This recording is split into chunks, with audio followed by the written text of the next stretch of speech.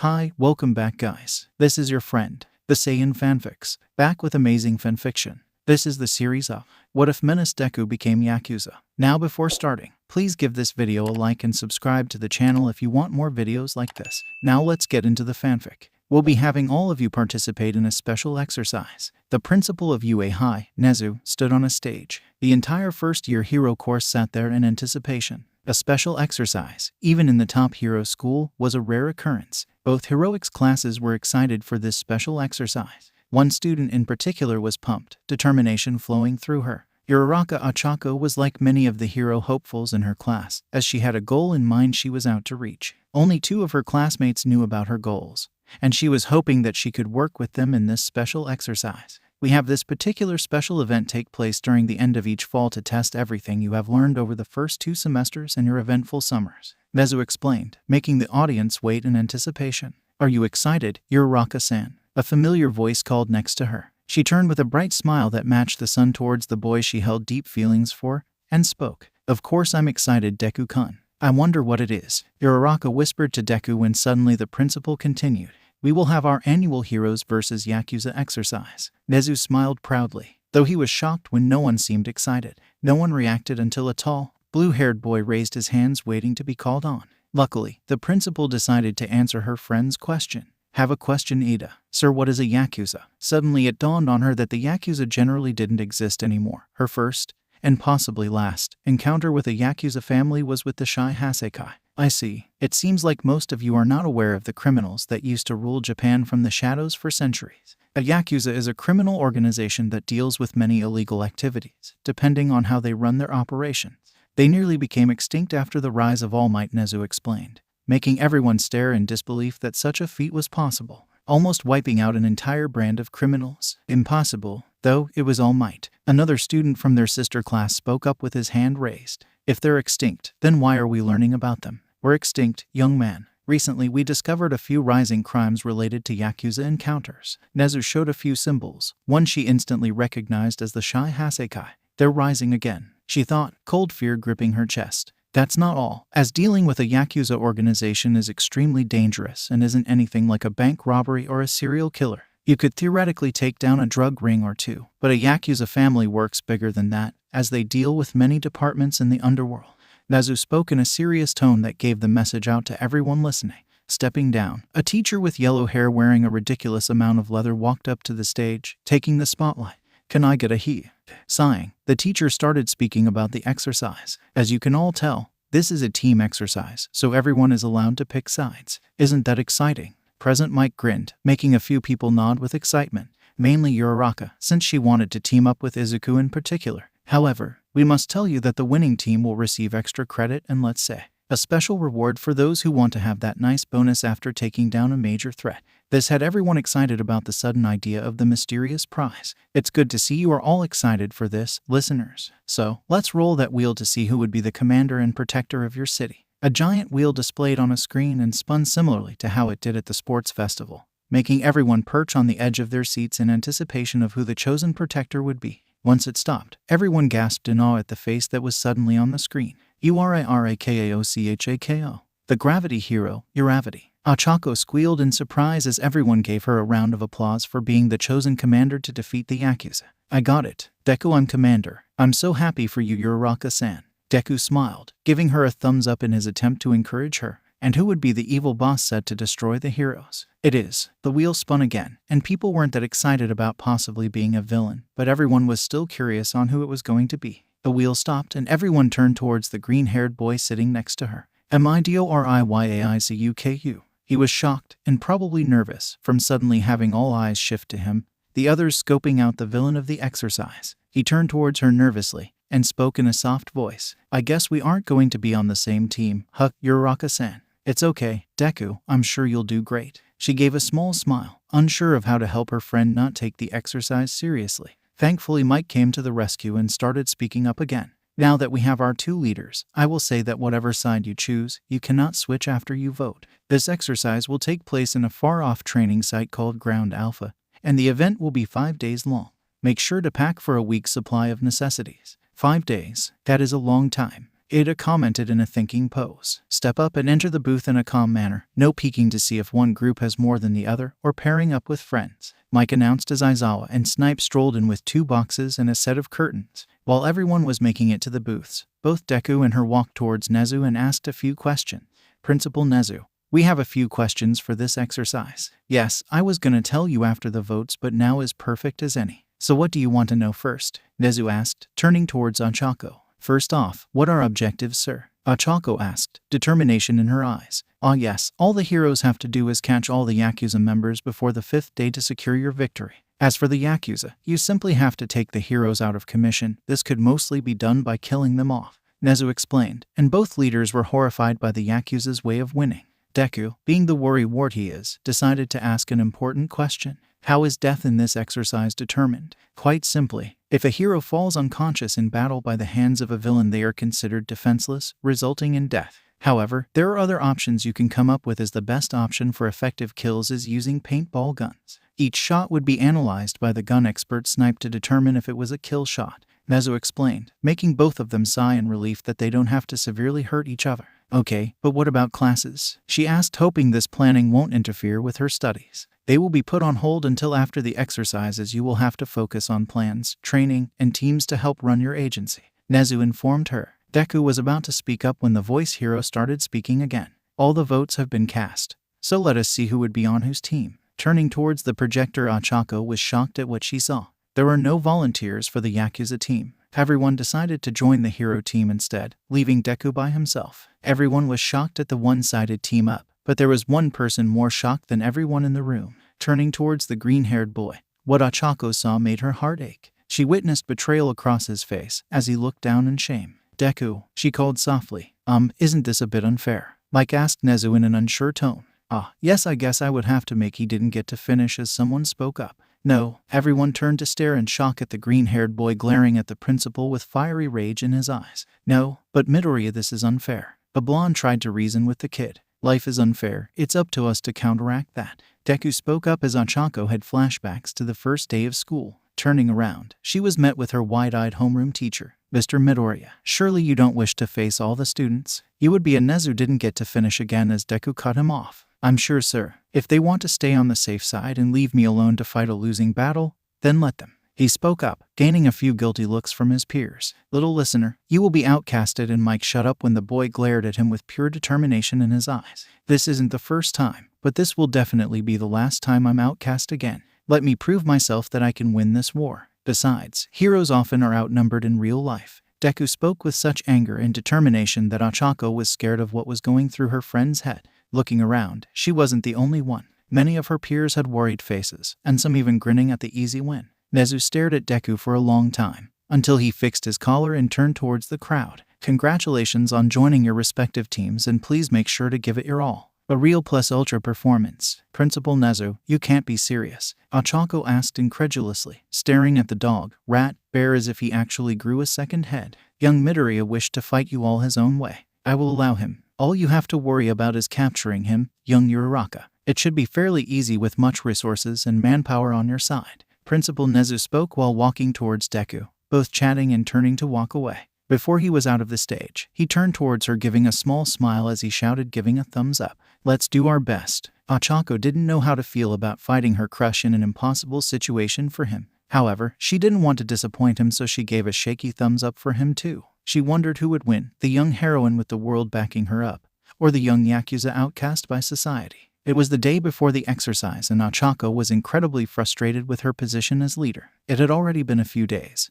yet hardly anything productive had been achieved on her part. Many hero students apparently decided to slack off on their training, using the excuse that it was unnecessary if they just outnumbered Deku. Others slept or ignored the strategies and rules she explained and came up with, making her feel bitter about the lack of respect.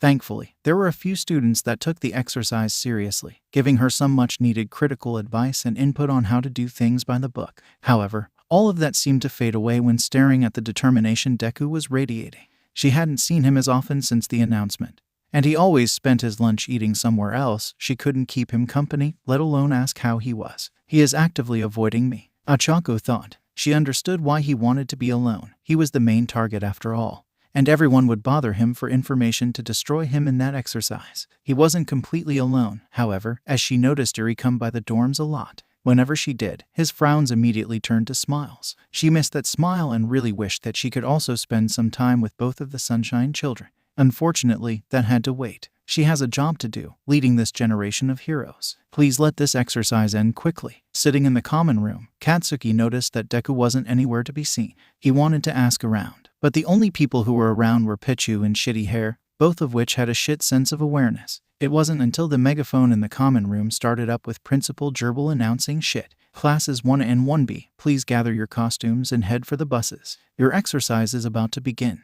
Katsuki grinned and muttered to the two idiots next to him, "I don't care what you do, but Deku is mine," he said, ignoring the protest from Pichu that Deku was the only enemy. After getting changed into his costume, he was pleased he got to wear the new winter version. His other costume would have been too cold to wear in the late fall weather. Heading to the bus, he sees Principal Gerbil standing on the teacher's shoulder ready to give another announcement.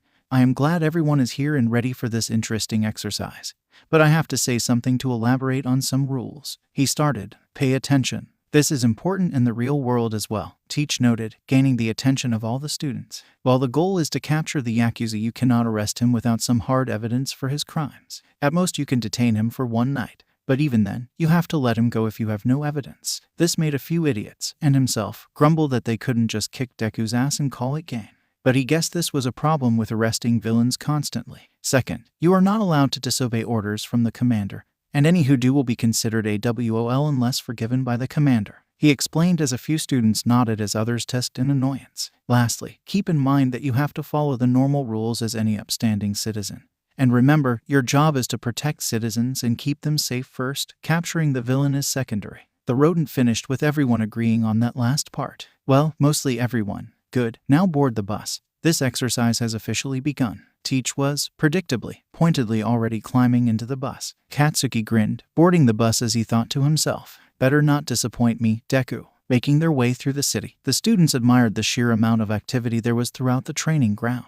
There were robots dressed as civilians and many first-year students of various departments walking around and even running their own stores or offices. They passed by a few suburbias, parks, and even high-rise areas until they were in the middle of it all. Faces pointed towards their final destination, a medium-sized building with a hero sign on it, with many windows and a nice garden. Getting off the bus, Aizawa quickly made his way in, leading them to their headquarters. Everyone followed him in, though many were distracted, admiring their own makeshift hero agency. Turning around, Aizawa began to speak. "Normally when you go pro, you will eventually have your own places to live, but most agencies do offer free living spaces and take a cut of your check to provide for rent, which is the lesson you will all have to take, so use this space and the resources wisely. Sleep in pairs, have your own rooms, it's up to you, I don't care. Your mission has officially begun." With that lovely introduction to the base out the way, he went straight back to the bus as it drove off, leaving them all baffled by the lackluster arrangement and cryptic mannerisms of the teacher. Taking a deep breath, Ochako turned towards her peers and put on her best shaky smile as she was now officially the boss. I know I'm in charge, but I am one person so I will be officially picking team leaders. Eda, Kendo, you are both capable of leading people, so I need you two to be my hands at leading this operation, all right?" "Of course, Uraraka," Kendo replied, giving a thumbs up. "I will do my best to serve you, ma'am." Ada bowed, making Ochako giggle at her friend's role-playing.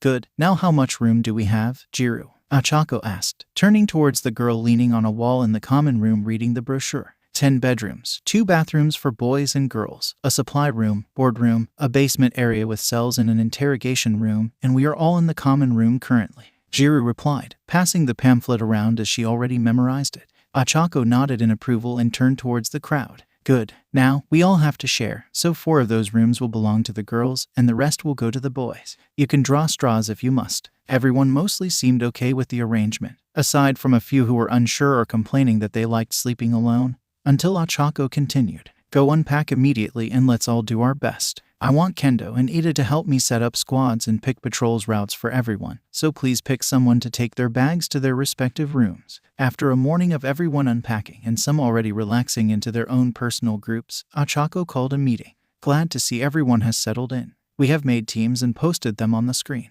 If you please, Kendo." Kendo obliged with a smile as she pressed the remote connected to their built-in computer. It promptly displayed the organized teams. Team 1, Uraraka, Yaoyorozu, Kirishima. Team 2, Shiro, Takoyami, Kendo. Team 3, Kodai, Todoroki, Ida. Team 4, Ajiro, Tsuburaba, Tsunotori. Team 5, Mainta, Kaminari, Kaibara. Team 6, Tsuyu, Shoji, Awase. Team 7, Ashido, Komori, Bondo. Team 8, Shishida, Shozaki, Tetsu. Team 9, Koda, Kamakiri, Shota. Team 10, Jiru, Takage, Kiwaro. Team 11, Bakugo, Hagakure, Honuki. Team 12, Monoma, Yanagi, Aoyama. Team 13, Fukudashi, Tsuburaba, Rin. With everyone finding their teammates, Ada decided to speak up before anyone started voicing their opinion. We tried to divide as best as we could so that we can cover each other in terms of compatibility, strengths, and benefits, such as Team 10. Ochako took her turn to elaborate on Ada's small analysis for the group. Team 10 consists of search and reconnaissance-focused heroes, so that if Deku is hiding in a certain area they will find him. And they seem pretty chill and don't seem like ripping throats. Unlike some people, this caused the whole team to giggle, with Takage resting her head on an embarrassed Jiru proving their points. Ding dong. Pausing all their fun, a few students led by Kendo made their way towards the door, opening it. Everyone waited impatiently to see what could have possibly been so important as to disrupt their first meeting. Kendo came back presenting a CD that had the words "Play Me" written on it. We found this in an envelope outside on our doorstep. It's probably from Midoriya. Think we should dispatch a team now. Ochako blinked, stunned that he was starting things off so soon, and nodded in confirmation before turning towards the group. Teams 6, 8, and 13 go ahead and search for Deku. We will check the security footage as soon as we can to see where he went.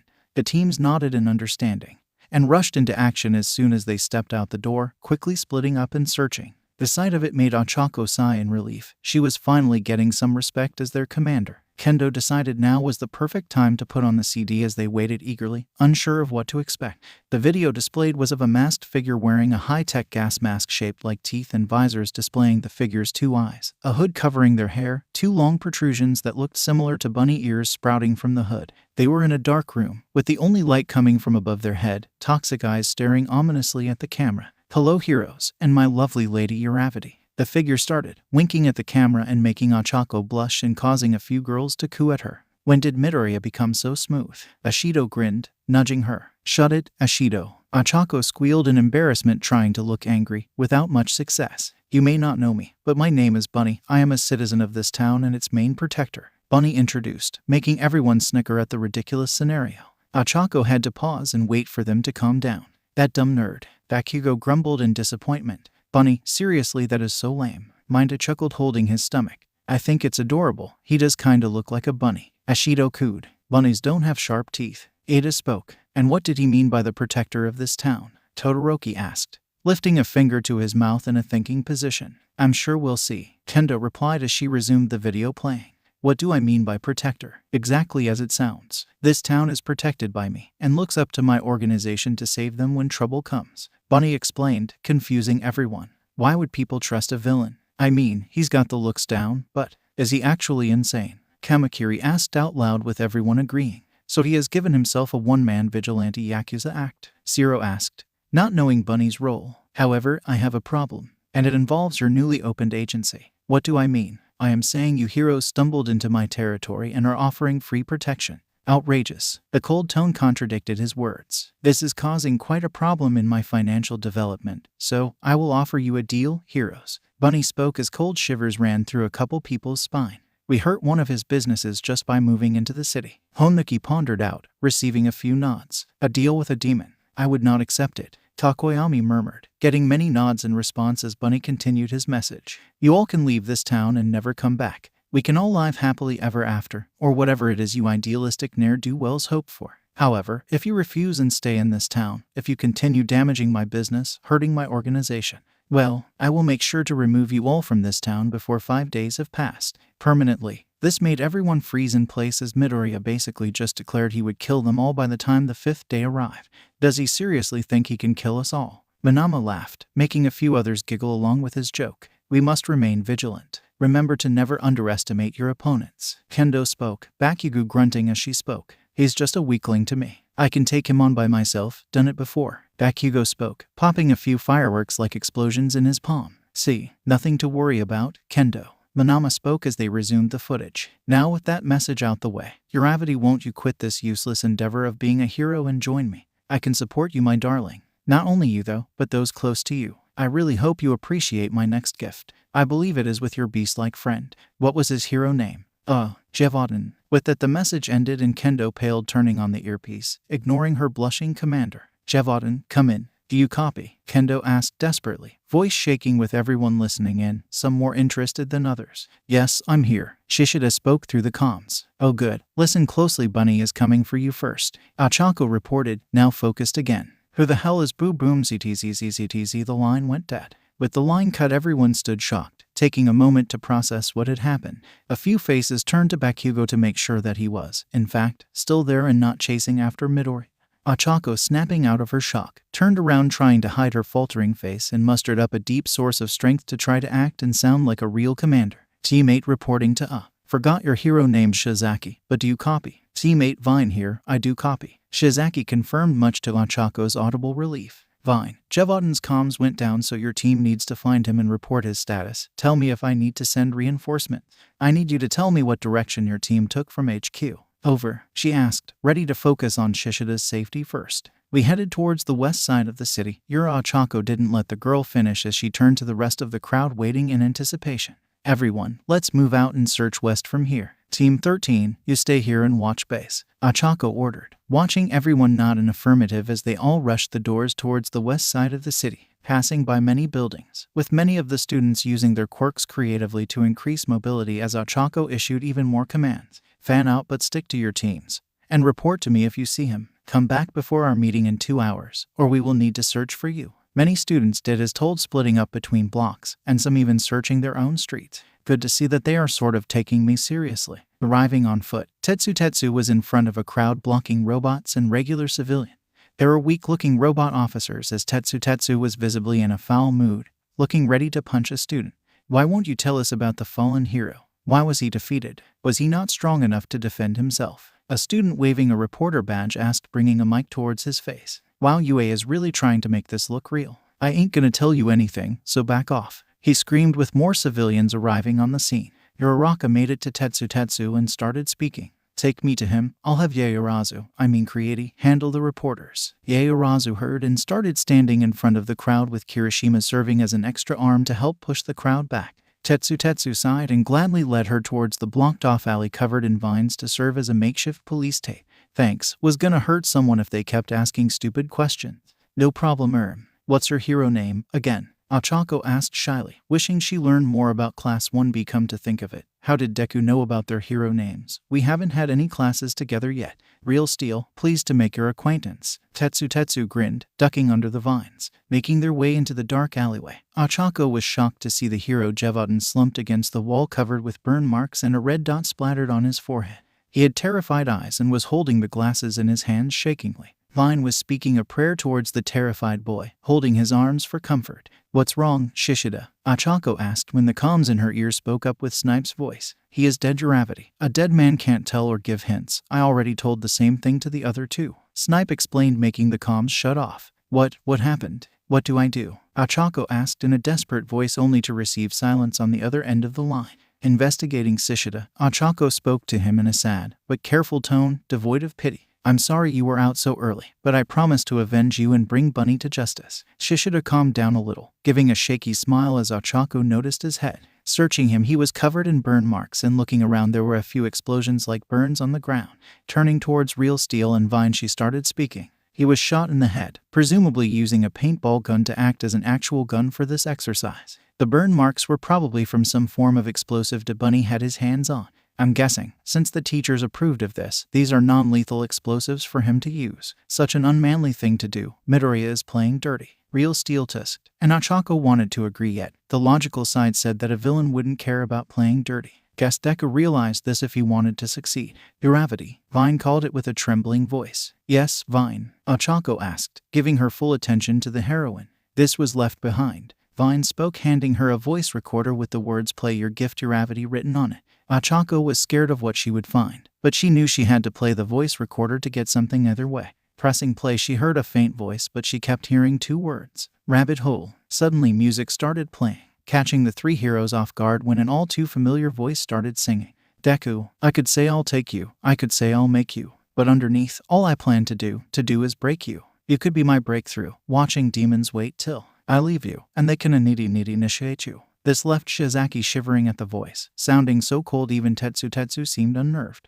No one understands me, too scared to command me, walking through an empty underworld of demons dancing. No one understands me, too scared to command me, walking through an empty underworld of demons dancing. Ochako trembled when the beat started up, and it was as if Deku felt apathy and alone, making her want to comfort him, yet the fear was taking control of her. Why am I too scared to move? I'll drag you into my home, lose you deep in my thoughts, fall inside the rabbit hole again. I'll drag you into my home, lose you deep in my thoughts, fall inside the rabbit hole Agai.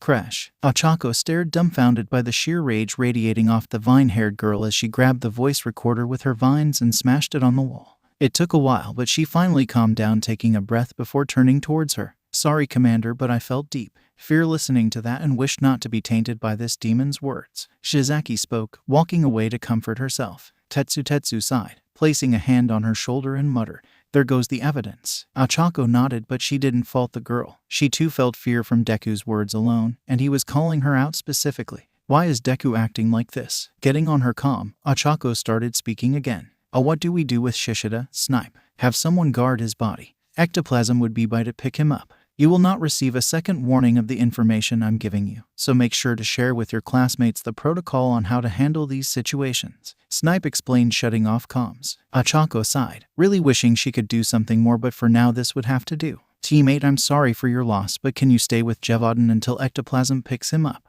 Tetsu and Shizaki nodded, with Ochako sighing in relief. Making her way back to Yaoyorozu and Kirishima, Ochako pulled them aside and started asking, "Sorry for dumping reporters on you, but have you learned anything out here?" Kirishima shook his head sadly, with Yaoyorozu speaking instead. There were a few murmurs of a black bunny jumping roofs, but when I asked they said they didn't know which direction he went. Ochako nodded, taking the information in, and turned on her comm for the whole team. "Everyone, meeting is about to begin. If you haven't reported anything, then I'm guessing he got away. Make your way back to base and keep an eye out for anything shady." Getting affirmatives, Ochako also made her way back to base, trembling with every step. "Bunny, I will capture you." Getting confirmation that he had to go back to HQ, Ada rushed to it, knowing his enemy, although outnumbered, is not someone to be underestimated, and refusing to give him more time to act. Normally Ada would do as ordered, not for the simple command but the respect he had for Uraraka. However, thinking back to that first day where his best friend was announced, he felt bad for choosing the hero's side. The way Midoriya reacted and declared himself going solo, most of his peers thought he was overdramatic, but he saw his eyes. The eyes that were hurt and betrayed. He wanted to change his vote, but the damage has already been done. I failed him. Once again, I didn't act like a friend. All he could do now was fight Midoriya and give it his all. Show him that his friends were taking him seriously and would not underestimate him. Part of him wishes to just give Midoriya the win. Yet it wouldn't be fair, it wouldn't be heroic, and it will undoubtedly affect their grades, as this was still an exercise.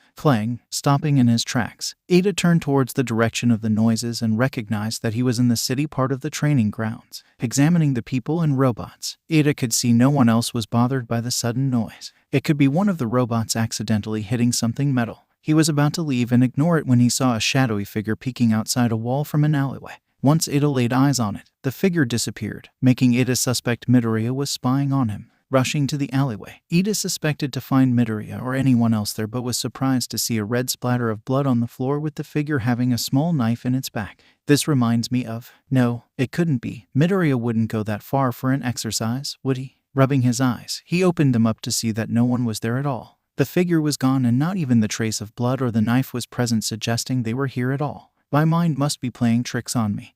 This alleyway does seem similar to the one that Tensei was found in. Rushing away, hoping not to miss the meeting, Ada thought to himself, Midoriya may be a pragmatic person, but he wouldn't go that far for an exercise. He was still his friend, right? That didn't change because of the exercise, right? When Ada arrived, being the last one to arrive, Uraraka sighed in relief that everyone made it back uninjured. Turning towards the confused team, Uraraka decided to give them the news. As you know, Dabunny attacked Jevodin and succeeded in his gift for me. Uraraka started, making Ashido raise her hand. What kind of gift? She asked excitedly. Refusing to answer, Tetsu decided to save her from her embarrassment. He left a message and threatened to break her. It was some creepy shit. Really? A few students asked, making Uraraka sigh in relief. Yes, and we learned he is using paintball guns and explosives to count as lethal equipment to take us down. If you get shot, Snipe would say you are out, and you must act dead and not give away any info. Uraraka explained, hoping everyone takes precautions against an enemy having a gun.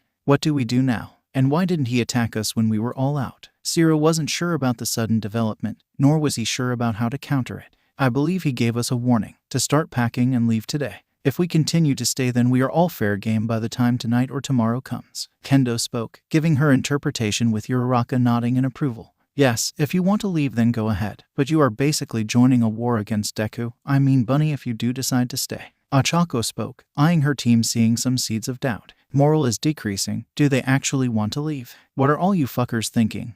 This is Deku. He is trying to play mind games and intimidate you into quitting so he has less people to work against. Bakugo growled out, surprising everyone. But he killed Jevaden, a student from Class 1B said in a futile argument. And Deku got lucky with a stupid surprise attack. We now have info that he uses guns and bombs, but we outnumber the fucker. He's running out of tricks and I can't wait to crush that loser for thinking he could beat us. Bakugo explained, making everyone feel better and removing the seeds of doubt in everyone. He is surprisingly a good motivator. Alright, anything to report or clues to defeat Bunny faster? Uraraka asked, hoping her classmates had anything to report. She noticed a few headshakes, but what caught her eye was a few hesitant stares until Tsuyu spoke up. Nothing to report, but I felt like being watched, so he may be stalking us. A few nodded along, explaining they also felt a sense of danger around them. As Uraraka saw Ida about to say something but gave up on it with a worried look. Is he scared of something? I'll have to talk to him later. Alright guys, take a break and go eat something, or rest up for tonight.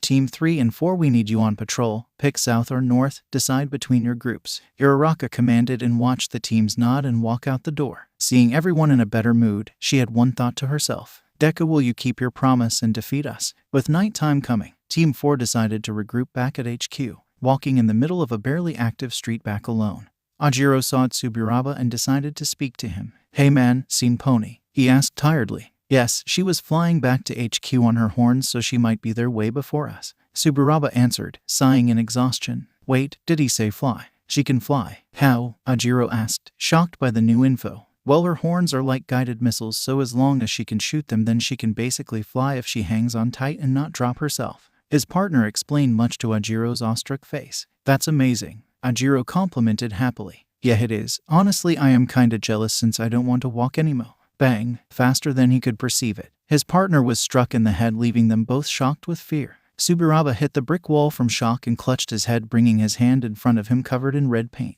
Midoriya. Bang. Dodging quickly, he was still struck with red paint, but he heard no word from Snipe, so he guessed he survived.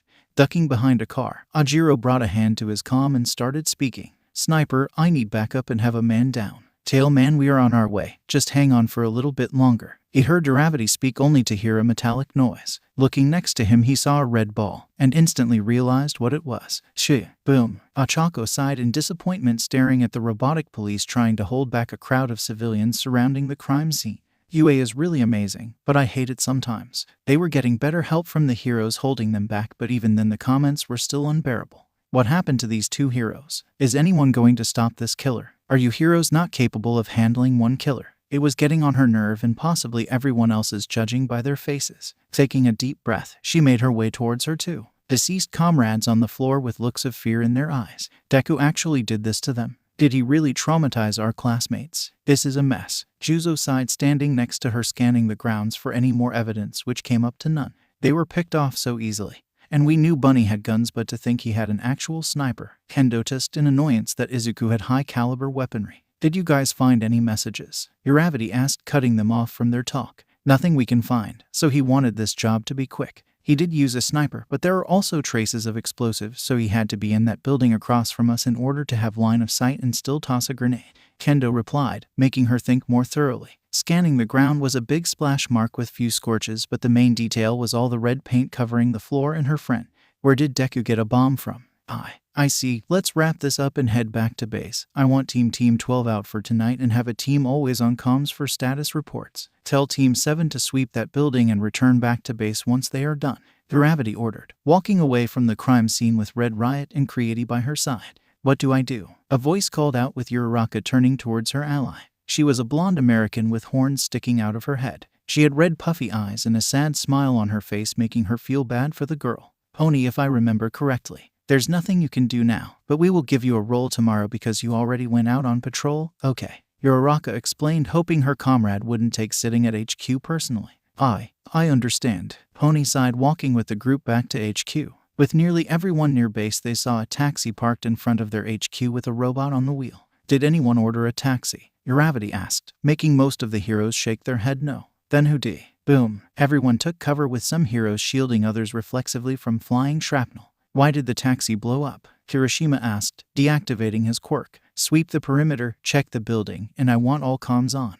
Bunny must have been here, Uravity ordered, with everyone splitting up and leaving her alone staring at the burning dead civilian bot. He also has access to real bombs too. How? This is gonna be a long week. Uraraka sighed, watching firefighters arrive on scene. Guess it was midnight and officially day 2 of the exercise. Looking around, Asui was sure that no one was getting sleep at all today because everyone was restless. Those who tried to sleep soon came to the common room to help themselves relax by playing video games or assist in guarding the HQ. Seeing as she was also restless, she decided to stare out the window into the concrete jungle full of light. To think UA could actually make a functioning city. A scream echoed across the common room as all eyes immediately landed on Koda. Bro, is something wrong? Kirishima asked, running up towards the shy hero. Sorry, it's just that I was watching a bird and a spider attacked it, Koda said shyly, making everyone's sweat drop. Seriously? Don't scare us like that, dude. We thought Midoriya was about to attack us. A 1B student sighed in relief. Wait, spiders can attack birds? Kaminari asked, shocked by new information.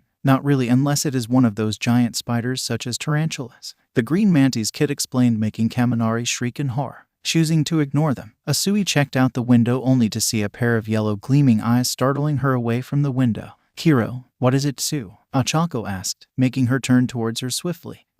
Looking back out the window, she didn't see anything, making her sigh in relief. I just startled myself with a bug hitting the window, Kiro. Ochako seemed skeptical for a second but dropped the subject, speaking again. All right, and if you ever need an ear to talk to, then I'm here for you. I'll keep that in mind. Suyu agreed, staring out the window again. Must have been another image of Toga, Suyu thought to herself, reminding herself of the event at camp with Himiko. Toga slicing her tongue and pinning her hair against the tree. I should probably check with Hound Dog after this exercise is over. The atmosphere around base was so tense she could practically feel the strain in the air waiting to snap and have the entire HQ go into chaos. She never realized that being a real leader was exhausting, to not only keep the peace within the city, but also to make the very heroes sworn to protect it equally as important in keeping them sane. Why is everyone acting so weird? Midnight was nearly over, and Bunny hadn't shown up once. Now normally this would be great, or maybe just her friend sleeping, but after what Izuku did today, she didn't want to underestimate him and let her guard down. Walking back to her room after last checkup on her team, mostly everyone felt nervous, expecting Bunny to attack again and keep mistaking citizens and robots amongst the shadowed streets for him. Is every night going to have everyone on edge? Opening her room, she was greeted with the image of Yairazu reading a book in her pajamas. Hey Ochako, she greeted. Hey Momo, feel alright? She asked hesitantly. I'm doing fine, just can't sleep because I'm too invested in this story, she replied, not taking her eyes off the pages. Oh, what is it about? Ochako asked, glad to have someone to keep her occupied. Bless Momo for being the sane one. Oh, I'm reading a story where a handsome young man named Akatani is stuck in a scenario of being a great hero but is secretly learning from an assassin and hiding his connections from being mentored by a villain. Yairazu happily explained, much to Ochako's amusement. Looking at the cover of the book, she saw letters AA written in crimson on it. Maybe I should read it later. Why are you reading it? Ochako asked, laying down on her bed. Yairazu thought for a moment before answering her question. Honestly, I love the romantic morals of it. Romantic morals? Ochako questioned, now giving her full attention. Wait, she reads romance. Would you date someone villainous, even if they have done nothing legally wrong and wanted to help others? Momo asked her, finally looking up from that book. Thinking about it, Deku is supposed to be the villain of this exercise and has shown a dangerous side than what she was used to, despite all the red flags saying to not like him at the end of the day. This is just Deku giving a plus ultra performance and has done nothing wrong. At heart, Deku is the sweetest and brave man she knows and would make a great hero for the morally right choices. He isn't a villain and would never be a cold-blooded killer. This is just an act for an exercise that Deku is taking full advantage of. He is still my friend and wouldn't hurt us. Turning towards Yairazu, she gave a soft smile and answered her question. Yes, because they aren't a villain if nothing is done, and they are trying to be a hero. We have to make sure no one takes vehicles, so we are stuck walking. It was already morning and no one has gotten any sleep, as they all expected another attack from Izuku. Sighing in exhaustion, Ochako made her way to the common room and found everyone getting geared for today's patrols. Is everyone ready for patrols today? No, Kaminari groaned, rubbing his eyes laying on the couch. Same bro, I am actually thinking of calling in today. Kirishima yawned, popping his bones while stretching. It is best to stay awake, my friends. This is a mission and you must cooperate with Commander Uravity if you wish to settle in today. Ada explained, drinking his orange juice. However, she did notice some stiff features fade away from his lack of sleep. Uravity, can I take the day off today? Wine minded, poking his head out from under a bundle of pillows. I say give it one more day, and then you can have your day off tomorrow. Achako answered nervously, scratching her cheek. Fine, Minta yawned, burrowing back in his pillow fort. I forgot, but who was on patrols for midnight? Kendo? Uraraka asked, staring in shock at the girl downing a mug of coffee instantly. Sighing in relief, she raised an eyebrow and spoke. What? Don't look at me like that. I love coffee. Sorry, was just surprised is all. Uraraka explained, waving her hands defensively. It's fine. As for who was on midnight patrols, they were 7 and 13. Kendo replied, refilling her mug. I see. Anything suspicious they reported? Uraraka asked, sitting on the stool. Nothing to worry about, besides just the occasional comm check. Though they definitely felt like being watched, but I just chalked that up to paranoia by surveillance or other students. Kendo replied, downing her second mug. Save some for me. Takoyami replied, grabbing a spare mug, making his way towards the coffee maker. Thanks, I am about to head out, but I'm just waiting on Momo. Uraraka explained, adjusting her weighted pressure bands. All right, stay safe, command. Boom. A huge explosion rocked the entire building, immediately having everyone on guard. What was that? Kamakiri asked, producing his blades ready for an attack. Did Bakugo find Midoriya? Mina asked, glancing around. I'm right here, fucking raccoon eyes. Bakugo growled out in a battle-ready stance at the corner of the room. An explosion, I presume, but I am detecting a cry for help in the restrooms, Shoji explained, already dashing towards the area. Nearly everyone followed suit, with others getting quickly geared. As they arrived to the east side of HQ, only to find it completely caved into the sewer system. What the hell happened? Kaminari asked, slightly panicking. Help! A voice called out from the girls' side of the restroom. We are coming, Minta declared, rushing towards the girls' side only to be grabbed by Tsu. I'll hold him, go. Tsu spoke up. Uraraka immediately went ahead and dashed towards the cave-in on the girls' side, only to find a battered and naked Jiru struggling to lift a concrete slab off an equally naked Momo. All your neck. Fucking help me get this off of her. Jiru roared out, snapping her out of her embarrassment. Right, Uraraka stated, heading towards Jiru's side and using her quirk on the slab. Jiru lifted the concrete off of Yairazu and immediately checked her. She was barely conscious and was struggling to stay awake. She is fine, but she hit her head and is awake. Was there anyone else near? Uraraka asked, lifting up Momo gently. No, it was just me and her, and suddenly the bathroom floor blew up and we fell in. Jiru replied, nursing her shoulder, which had a gash on it. Sorry for the injury, but here. A voice spoke up, suddenly startling the duo. Turning around, they saw Bunny holding out a gauze tape towards them. He was wearing pieces of Kevlar armor that still resembles Midoriya's original hero suit, but black instead of green, and a cloak still covering his body, but mostly the hood for his hair with the bunny ears protruding. He still had his high-tech gas mask with the respirator, but now had a voice modifier attached, making him sound more menacing. Besides that, his glowing green eyes frightened her, and she was questioning if she should attack immediately. Midoriya, Jiru yelled, covering herself up. Deku, what are you doing here? Uraraka asked, also covering Momo. Just checking if I didn't severely hurt Creati, and offering medical supplies. Bunny answered, not looking away. Midoriya, Momo and I aren't covered. Look away. Jiru growled, waving her jacks. So what? He replied. What? Both girls asked, shocked by his words. A villain isn't going to look away and wait for you to get dressed, as they will kill you and probably do worse. Bunny replied, walking forward and handing her the gauze tape. You dropped a fucking building on Momo. Jiru called out in anger. Momo is seriously injured because of you. Uraraka confronted the villain. And UA hasn't done the same. I remember a 0-pointer nearly smashing you into the ground. Bunny spoke, making Uraraka flinch from that memory. That could have stopped any time. Jiru replied with a growl. Oh really? Well, how about Kaken releasing a lethal explosion at me on our first trials? Another example is All Might slamming Kaken and I into buses and buildings. Or should I recall the time that Mr. Aizawa collapsed a bigger ceiling on Ida too? Izuku explained the many events they all have been through. Uraraka suddenly felt uneasy about everything that happened throughout the year. Were they trying to kill us? Uraraka didn't get a word out when Bunny suddenly started running away. Hey, why are you running? Jiru called out, trying to chase him but was tripping on stones. Stalled for rescue. Bunny saluted, using his quirk to jump to the roofs. What? Uraraka asked, confused until her comms activated. Creati is out of the exercise. Please close her wound until I arrive. The voice of Recovery Girl spoke sadly, as she heard ambulance arriving in the distance. What? But why now? Uraraka asked, looking at a passed-out Momo, not receiving an answer until she heard Jiru shout in anger. God fucking damn it. That bastard was stalling for Momo to be unconscious. Jiru shouted, slamming her fist on the ground. Uraraka's breath hitched and realized she failed her friend when she could have been saved. The rest of her team soon arrived and gasped in horror as Uraraka had one thought on her mind. I'm a horrible hero. It took about an hour for her team to help everyone they can, but sadly the heroes lost 3 members as the rest were nursing their wounds. We lost Bondo and Fukadashi in the boys' side of the restroom. Ida replied grimly, looking down. Same with Yaoyorozu on our side. Kendo replied, looking around at the sad faces. How did Bunny do this? Kaminori asked. We have no idea. And my best guess is he used the sewers to plant the explosives. Kendo replied, staring at her leader who hasn't said a word. Fuck, how do I help someone I don't know? What about the restrooms? Can we ask Cementos or the teachers to fix them? Minta asked, doing a little dance that said he needed to use the restroom. Sadly no, Cementos is unavailable, and since this is an exercise, they have a schedule that says they would do construction repairs within a week. Ida explained, making everyone frown and morale sink lower. So, to recap, we have no showers and no restrooms for the next 4 more days. A student from Wano whined. Yes, we would have to go to a convenience store or something and use the restrooms, and as for showers, we don't have anything for that,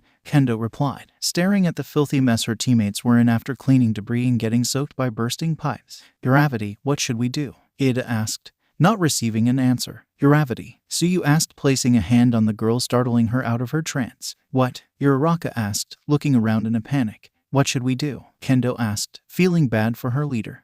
Heaped a schedule and team. I don't know, you decide and vote on who gets to patrol. I need to think about this for a bit. Uravity replied, walking away, leaving the team to themselves. Kendo frowned at the realization of what this attack did to them. Bunny cracked Uravity and is breaking our morale slowly yet effectively. When will we snap? After getting everything sorted out and repairing the broken walls and floors with tarps and police tapes for no one to cross, Ida arrived at the common room to see everyone else getting geared up. Why is everyone getting ready? He asked, not even bothering to chop his tired hands. Fucker blew up a few more places just like this one, and everyone is heading out. Bakugo growled out, strapping on his gauntlets. Already, Ada questioned the fact that Midoriya would continue demolishing more buildings. All this destruction, and for what? Yes, and from the looks of it, we need every man on board. Tetsu grimaced, walking past him. Get suited up. We need to put out the fires and rescue civilians. Midoriya destroyed many buildings, and from the looks of it, he has planted bombs in more areas, if I'm to believe this pattern.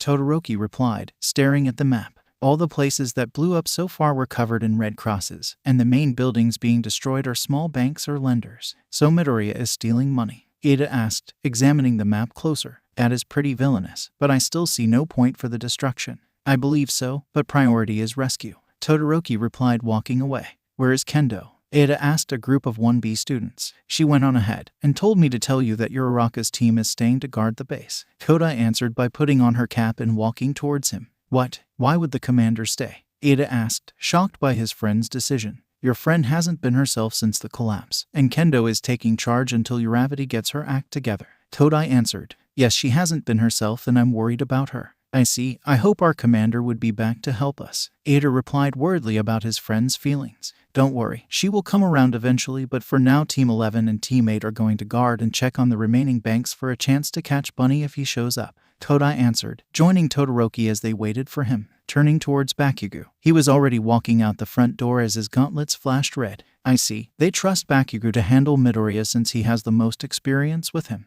Walking down the streets of the rip-off city, Bakugo was watching everything and everyone with his traditional glare. He knew Deku was up to some shit, but he didn't know what it was, so he took caution and made sure that Ghosty and Jaws were constantly calling in every 10 minutes and reporting their last surrounding.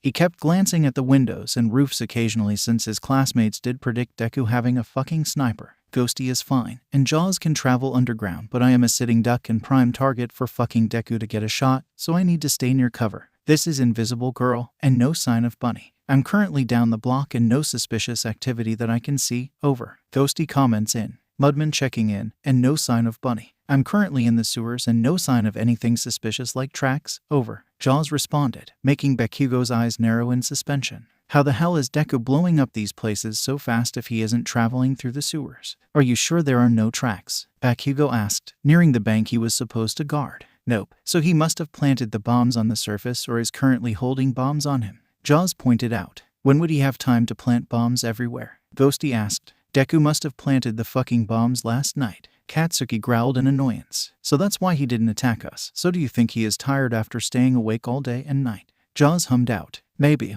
Ghosty answered, as Bakugo was already walking on the steps of the bank. Bakugo growled in annoyance that he couldn't fight Deku head-on fully like normal if he was tired. Deku better not collapse from fucking exhaustion or I'm killing him. Grabbing the handle, about to inform everyone inside to evacuate the building for a potential villain attack. Bakugo stopped and sniffed the air. Is that caramel? Boom. The doors suddenly blew wide open and a shockwave knocked him back down the steps as he felt his body become heavy and his world spiraling until he felt something hit his gauntlets. Wah. Boom. With another explosive shockwave, Bakugo flung into the middle of a street. Pain raced through his arms and he swore he heard someone laughing at him. Looking at his shaking arms, the gauntlets weren't there anymore and he found charred remnants of what used to be his support items on the ground.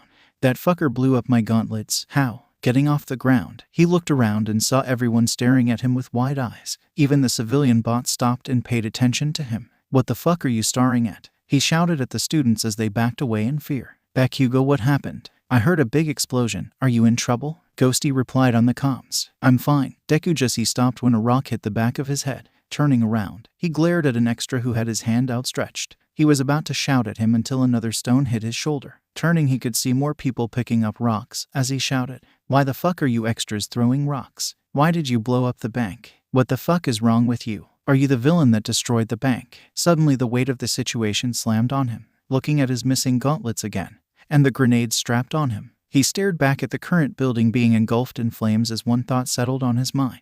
Deku fucking set me up. Everyone made it back to the HQ unharmed and exhausted from the many rescue missions they had undertaken. Well, mostly everyone. Kirishima sighed, staring at his friend getting bandaged by Hagakure as he grit his teeth in anger with Uraraka in front of him. You want me to fucking stay put? Bakugo asked, glaring at the gravity user. Yes, the bunny clearly was trying to frame you and it worked. And we now have those fucking reporters knocking on our doors questioning what happened and a couple of civilians asking for you to be arrested. Uraraka let out a sigh in frustration, scratching her hair frantically, trying to think of a way to turn the situation around. Like how they will. I didn't do anything wrong. Bakugo growled out, knocking Hagakure's hand away as she applied the last bandage. We know you didn't do anything wrong. It's just hard to prove that you're innocent, bro. Kirishima replied, trying to reason with his friend. The only reason you're not in jail right now is because you're battered and there were already many explosions before yours already. If there were people who were actually recording the events, then we could have proven your innocence. But no one was, and I doubt Nedzu would let us borrow his surveillance footage. Uraraka explained, pacing back and forth, making everyone in the meeting more nervous for her sanity. And how is me staying here going to help capture Deku? Bakugo growled out angrily. It's not. Bunny has shown clear interest in you and has actively tried to get you out of the exercise. He knows that you can take him out and that's why he wants you grounded. And he succeeded in doing that, Kendo answered, in annoyance. If we can at least get you to stay for a day and convince the media of your innocence, then we could have a chance of getting you back in the field and to capture Bunny. Ida explained their plan to Bakugo in a calm and rational manner, making Bakugo tusk. Fine, I will stay here and guard the fucking base while Ghosty and Jaws work comms. Bakugo growled out. Boom. Everyone paused in shock as the building shook again. Good luck with that. Kirishima sighed in frustration. Uraraka couldn't believe what she was seeing. A huge area of their base was caved in and a huge chunk of their food supplies were destroyed. How the hell is he blowing up everything? Kirishima sighed, lifting a torn-up bag of chips and tossing it away. I have no idea. And no one has reported seeing Deku yet, so he is either really skilled at hiding and running away, or there was already a bomb planted here. Uraraka explained, lifting rubble off the supplies with her quirk. Did anyone find anything? Kirishima asked. No, both Jiru and Shoji are searching the base thoroughly for any more bombs, though they haven't found any yet. Uraraka explained, glaring at the citizens taking pictures of them. Can you believe that they're still blaming Bakugo for blowing up our building? Hagakure asked, scavenging what little supplies they had left. It was perfectly timed. Bakugo just happened to be at the two latest explosions and the citizens are sure it was him that blew up the bank. Juzo explained, sinking the rubble into the ground, clearing some of the area. Still, we can't risk losing any more heroes and we need Bakugo. Very few of us can pack a punch and Midoriya's durability is top-notch and I don't really think that I can hurt him. Hagakure explained, making Uraraka agree with her friend. Out of everyone, very few had actually ever defeated Deku, with Bakugo and Todoroki being the main rivals to the team. It doesn't help that I just realized Deku took out nearly everything we have. He has crippled us badly with these stunts, making sure we can't eat, bathe, and use the restrooms as much. Most of us didn't bring that much money, and Yaoyorozu, Ada, and Todoroki are the only rich ones." Uraraka groaned, reminded of the fact she is poor and would possibly resort to asking a friend for money, which hurt her pride as a good person. "Yeah, and I doubt that Ada is super rich. And Todoroki doesn't seem like the guy to carry much money around in general." Hagakure sighed at the predicament they were in. "What is Bakugo doing? I thought he was gonna help," Juzo asked, clearing the rest of the debris. "Bakubro is currently watching the comms and setting up more cameras around the base. He is super pissed and wants Midoriya to try and blow something up again," Kirishima replied, carrying a large box of damaged supplies and rations. "Night's almost near, so should we call everyone back?" Hagakure asked, carrying a small bag of what she could scavenge. "Yes, Deku should be just as tired as we are, so now would be the best time for everyone to sleep," Uraraka explained, walking back into HQ. "He wouldn't try anything this night, would he? I'm not sure if anyone is gonna get enough sleep today," Uraraka thought as she exited her room to find everyone in their hero costumes all laying in the common room. "Oh, why is everyone in their costumes?" Uraraka asked Kendo, who had her eyes shut, laying on the floor. "So we can be combat ready if Midoriya decides to pull a stunt tonight." Kendo yawned out in tiredness. "But shouldn't he be tired as well?" Uraraka asked, confused about their plan. "Hopefully, but given how he killed 6 of us and destroyed a bunch of places, we aren't taking chances, but hopefully we can all rest tonight," Kendo replied to Uraraka, opening one of her eyes with drowsiness. "I see, and sorry for letting you deal with my leadership problems, Kendo." Uraraka apologized, sitting down next to her. "It's fine, you were in shock and needed some room to breathe and think. If anything, I'm surprised to see you calmer now than a few hours ago." Kendo chuckled, making Uraraka blush from embarrassment. "I am still in shock, but I need to lead as I was chosen for this role. I feel like I'm failing everyone, and it's frustrating me to the point where I thought of harming Bakugo or those stupid reporters." Uraraka sighed, rubbing her forehead from the headache she was forming. "It's okay, that's why we are here to help. If you need time to think, then think, but just don't leave me alone to sink with the ship, Captain." Kendo chuckled softly, punching her leader's shoulder playfully. "I won't, and thanks, I appreciate it." Uraraka smiled, lying next to the girl. "No problem, just lay down and get some sleep. Nedzu knows we all need it." Kendo yawned and stretched, getting comfortable. "You're right, and maybe a good night's sleep will make us less cranky." Uraraka yawned, closing her eyes, and smiled for finally getting rest. Beep beep beep. AHHH. Jiru screamed, covering her ears as the emergency siren went off loudly. Both girls sprang up in alarm from the sudden noise, with the many classmates already rushing towards the map to see where the disaster is. "On second thought, I'm gonna kill your boyfriend later," Kendo groaned, rushing towards the map too. "Agreed. Wait, he isn't my boyfriend," Uraraka called out in embarrassment, following after the girl. She suddenly had a thought that confused her for some reason. Wait, the alarm didn't go off before, so why now? Shoto couldn't believe what he was seeing. During the alarms, everyone made it towards the map and saw a huge area of it was on fire. Now at the destination with all the heroes, he was surprised at how much of a situation this was for them. "How the hell do you set a fire station on fire?" Minda screamed out, seeing the most important building to provide them help in flames. "No idea. And it doesn't help that the fire is spreading towards other buildings," Takoyami replied, covering his eyes from the intense heat and bright lights. "Commander Uravati, orders please," Ada called out to Uraraka. Turning towards his commander, he could clearly see shock in her eyes, with many doubts of uncertainty similar to what Momo experienced during their fight against Eraserhead. "We may need to act on our own." Uravati didn't speak until Kendo decided to speak up for her. "We need 3 teams: fire suppression, evacuation, and search and rescue. If you fit one of those roles, then do it. Go," Kendo ordered, with everyone nodding and leaving to do what they can. He was about to leave too until Ada grabbed his shoulders and started speaking. "Todoroki, we need you to make an ice wall to keep the fire contained. We can't afford splitting up so much, as Bunny could still be around. Thanks for the plan. And after that I will clear a way towards the fire station, as we may need their equipment to help contain the fires." Shoto also brought up, seeing as many of his allies didn't have the quirks necessary to stop a fire or even help out. "That is fine. I'll bring anyone I can to assist you when you make an opening," Ada explained, rushing off towards the nearest building. Rushing towards the edge of the fire zones, Shoto scanned for civilians and saw that he was in the clear. "Concentrate in now." Hiss. Immediately he made a giant ice wall that towered over buildings, as he made sure to keep his spot open like a gate for civilians to escape. "That's 1 down, 3 more to go." Running along the wall, he could see why Ada suggested this option. The ice was melting slowly, meaning the flames would have to stay ablaze for a bit longer on their already burning buildings, which was unlikely, but there was probably enough fuel for the flames if he didn't react quick enough. Even then, the ice melting was making pools of water which dampened the blazes to help keep it contained. If the ice melts completely, then there should be a small moat around the flames for easy water access. Running along, he could clearly see a couple students helping contain the flames. But that was it, a couple. That one B student, Juzo Honuki, was sinking flaming parts underground and hardening it to stop the flames entirely. However, he couldn't do the same to buildings without the risk of civilians inside them also being buried.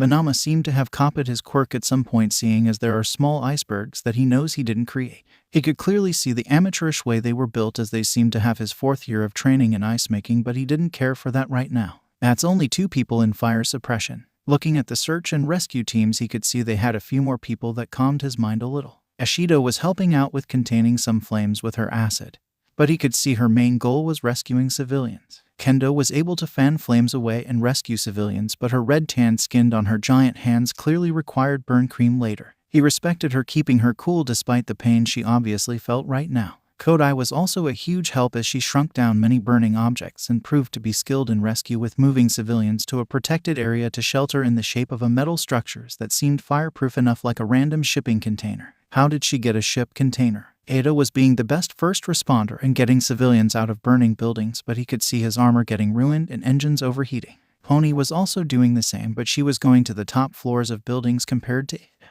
However, she didn't have the same protection from flames compared to Ada's suit. Tetsu was just part flame resistant when in his metal form he seen. Todoroki wondered if it hurt or not to be part metal in intense heat. The rest of the students weren't much help, seeing as the flames were too much for them. He was still glad they were helping civilians evacuate, but the fire was starting to become overbearing. I really wish we had Momo now, Shoto growled, finishing the last ice walls around the whole fire zone. He knows Creati would have built fire-resistant suits, gas masks, and fire extinguishers for the whole class. However, it seemed Mido Bunny did too and took her out, seeing she was a threat to his whole plan.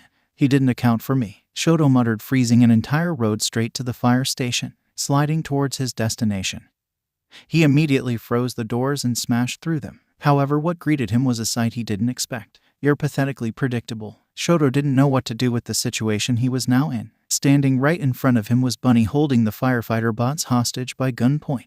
It doesn't help that the hostages are all tied up on a pillar as flames drew closer towards them. Catching a closer glimpse, they were all silenced with tape and holding a box in their hands. One of the hostages was already dead from a shot to the head, making Todoroki angry at Midoriya playing dirty. You killed a defenseless hostage, Shoto growled out, ready to restrain the villain. No, my dear Shoto, you killed him for being late. Bunny spoke, getting in a battle stance position, still pointing a gun at the hostage. How could you do this to them? Isn't this too far even for your standards? Todoroki replied, suddenly sending a small wave of ice forward quickly. Bang! Immediately Bunny shot another hostage, making Shoto stop his ice wave from shock. I didn't restrain him fast enough. You aren't seeing the big picture, Shoto. Ever since you heroes came in, my business is in jeopardy. Bunny spoke, leaning his gun onto another firefighter. How is it our fault for you to murder innocent people? Shoto growled out, noticing the fire draw closer to the hostages. Well, hero, these fine men aren't needed if heroes are to continue staying in this city. Because I'm sure everyone would call a hero to save their burning building instead of the more sensible option like a fire station.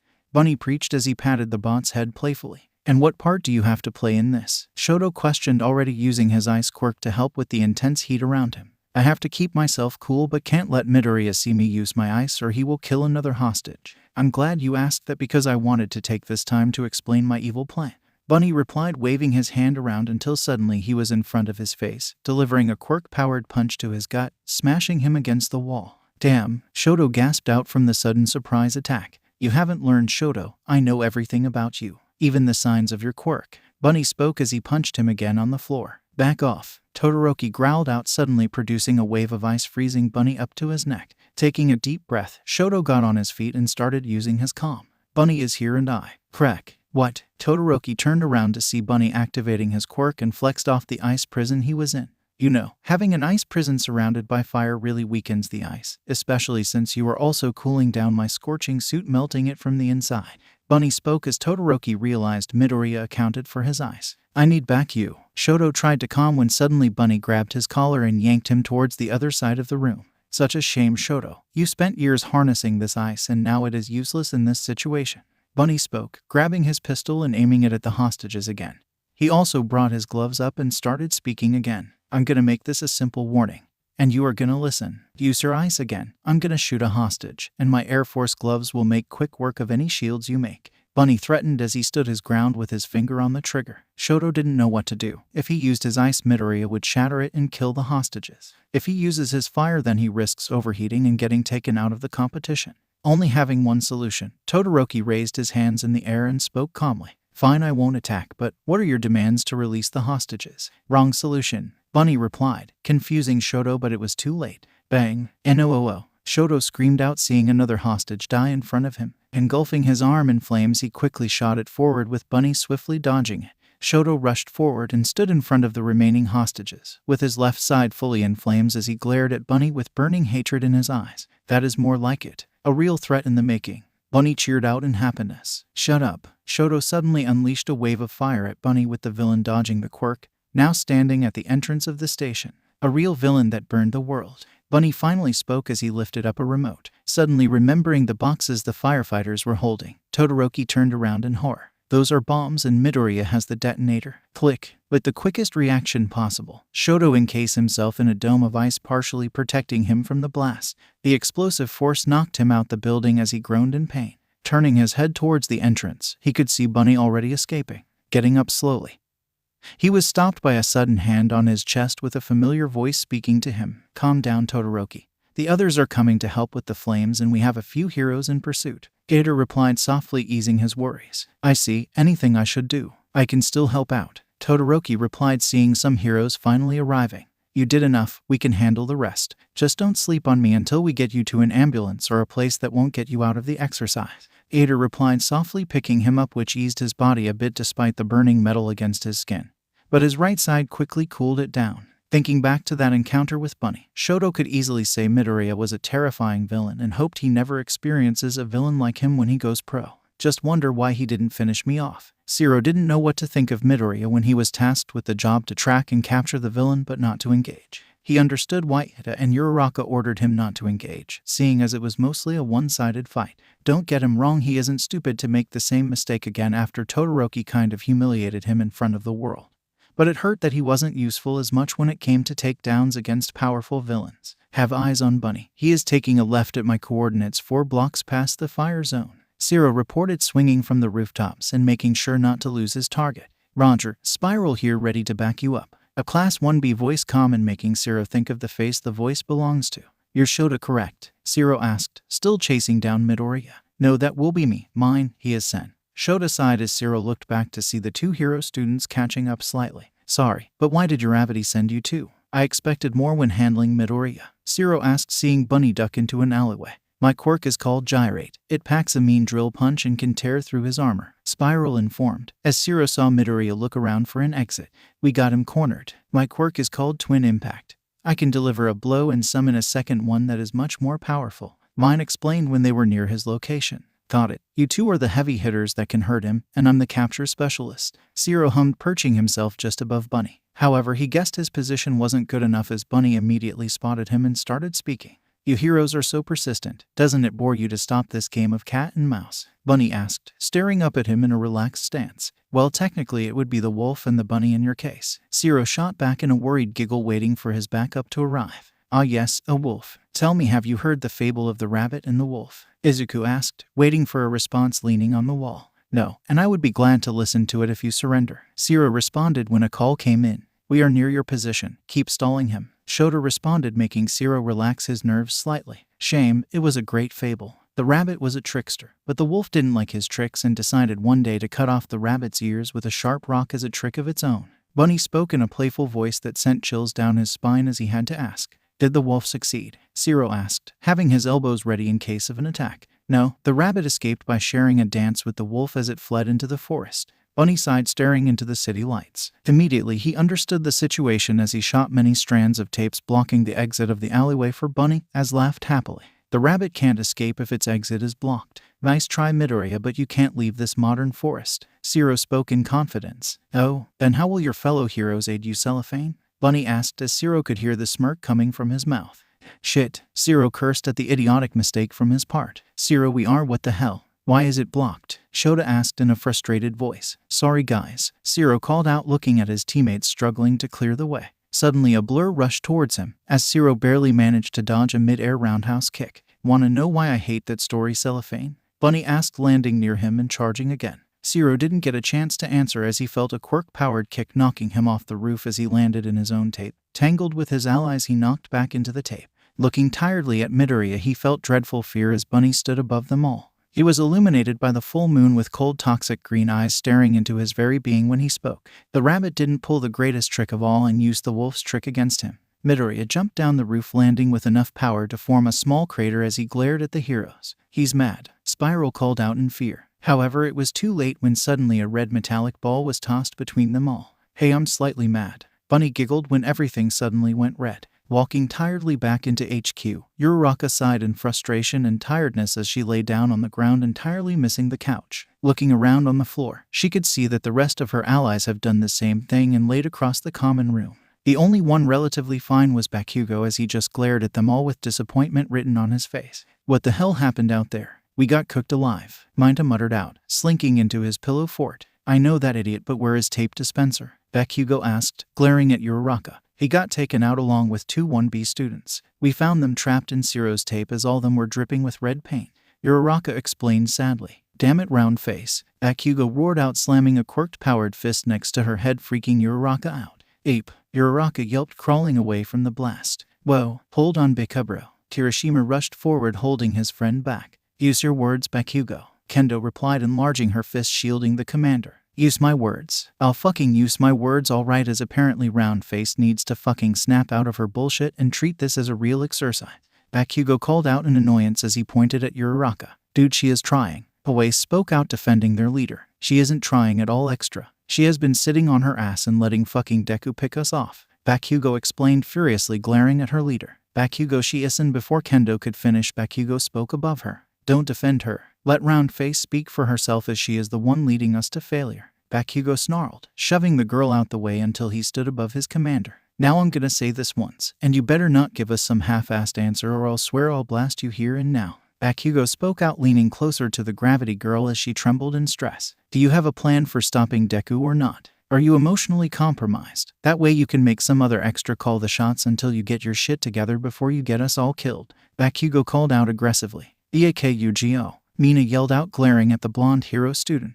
They both stared at each other with unwavering determination as Bakugo forfeited and spoke again. "Whatever, I'm going back to watch the cameras. Just do something about round face and her stupidity," Bakugo growled out, walking away in annoyance. With Bakugo heading towards the cameras, everyone took a breath of relief from having things escalated towards a fight. However, Uraraka couldn't get Bakugo's words out of her mind as she thought to herself, "Am I emotionally compromised? Lady Uravity." While I don't agree with the way Bakugo expressed it, he does bring up a valid point, Ada replied, looking at her softly, as she could see the fatigue in his eyes. Suddenly she felt a tap on her shoulder, as Kendo was frowning at the ground instead of looking in her eyes. "Uraraka, we need guidance, so do you have a plan to help us?" I do." Before she could finish, Bakugo shouted out in panic. "Take cover," he roared out, blasting himself towards a few students as he pushed them out the way. Crash. The front entrance collapsed down as an entire school bus crashed into the hero headquarters, knocking back a few students. Sato, who took the full brunt of the damage, was knocked back into the far wall as he was officially knocked out for the match. Looking at the bus, the rear end was poking inside as it opened to reveal a face they were all dreading to see. "We are tonight's entertainment." Everyone was shocked to see Bunny literally knocking down the front door as stood in front of them all. "Midoriya is here," Kaminari gasped in horror. "Why did he crash into a hero base?" Setsuna asked in confusion. "Shut up and get him," Bakugo roared out, blasting forward when suddenly ducked as many bullets started peppering out the back. "What the hell?" a 1B student yelled in surprise as he and many other students dodged incoming fire. "Go out and kill them all. Have fun, heroes," Bunny cheered, walking deeper into the bus as suddenly armed robots started pouring out of the bus, all wearing bunny masks. "Find cover," Uraraka called out, ducking behind the couch, avoiding a barrage of bullets. Many students quickly took cover, but it seemed I Can't Stop Twinkling was taken out when a shot landed on his head. Red Riot and Real Steel hardened their quirks and powered through the paint rounds as they charged forward and smashed through a few robots, making them retreat in panic as they all fired more paint rounds. "Die," Bakugo yelled out, and he blasted many of the robots to junk. Soon enough, everyone was following his lead, with Iter roundhouse kicking a few heads off and quickly dodging more. Pinky skated through a group of robots, quickly melting them away with her acid. Shoto and Phantom Thief roasted them and made ice barriers to duck behind.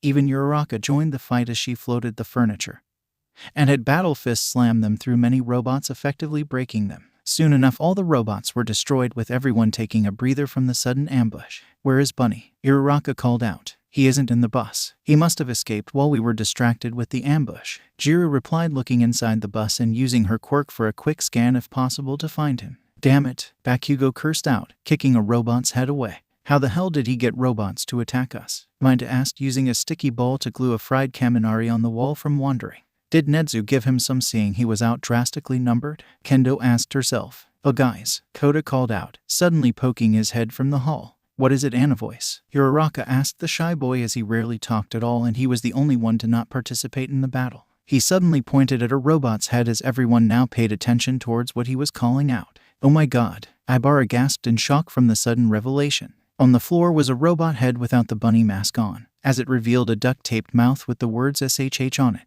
Looking around, Uraraka saw a few more heads without masks having the exact same words on it. Staring at the bodies, they all had guns taped on their hands with only the trigger free for the ability to shoot. Suddenly the revelation dawned on everyone, as they realized the mistake they just made. Uraraka was the only one to speak it out, as horror crept up on her. Having her comrades guide the medics and police to clean up casualties, Uraraka stared at the massacre they made and shivered, imagining this scenario in real life. All she could imagine is corpses covered in blood and scattered everywhere. "I'm no hero if I resort to murder. Lady Uravati, what should we do about the press coming in the afternoon?" Ada asked softly, as he was sleep-deprived and mourning for the lives he has taken. "Make sure to clean up the main entrances. I don't want civilians viewing dead bodies. After that, get cleaned as best as you can. I need your help with easing the people," Uraraka ordered, getting a nod from Ada as he left to get clean. "You should freshen up too." A voice spoke up, startling the girl, as she turned around and was met with an orange-haired girl. "Kendo?" Uraraka asked, surprised by the sudden visit.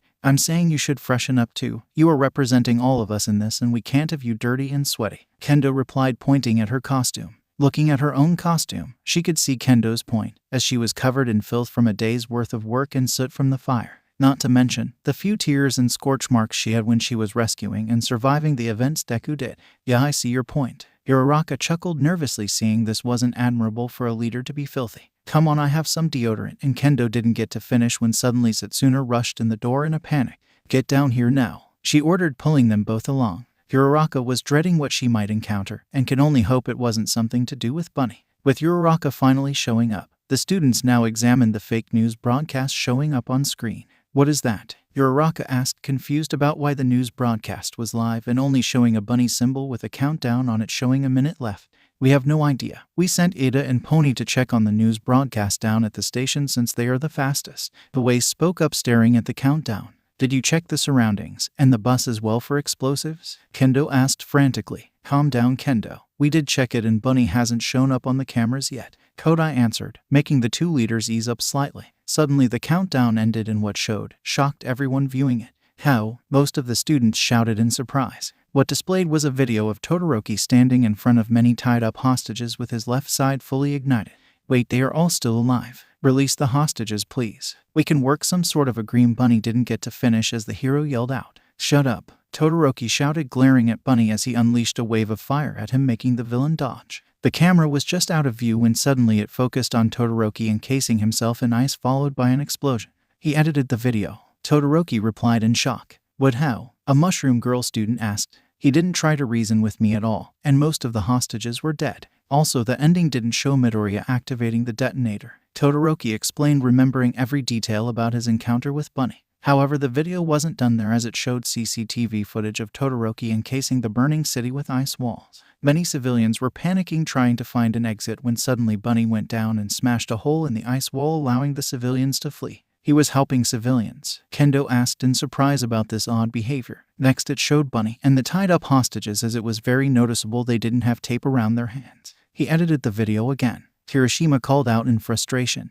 It showed him crashing the bus into the hero base as he opened the door to speak. "We're here to stop you murderers." "He didn't say that at all," Mina yelled out, glaring at the screen. "He is setting us up." Jiro growled in annoyance and frustration of being framed, knowing what comes next. Die, Bakugo shouted, blasting forward, followed soon by everyone else. It showed the massacre of how the heroes handled the tied-up hostages. Damn it, Bakugo roared out in anger, seeing what was displayed. How did he get footage of us? I thought he left early, Kaminari asked, glancing at people for answers. The snake didn't leave. He must have been watching us from afar, Ibara spoke, glaring at the holes and windows around the building. Deku planned this, Uraraka asked in disbelief as everything was showing up on screen. How the hell did he edit and do all this in one night? Minda called out in questioning. No one had any answers and didn't know how he was doing everything so fast and near flawlessly, even though he has been active for more than 24 hours. The video ended, as it showed a live stream of Bunny himself sitting on a medical bed with his arm in a cast. Wait, Bunny was injured? Kaminari asked, unsure. No, the fucker is faking it, Bakugo growled, glaring at Deku. Hello, citizens of this city. I want to say that all you witnessed today is no accident or a tragedy. Bunny spoke, leaning up as he stared at the camera, sending shivers down their spines. All of this happens when you hand over your trust, your safety, to those heroes, who are in fact nothing more than villains. Bunny spoke as the final word settled on everyone's mind. He is trying to get us framed. Ida cut the broadcast. Kendo ordered, in hope that this plan wasn't going to succeed. Those heroes wield more power than anyone in the city, and they claim it in the name of peace and justice. Bunny chuckled to himself in a maddening way. Ida, Pony, cut the broadcast, Uraraka begged, seeing Deku continue his monologue. We can't. They aren't the ones sending it. Ida spoke, making everyone pale at the implications. Yet, what do we have here? Heroes using hostages, cleaning up their own messes, brutally killing my men for rightful justice. Bunny ranted, slamming his fist on the wall, forming a small crater. He is lying. All this is his fault, Minda called out in anger. Heroes I know carry themselves with valor, compassion, and mercy. Yet I have witnessed monsters, Bunny stated, calming down slightly. Everyone was uncomfortable with the way he stated them as monsters, with some taking it to heart at the brutality they caused on the hostages. Perhaps a random fire will make people forget about the drastic actions of blowing up a bank. Or maybe it was towards all you civilians, showing that they are to be feared with no one to act against them with or without proof. Bunny guessed, as they all knew he was the one who caused those actions. There is nothing we can do to stop this, Satsuna asked in worry. Unless shutting down the city counts, then no, Kendo replied, worried about what was to come. Honestly, I fear I can't help you anymore, my citizens. If it is a show of fear, then I can't do this alone. Bunny sighed as he looked down in sorrow. What? Many of the students called out in questioning. Is he giving up? Kaminari asked, unsure of what was happening. No, the king is calling to arms, Takoyami replied as he glared at the video. Our city is on the verge of destruction, so I ask you, now that you aren't in the dark of what is going on with these heroes, when those next lives are taken, who do you choose to fight with? Bunny asked, shutting off the camera, making everyone hesitant to speak out about his speech. Uraraka felt terrible, as she stood there thinking to herself, how do I stop Bunny? Beep, beep, beep. Suddenly the alarm started sounding off, knocking the heroes out of their stupor and into action. What's the situation? Where is Bunny? Uraraka asked as Ryuko was on the computer. This can't be right, Ryuko muttered, checking again. What can't be right? Uraraka asked, already feeling dread in her bones. Suddenly the screen changed to show the entire city as multiple red dots appeared scattered across the many areas. Rushing towards his destination, Shoji tried to comprehend what just happened to his team. They had numbers, resources, and experience with other villains to prepare for this exercise. But somehow Midoriya, or Bunny as he calls himself, proved to be a real threat. He crippled everything about them in just a couple of days, and now they have to struggle just to prove him wrong. Even now, he had the upper hand and lost nothing of value to him as he gained more power throughout the city. Doesn't help that he forced our hands and divided us all, as now we can't back each other up easily. However, despite all this, he couldn't blame it all on Midoriya, as his commander was equally at fault. She is compromised and not leading this investigation properly, despite their extensive training, and that they haven't been taught how to fully start an investigation yet. They all had a general idea of how to start one when they start off. We are supposed to ask for police help, and have a crew solely for investigation too. If they had police on their side, they could have had some breakdowns on where Bunny was, but Uravity never asked for their help. Even then, if she assigned one group to investigate the killer, then that's more useful resources being put to use. Heroes are supposed to have actions and reactions. It was a simple concept. Villain strikes, then you react and do something to stop it. However, if a villain is hiding, then you act and investigate it. Don't wait for them to strike again. We have only been reacting to Bunny's attacks, and that's it. He wanted to confront Uravity about how to run her agency, but then he realized she wouldn't be able to act appropriately for her being compromised, which was why he was leading his own investigation with the info gatherers. See anything suspicious, Hagakure? Nope, I'm searching through the city map of his latest attacks and see no patterns yet. Invisible Girl muttered on comms. Why not access the city cameras? And a voice spoke shyly on the line. Blasty is hogging the cameras and watching around base, and he is an idiot since those cameras search throughout all traffic areas.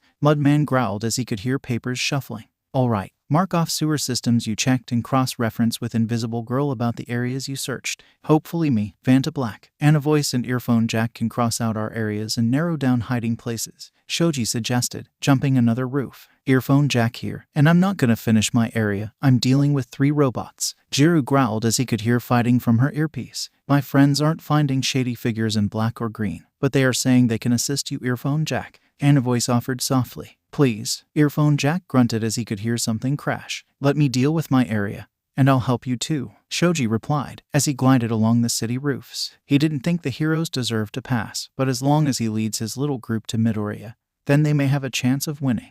Once we gather information, then we act, just like heroes are supposed to do. Bang! Feeling something hit the back of his head mid-flight. His body froze as he heard the words from Snipe. You are out, and good job with giving your allies a chance to win this exercise. Following closely next to Komori, Ashido sighed in relief as she apprehended the last civilian bot in the girl's area. Thanks Shroom much Pinky. I am so glad you were able to help me. These robots can't breathe and I don't have the strength to fight them hand to hand. Shemage grinned as she helped tie them up.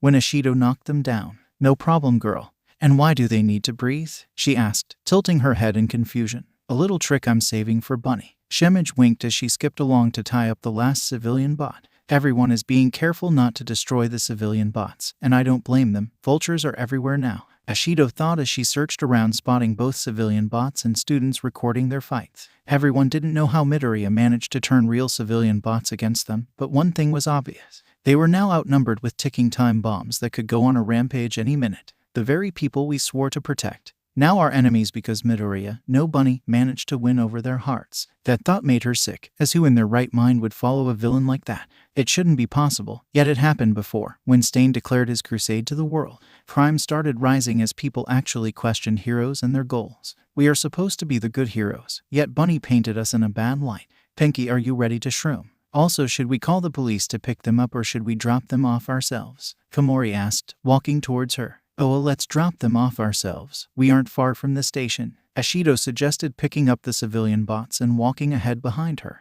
These things are heavy. Komori grunted as she was struggling to walk properly with the added weight. They're robots, of course they are heavy. Ashido grunted as she dragged 2 of them. Walking a few corners away from the press, Komori grunted as she dropped the robot. Ashido, can you watch these things? I'm gonna ask for some help from the police station. What? But we are almost there. Ashido whined, dropping her robots. I'm sorry, but I don't have the energy to hold them up. She didn't get to finish as a giant fist slammed her away as she crashed into a wall, withering in pain but still conscious. What? Ashido gasped, turning towards the assaulter and froze in fear. Standing above her was a familiar cloaked figure glaring down at her as it took a deep breath in anger. No, it can't be, Ashido replied fearfully, staring at the villain. I thought the heroes captured you. The giant villain lifted his hand and started bringing it down rapidly with no one to save her. I don't want to die. Bang, you are out. Better luck next time. The voice of Snipe spoke, making her go wide-eyed as red splatter started running down her head. Sorry, Pinky, but you were in my way. Bunny spoke, holstering his gun and walking towards Komori, about to pass out. Wait, what? Where is the giant villain? Don't worry, Pinky. I'll call for Komori didn't even get a chance to call for help yet, as Bunny rushed towards her and kicked her against the car again. Let's not ruin the surprise yet, as I have better plans for you. Bunny chuckled as he grabbed her by the neck with one hand, strangling her, as he ripped the earpiece off and crushed it in his other hand. Midoriya, that is enough. You are choking her. This is cruel of you, Ashido called out in horror. You're right and I'm sorry. This was brutal and I should have morals. Bunny spoke, letting go of the girl and walking towards her, with those toxic green eyes staring into her soul. Midori, Ashido questioned, scooting back slowly. However, she didn't expect Midoriya to holster his gun and pointed at her as he spoke. Snipe, I'm changing my mind. I shot her in the shoulder instead, so bring her back in the game. Bunny spoke out loud. Wait, why is he bringing me back in? Oh, okay, you are now back in Ashido. Snipe spoke in an unsure manner of what was going on. You say I'm cruel, Pinky. The world is cruel, and the only morality in a cruel world is chance, unbiased and unprejudiced, and I should know. I drew the short end of the stick many times. Bunny chuckled, pressing the paint gun against her heart and digging in his pocket. Midoriya, you're scaring me. Ashido spoke, trembling in fear. Bringing out a single coin, Midoriya spoke out to her. Chance is a cruel fate, but it can also be fun. Which is why we are gonna play a game. Heads you live, and tails you die. Flipping the coin, Ashido closed her eyes as she refused to look at the coining in the air. It's just like that giant villain again. He could have ended me then too. Tick. The sound of a coin hitting something made her freeze in fear, waiting for Bunny's response. Goodbye, hero.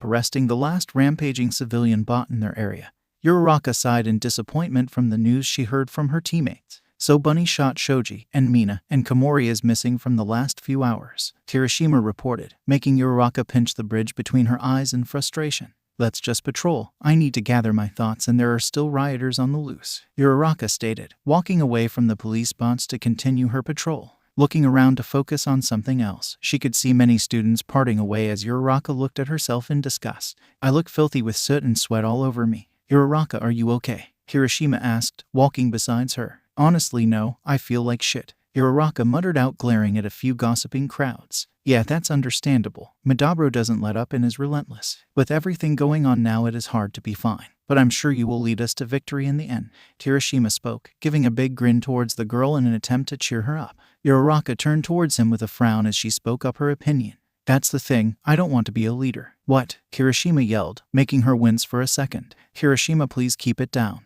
Uraraka ordered, rubbing her ear softly. Sorry, I just didn't expect you of all people to say that, Kirishima said, putting both arms behind his head as they continued patrolling. I know, I didn't either, but a lot has happened these few days and I'm not sure anymore, Uraraka admitted sadly. Want to talk about it? Her red-haired friend asked, looking at her, not sporting a smile but a genuine look of concern. Not really, but what the hell? Uraraka sighed out as she tried to think about where to start. Take your time. I don't see any immediate crimes around here, so no one to interrupt you, Kirishima replied, giving her a soft smile. Thanks, I just think what Bakugo said is true, Uraraka stated, making Kirishima confused. About what? Kirishima asked, as his friend said a lot of things. I think I'm emotionally Uraraka didn't get to finish as something bumped into her side. Veep. A small voice was heard, making both heroes turn towards the new arrival in shock. Ari. Both students called out at the familiar little girl. Laying sprawled on the ground was a 7-year-old girl with very light blue hair. She wore black pants and boots, but the most abnormal part of her whole dress was the words on her shirt. Hostage. What? Why are you here? Kirishima asked suddenly. Are you okay, Ari? You took quite a tumble. Uraraka spoke softly, reaching out her hand to her. Thank you. Ari spoke happily as Uraraka was about to lift the girl when a voice suddenly spoke. You should be more careful, Ari. We wouldn't want to cause trouble for the heroes. Staring up in shock, now turning into fear, Uraraka stared at the one person she didn't want to see right now. No way. Deku, Uraraka muttered anxiously. Standing before her was a familiar green-haired boy looking down at her and Eri with a soft smile on his face. He wore black jeans, a red tie, and a white long-sleeve shirt with the words similar to Eri's. Yakuza. Sorry, who? Midoriya asked, tilting his head in confusion. Oh right, we aren't supposed to know him, Uraraka thought as she was panicking on the inside of what she was supposed to do. Sorry, sir, I confused you for someone else. It is fine, and I'm sorry about my daughter. She likes to play around a lot and keeps running into people, Midoriya replied, giving a fond smile towards her as he knelt down before Eri, hoisting the girl up on her own 2 feet. Oh no, we're sorry too for bumping into her, Uraraka apologized, feeling uneasy as she turned towards her partner who bore similar expressions. I appreciate the help, and it's my first time seeing heroes around these parts. Are you new perhaps? Midoriya asked, raising an eyebrow at the 2 heroes. Yeah, we're the new heroes, so we're pretty nervous, right, Red Riot? Uraraka asked nervously towards her partner. Right, Kirishima growled, glaring at Midoriya. Something the matter? Midoriya asked, looking half-heartedly at Kirishima. No, the redhead replied, still glaring at him. Come on, Eri, let's go. Izuku spoke softly towards the girl. Uraraka was about to let go, until Eri whispered to her softly, Stay with me, please. Feeling conflicted, Uraraka turned towards Midoriya and spoke nervously as she wrapped her hands around Eri. Sorry, sir, she doesn't seem to want to let go. She just gets attached to good-hearted people easily, Midoriya replied, petting the girl's head softly. She has a shirt that says hostage. People don't usually wear that, Uraraka stated, giving a glare towards Midoriya as she pulled Eri closer and away from his grasp. We were playing a game of heroes and villains with 2 more of my friends. Suddenly time flew by and we forgot to take them off as I had a business meeting I was supposed to be at, Midoriya explained, making Uraraka frustrated as none of this was reliable to detain him for suspicious behavior. This doesn't seem like a normal thing for families to do, Kirishima replied, scooting closer to Uraraka's side. It's dangerous to make assumptions about what's normal to other people, Midoriya replied, glaring at Kirishima. What are you doing with Eri, Midoriya? Kirishima asked, glaring harder at the villain. You know my name, Midoriya asked, tilting his head in confusion. Don't play dumb, Midoriya. You killed a lot of people, used hostages as weapons, and even turned the city against us. That's not manly, dude, Kirishima growled, stepping up to Midoriya's face. Kirishima, Uraraka called out in anger for speaking out like that. They all stood in silence for a few seconds until Eri spoke up again. Daddy, what does he mean by that? Eri asked, looking up to Midoriya innocently. It is nothing, my little unicorn. It is just a hero taking his frustrations out on an innocent civilian and making accusations. Midoriya replied, glaring at Kirishima with what seemed to be hatred in his eyes. You're far from innocent, bunny, and you're even using a child for your sick games. Kirishima growled, balling up his fist. Where's the evidence, hero? What connects me to the vigilante bunny? Midoriya asked, crossing his arms. You both have the same height. Kirishima replied instantly. A weak evidence, as you are around my size too. Even then, did you actually measure the vigilante? Midoriya asked in a taunting manner. You have the same voice as him. Kirishima explained next. Oh, tell me, if someone had your voice, are they Red Riot? Midoriya questioned again. No, because Kirishima didn't get to finish as Midoriya spoke again. No, because everyone is unique, but that doesn't mean a few of them share similarities. Midoriya counter-argued, not budging an inch. Racking his brain for the next excuse, Kirishima thought of a brilliant idea and made his last argument. You have the same quirk. Use it right now. Kirishima grinned, knowing he won, but he didn't expect the sudden answer he received. My quirk? I don't have one. What? No way, you're lying. Kirishima argued, clutching Midoriya's shirt. I'm officially quirkless, and here is my ID for confirmation. Midoriya replied, pulling out a wallet and handing them both his ID. Taking a peek next to Kirishima, Uraraka's eyes widened as it was a picture of Deku in a middle school uniform.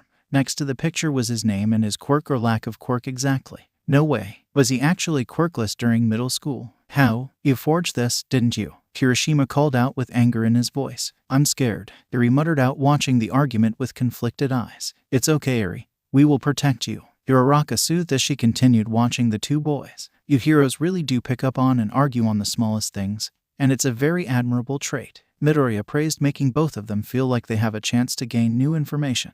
What they didn't expect was for Midoriya to turn them down instead. However, I am a very busy man with a tight schedule. Come along, Eri. Remember the promise I made you if you behaved. Suddenly, Eri let go of Uraraka and gave her a small smile as she spoke up to her. I have to go. Thanks for staying with me a bit longer. Wait, Uraraka called, but it was too late as Eri ran towards Midoriya's side holding his hand. Soon enough, they were out of sight, leaving Uraraka and Kirishima to themselves. Kirishima, we have to go back to HQ. We need to talk this over with the rest of the group. Uraraka spoke, turning towards her partner. No, the redhead spoke, looking down as he gripped his hands into fist. Excuse me, Uraraka asked, confused and worried about her friend. No, we just let them go. Midoriya was right in front of us with Eri as the hostage, and we just let them go. Kirishima growled as he punched the wall, forming a small crater on it. Kirishima, just calm down.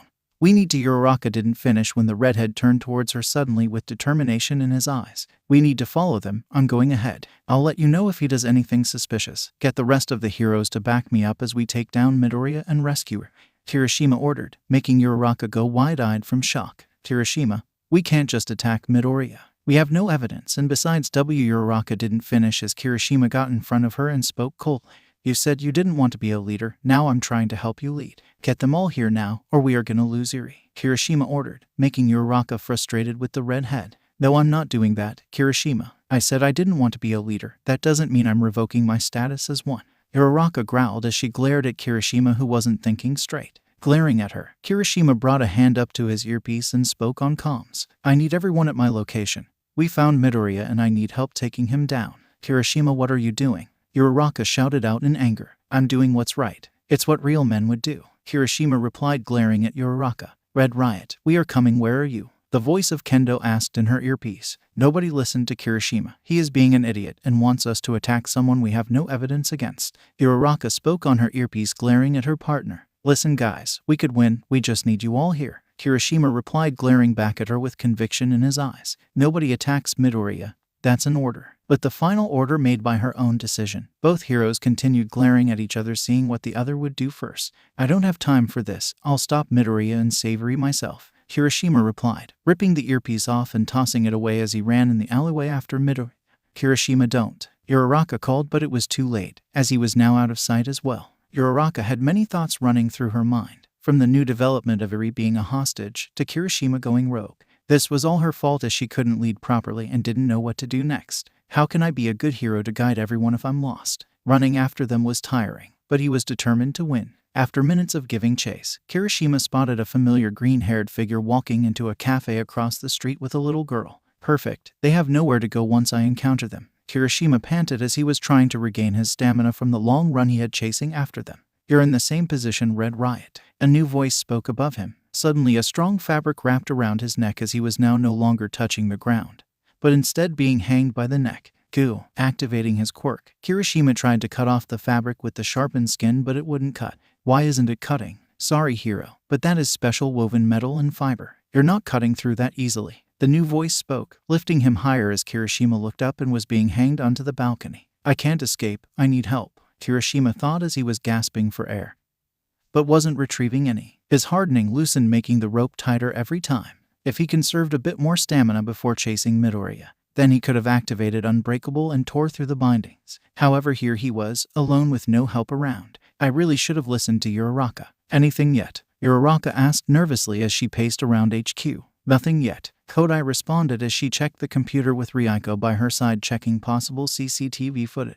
Standing over them was Bakugo, who had not blinked once as he continued staring at the screens with pleading eyes. Bakugo, get some rest. I'll let you know if we find Kirishima. Todoroki spoke, placing a hand on the boy's shoulder. Fuck off, Izuku. I'm not going to rest until they find him. Bakugo growled, still not taking his eyes off the screen. Uraraka tried to speak up until the blonde turned around swiftly and blasted her away. Boom. Don't Bakugo me, round face. If you have fucking snapped out of your personal crush and treated this as a real investigation, then we wouldn't be here now. Bakugo roared out as he towered over her. Whoa, Bakugo. Hold on a sec. Kendo didn't finish as Bakugo glared at the 1B representative and spoke out. Don't fucking talk to me. This is between us, Bakugo yelled, turning back to Ochako, making the girl flinch. Baku, I said fucking shut up, Bakugo roared, blasting his hands again. However, an ice wall appeared between the two students, with Todoroki speaking up. Stop fighting or I'll detain you myself, just use your words. Bakugo glared at Todoroki but growled as he placed his hand on the ice wall and melted a hole through it.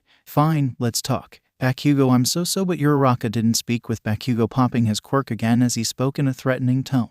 If you are about to say sorry, I'm blasting you to hell, Bakugo growled, making the girl shut up. Bakugo, talk it out, Kendo scolded, hoping to control the situation. I told you to fucking take this seriously, and you didn't. Now Raccoon Eyes is fucking dead, and Shitty Hair is missing, all because you couldn't come up with a plan and fight Deku. Bakugo growled, glaring at Uraraka as she thought about all that happened. He is right. Thinking back to all that happened, she couldn't attack Deku. She had a few opportunities, but she let her feelings get the best of her even though she tried suppressing them. Bakugo has every right to be angry. 3 of his friends are basically dead under my leadership, and I couldn't save them, Uraraka thought, looking down in shame as tears fell from her eyes. You're right, I couldn't help lead them. I'm a fucking failure of a hero, Uraraka muttered out as she was wiping tears from her eyes. Uraraka, don't say that about yourself, Ida replied softly, placing a hand on his his friend's shoulder. But it's true, Ada. I did this to them because I was a horrible leader. Uraraka cried out. That doesn't mean you aren't a great hero. Ada spoke softly, shocking the girl. What? Uraraka asked nervously. While you're not the best leader, that doesn't mean you aren't worthy to be a hero. You are a fine hero, Uraraka, and I'm sure many will agree on that statement,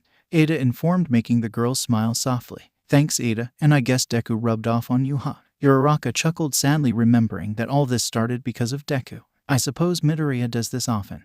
Though I think this is just natural friendship, as I'm sure you would also do this for me if we switched roles, Ada informed with one of his soft, rare smiles. I said it before, but you should smile like that more often. It really shows you care for us. Uraraka smiled, feeling a bit better, but still kind of shit for everything that happened.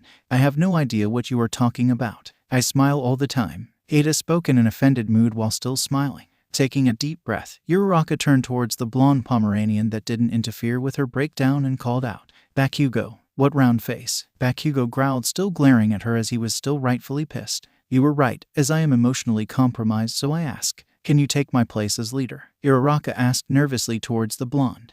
I don't want the cheap promotion. And besides, I can see that I'm not stable too since those extras died. Give it to some other extra, Bakugo growled as he turned to stare at the CCTV screen again. I guess that makes sense, Uraraka thought, as technically Bakugo was also compromised since his friends were out. Gravity, we just received a video message from an unknown source, Ryuko spoke, showing a screen with an attachment. Kendo, I can't do this, so What are your orders? Uraraka spoke as she thought the girl seemed to be in the right mind for this position. Wait, you picked me? Kendo asked in surprise. Yes, I'm leaving you in charge, so please lead us to victory, Uraraka stated, with a sheepish grin on her face. Alright, stay with me as we watch the video. Ryuko, I want to know if you can track the source or find a hero that can. Bakugo, you take Ryuko's position and get on the CCTV and help Kodai, Kendo ordered, giving a soft smile towards Uraraka's direction. Finally, move aside and let me find shitty hair. Bakugo spoke, flipping through many of the city's traffic cameras. Can I stay as well? My friend needs my full support, Ida asked in a hand-chopping motion. Of course, let's see what Bunny wants, Kendo replied as everyone gathered around to watch the video. The video started up in a dim warehouse. On the floor were two girls with potato sacks on their heads. Getting up slowly, one of the girls removed their sacks to reveal the missing Class 1B hero student, Komori. Kendo gasped in relief. However, what she spotted shocked her. What is that? Ida asked, examining the device on the hero student's head. Trying to take it off, Komori was unsuccessful as it proved the device was stuck to her effectively from the mouth. Suddenly, the second figure started waking up and started removing the sack to reveal a pink-haired girl. May, Uraraka gasped in shock. What is she doing there? Ada asked. Not expecting this development either. Suddenly, a new voice spoke up.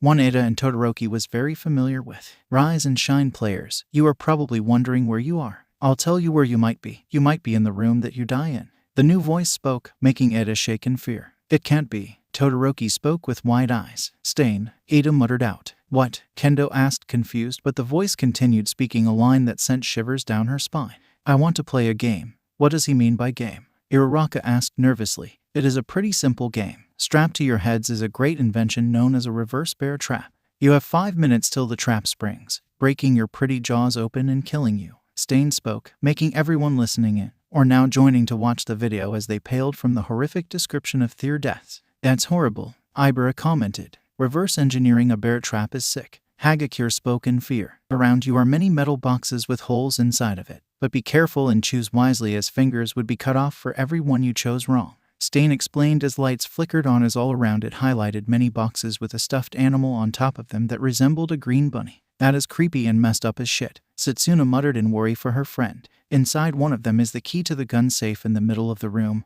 Open the gun safe and find a revolver. Inside it is a single bullet with the key to both of your freedoms. With that out of the way, your actions are up to you. Stain explained the rules of the games, making everyone scared of this torture game. What can they do against this type of situation? Hero, Suyu asked while watching the film nervously. All they can do is play along. Kendo sighed, feeling helpless already. Everyone watched as Mei started panicking and folding in on herself to the news, with Komori panicking as well, trying to take the reverse bear trap off. Let the games begin, Stain announced, shutting off the intercom.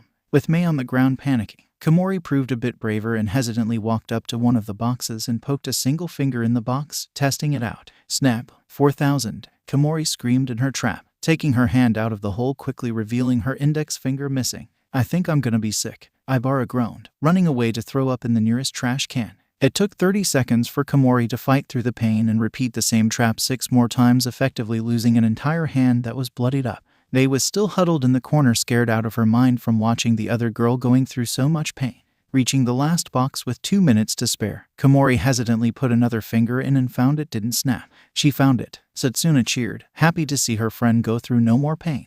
No, the game isn't over yet, Kendo replied as her eyes narrowed in suspension. Grabbing the key inside, Komori rushed towards the gun safe and hesitantly picked up the gun that was in fact a revolver. Like I said, these next actions are up to you, Stain repeated as he turned back the intercom. He isn't suggesting for Komori to shoot Hatsum, right? Hagakure asked with a shaky voice. No, it can't be, he said. Oh god, it was literal. Kendo panicked, watching the screen again. Komori pointed the gun at Hatsum and made sorrowful eyes as she muffled out. MMRRY.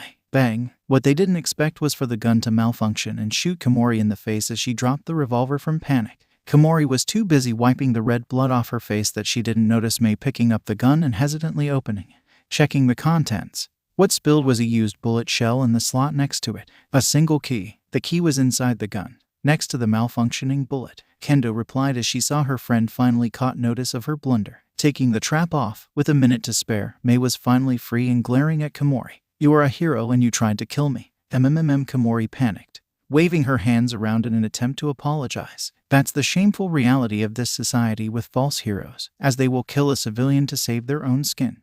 However, Hatsum, now that you have her key to freedom, what would you do with it? Stain asked in an intrigued voice as Hatsum continued to glare at the hero. Komori's eyes widened at the scenario that just played out and was sweating in panic. Why don't you die, you fake? Hatsum spoke in anger as she threw the key across the room and walked away. 5,000. Komori panicked, rushing to find the key in the dark with only seconds remaining. Most people are so cruel with the gifts they have. But not you. Not anymore. Stain spoke softly as Komori was still panicking in the dark with 6 seconds left. 11,000. Komori screamed throughout the warehouse as the clock reached 3 seconds left when Stain announced before cutting black to a different screen. Working on the latest incident with Uraraka and Ida was proving more difficult by the moment. Ida was basically closed off ever since he heard Stain's voice and refused to speak about it with anyone. Kendo asked Uraraka only to learn not to pry, as apparently his brother was crippled by the serial killer. Uraraka was a bit better with the stress of leadership off her shoulders, but she wasn't completely fine as guilt still swarmed her. Their only friend Todoroki was basically spending most of his time trying to make them feel better, which she can respect. Bakugo was still busy with the CCTV and hadn't moved from his spot, with only Kaminari coming by a few times to check up on his friend.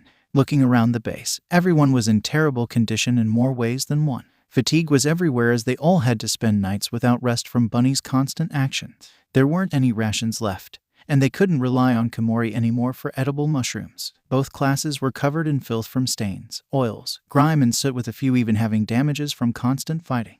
They couldn't even wash up as the water was gone, and they only had a few bottles left that weren't gonna last. Knock knock. Everyone around tensed at the sudden noise, as Kendo turned to Bakugo next to a tired Kodai and asked, "Who is at the front door?" "Give me a second." Kodai yawned, flipping to their personal cameras. "It's some extras from the Gen Ed course," Bakugo growled, turning back towards his monitor. "Alright, I'll get it. Uraraka, come with me." Kendo yawned, heading out for the front door. Opening it up, she spotted 2 Gen Ed students, a medium-sized girl with black hair and pigtails, and a tall boy with pompadour hair and large chin. "Hello, what can I help you with today?" Kendo asked with confusion written on her face. "Hello, my name is Chikuchi Tojike. I'm from the current worker of the Hero Public Safety Commission." The girl responded as she bowed towards them in a kind manner. "And Tsutsutaka Agoyamato, and I'm a worker for the city council." The tall boy bowed similar to the girl. "Oh, how can I help you today?" Kendo asked, growing more confused and worried if this was part of the test. "I'm sorry to be the bringer of bad news, but you are all currently going to be shut down in 2 days. Tsutsutaka announced, giving a stern glare towards the heroes. "What?" Both Kendo and Uraraka yelled out at the same time. "It's as he said, your agency is being shut down." Chikuchi spoke, switching to a stern business manner. "But why?" Uraraka asked nervously. "On many accounts of corruption, excessive brutality, and damage control," Tsutsutaka announced, giving them a stern glare. "What? How?" Kendo asked, wanting to see the reasoning.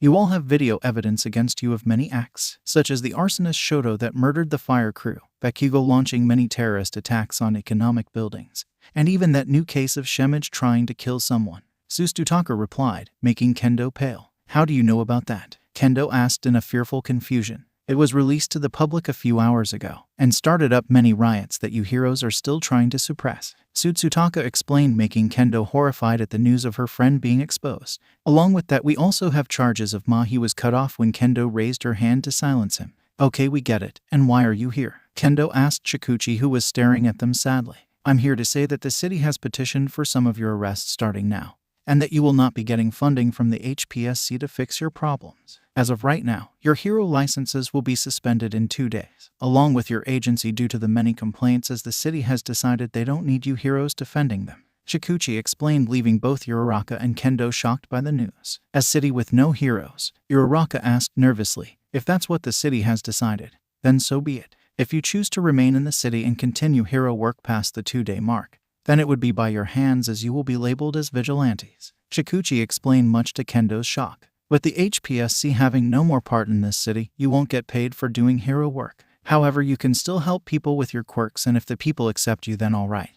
But if they complain, then you will be treated as villains," Tsutsutaka explained. "So if we stay, we no longer work for the HPSC and are vigilantes without pay." Uraraka asked worriedly. "That is correct," Tsutsutaka confirmed. "But we can still use our quirks and help out, correct?" Kendo asked in confusion. "That is correct. But use your quirks for criminal activities, then you are villains. There would be no one to help you, as this was your choice, meaning the HPSC has no part in your trials or sentences." Chikuchi explained, making Kendo sigh at the new legal mess she has to deal with. "But what about capturing Bunny?" Uraraka asked nervously. While the city hasn't put out an official order on Bunny for his supposed good side, we at the HPSC are hiring a kill order on Bunny. Shikuchi spoke with a sad tone. We have to kill Bunny? Kendo asked, surprised by the new order. Yes, that is all I have to say, since he brought down the heroes in this area, meaning he is now classified as a S-class villain. Shikuchi explained from her notes. An S-class villain for the HPSC. The city just calls him a vigilante. Who we really want behind bars is Todoroki Shoto and Katsuki Bakugo, but the HPSC has paid off their sentence as they are currently fired now. Sutsutaka explained, glaring at the Gen Ed student.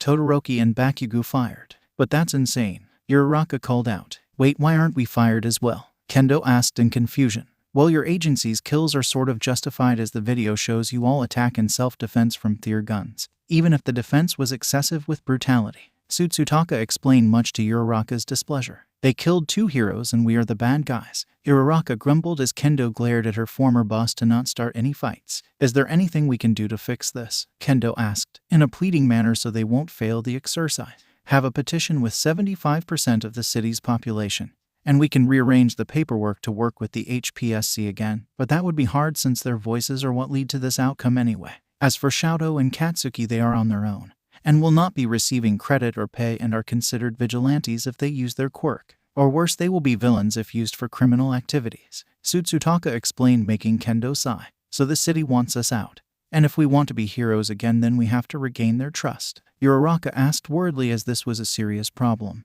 even if the exercise extended past the 5-day mark. Essentially, but until the 2 days are up, you are all still heroes. However, any new situation starting now is up for the city to decide your punishment.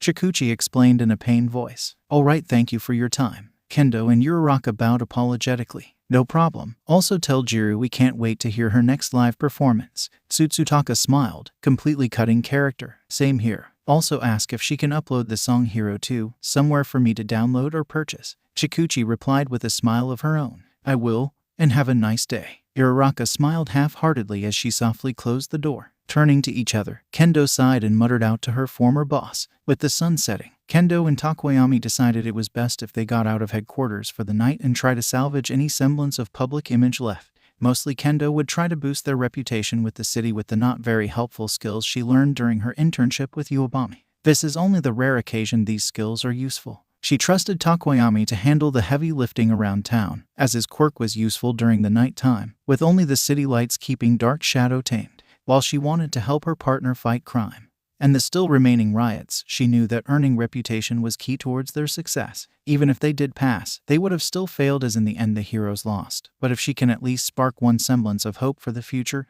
then she can live with failing just this one battle and preserving heroics. Waving at the civilians while walking around, Kendo put on a small smile as she helped around with small problems such as stuck objects, looking for lost objects, and even saving a cat from a tree. With all the small things she is doing, she chose to focus on what was going on at base before she left. Bakugo and Todoroki were obviously fired and had to return their hero equipment and not participate in the case anymore. The former resulted in him storming off to find Kirishima by himself, since he couldn't use the CCTV anymore. While Todoroki said he would be fine and just needed a place to rest, which they offered, Kendo knew he really wasn't, as he kept staring at his left hand, frowning at it.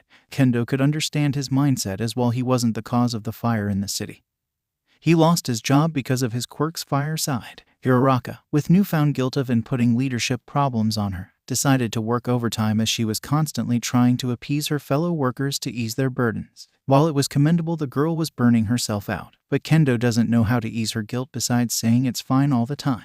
Everyone else at the base was starting to starve and get thirsty, making any rest difficult. Even then, it was a small blessing that they still had power for air conditioning or heating. Walking up to a random cafe, Kendo sighed as she spotted a restroom and spoke to the civilian bot at the counter. Can I use your restroom, please? Honestly, the most annoying thing was that many stores and buildings were very pissed at heroes, so they refused to accept them or outright kicked them out. It's fair on their part since they think we destroyed their city, but I expected better behavior from the students, at least to have some sympathy.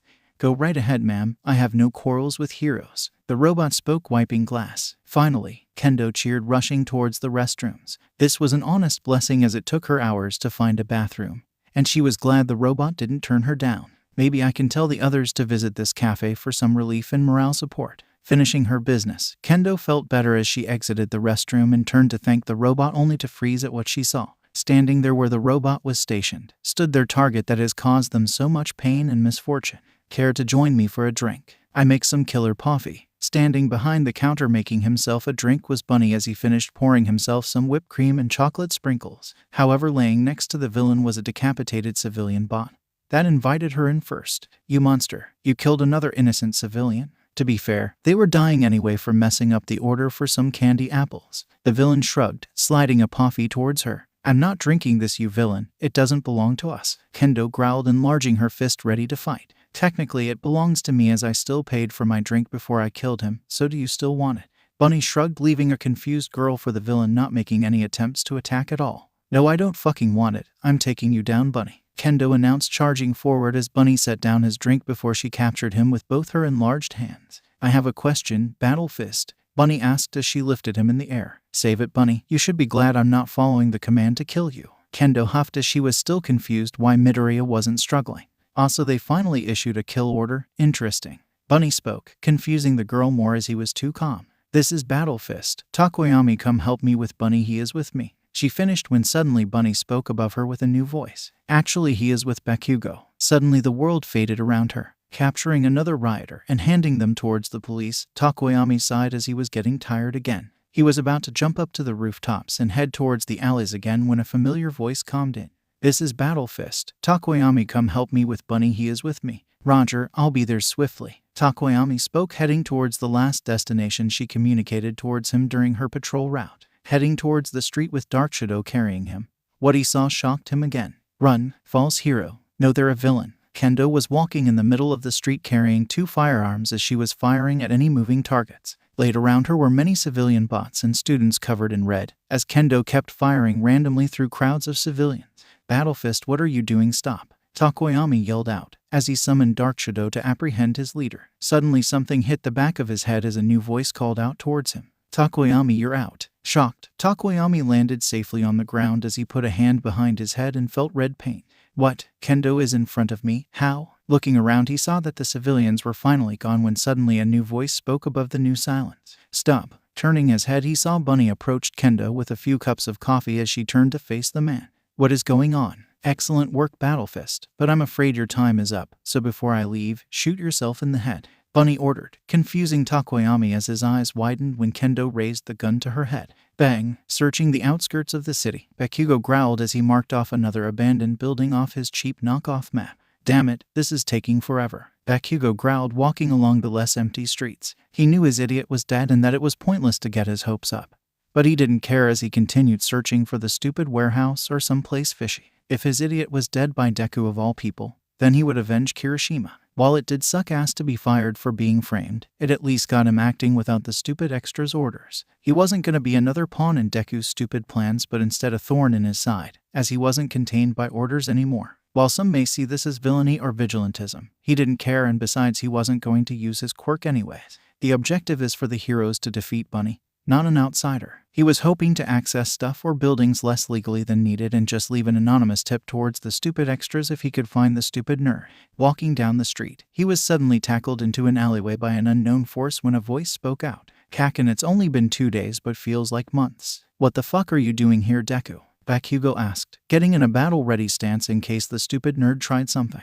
Both fighters were standing meters apart for what seemed like an eternity as the moon basked the alleyway with natural light, waiting for their opponent to make the first move. GRR, fuck this, Bakugo roared, slamming his hands together and forming a smoke screen. However, Bunny proved undeterred and rushed towards Bakugo, raising his modified gloves and firing out air bullets dispersing the smoke. Die, Bakugo roared, now above him as he suddenly exploded downwards. Didn't you have faster reflexes than this? Bunny asked, easily dodging away from the explosion. GRR, AP shotgun, Bakugo yelled out, shooting at Bunny's arms and legs as it barely grazed him. Ah, I see the problem now, Bunny muttered out loud, glaring at Bakugo with toxic green eyes. Stay down, Bakugo roared, grabbing a trash can, unleashing an explosion to propel it towards Bunny. You're holding back so I don't lose the match and make both sides lose, Bunny muttered, smacking away the trash can, still glaring at Bakugo. Suddenly, with intense speed, Bunny appeared in front of Bakugo, delivering a powerful kick towards his guts, knocking Bakugo through a brick wall. Ayujj. Before Bakugo had a chance to recover, Bunny stomped on his chest, pinning him against the rubble, speaking ominously for the first time ever. Since when the fuck did you hold back? Looking up at Bunny, Bakugo froze in fear for the first time ever as behind the visor he could see his old friend's face. He always saw many emotions come out of Deku, but this was his first time seeing a completely different emotion he only experienced once. That look of pure hate. The first time he saw that emotion was when he made that terrible mistake of telling the nerd to jump off the roof. While the nerd hated him for that brief moment, he was an idiot and threatened him back in his place, for the nerd was still powerless. However, now was a completely different story, as he somehow pissed off the same boy again.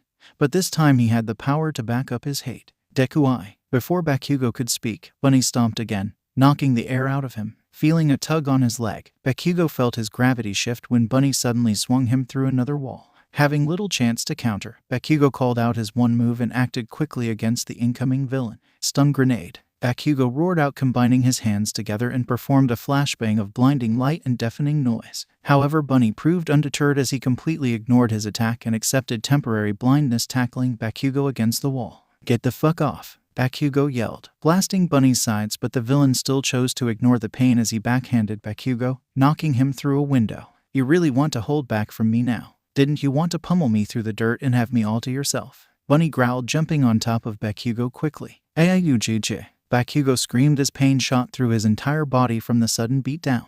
"Didn't you want to know how powerful I am?" Bunny growled, lifting Bakugo by the collar, holding him up in the air. "Cough of fucking course." Bakugo coughed, finally getting air back into his lungs. However, Bunny yanked him forward and headbutted the blonde as he gave Bakugo a death stare. "Well, so do I, Kaken.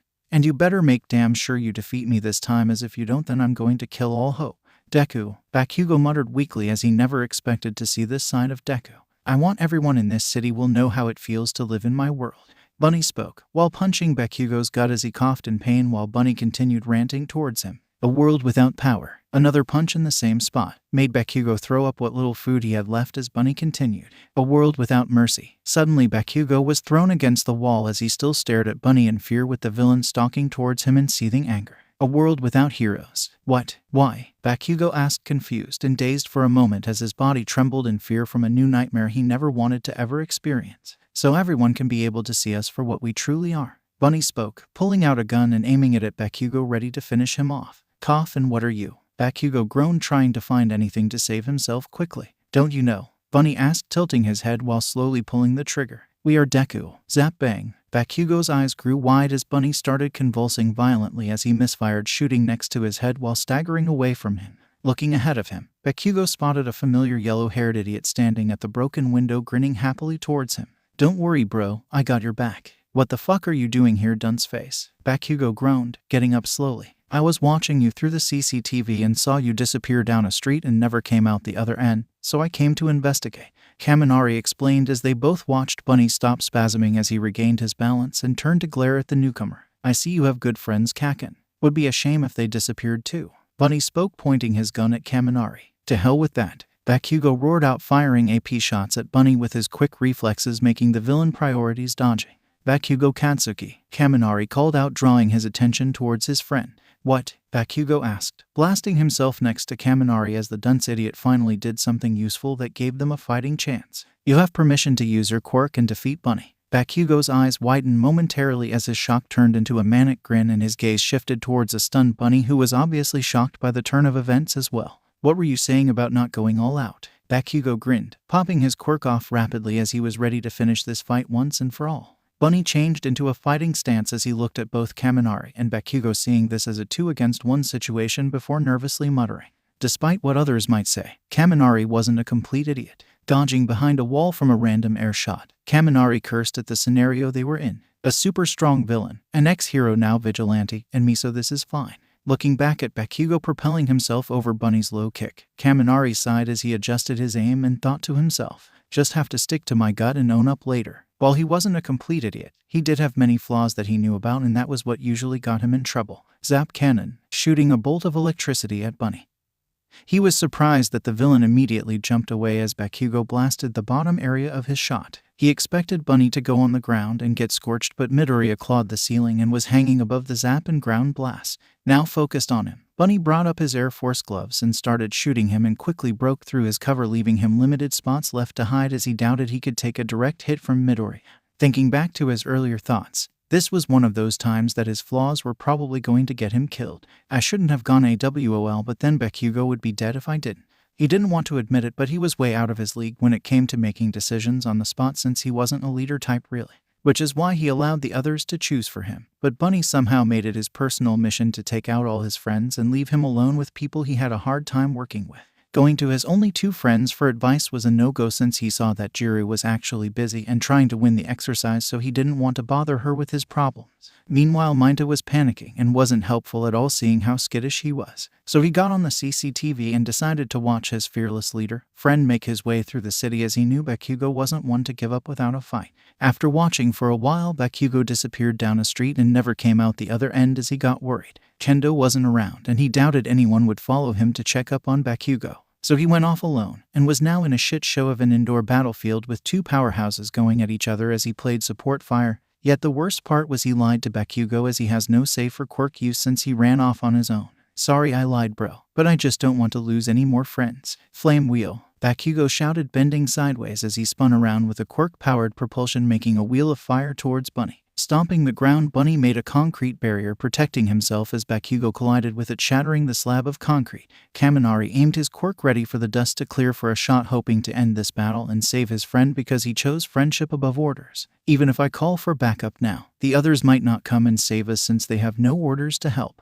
However, there was nobody to zap on the other side of the smoke. Where is he? Shit below you, Bakugo called out, seeing a hole under the rubble. Except it was too late when the ground rumbled beneath him when suddenly he felt his leg get grabbed from the floor as he was pulled down to the sewer system. However, Bunny wasn't done yet as he was repeatedly slammed against the murky water and filthy walls with barely time to recover as Bunny tossed him away, leaving him ragdolled on the floor. Ugh, Kaminari groaned as he looked at the clear hole above and saw Bakugo jumping down quickly, spotting Bunny. Stay with my dunce face, we can take Deku down, Bakugo growled, guarding him from the scary menace and worry as Kaminari's eyes started to fade. He isn't gonna make it, hero, as he is barely conscious and won't recover. So choose quickly as you have the choice of capturing me or saving your friend. Bunny taunted and started running away as Bakugo looked back at him in worry. What's with that stupid look, man? Go. Kick his butt as I call. Back up, Kaminari groaned out, hoping to ease his friend's worry. GRR, you better stay alive, dunceface, or I'm killing you myself, Bakugo growled as he shut his eyes away from him and charged after the villain. Putting a finger up to his earpiece, Kaminari called out one last time before his world faded. I really do hope they come. This is Charged Bolt. Please save Bakugo. Damn it, dunceface, why? Bakugo growled out in worry as he chased after Deku through the sewers. Getting close to Deku was nearly impossible, but Bakugo saw that he was slowly gaining on him since he didn't have trouble with making sudden tight turns. Get back here, Deku, so I can kill you, Bakugo roared out, putting more force into his blasts. How, hero? I don't recall you having the orders to kill me, Deku taunted as he suddenly kicked the water, soaking him a bit as his quirk weakened. Doesn't matter, I will break you and take you to the heroes so they can kill you, Bakugo spat as he suddenly aimed and fired an AP shot. Luckily, Bunny turned back just in time as the shot impacted Bunny's leg, making him tumble as Bakugo finally caught up to Bunny and kneed him in the mask. Crap. Hopping against the wall, Bunny landed against the floor and aimed his Air Force gloves at Bakugo as the hero aimed his arms at him. Both were at a sudden standoff, waiting for a trigger from each other with no clear answer on who's going to crack first. Gonna take the shot? Bunny asked in a serious tone. We don't have to do this, Deku, just put your arm down, Bakugo growled out, ready to fire at the slightest movement, but now trying to reason with the bunny, hoping to reach Deku. I don't have to do anything really, but answer me this, Kaken, Deku asked in a serious tone. What? Bakugo asked as his palm glowed hotter. What do you think about quirkless people? Bunny asked easily. What? Bakugo asked, caught off guard by the random question. A simple question really. Do you remember your old friend Izuku Midoriya? Bunny asked, tilting his head. What the fuck kind of question is that? Of course I remember you, Deku, Bakugo spoke out in confusion. No, I'm not Midoriya. Kaken is Midoriya, never even had a quirk, Bunny explained. Shit, is that why you're fucking taking this shit too far? Bakugo asked, wide-eyed. Answer the damn question, Kaken. Do you remember your childhood friend, the lone boy against the world that left him to rot? Bunny asked in a softer voice. Yes, I remember you, Deku. I know fucking everything about you, Bakugo spat out. I'm not Deku. I'm the person that put him out of his misery for being a quirkless weakling that wanted Kaken to come to his senses and save him every day until he died by waking up and getting a quirk. Bunny spoke in a serious tone. Then I will grant his wish and avenge him, Bakugo growled out, heating his hand up. Revenge is not the way of a hero. Bunny muttered out as Bakugo closed his eyes and suddenly leveled a hard glare at the villain that supposedly killed his friend. I failed as a hero then. Both opponents blasted each other against the wall, with Bunny being semi-protected by his armor and Bakugo getting the air knocked out of him. Suddenly Bunny stomped on the ground, creating a big splash and soaking Bakugo as the blonde fired more AP shots, cursing at the weaker blast. "You will die for your crimes," Bunny muttered, jumping over the shots and grabbing onto a pipe. "Shit," Bakugo cursed, trying to get away, but it was too late as Bunny broke the pipe, suddenly blasting a torrent of water at Bakugo. "Giorar die," Bakugo roared, now ignoring his drawback and blasting at Bunny with all he had in hopes to overpower the torrent and hurt Bunny. "Boom." With the smoke now clearing, Bakugo waited to see if Bunny was still active, as he wasn't letting his guard down at all. However, what surprised him was that Bunny stood there with his singed armor and exposed hoodie as the stupid visor finally cracked and revealing Deku. "Crying? Why the hell are you crying?" Bakugo asked in confusion. "Bakugo, you're out." The voice of the cowboy spoke as Bakugo was confused until he saw Deku's hand. "I just wanted this fight to end. Sorry, Kaken." Deku apologized, dropping the gun as Bakugo looked at his chest to find a red splatter right where his heart is.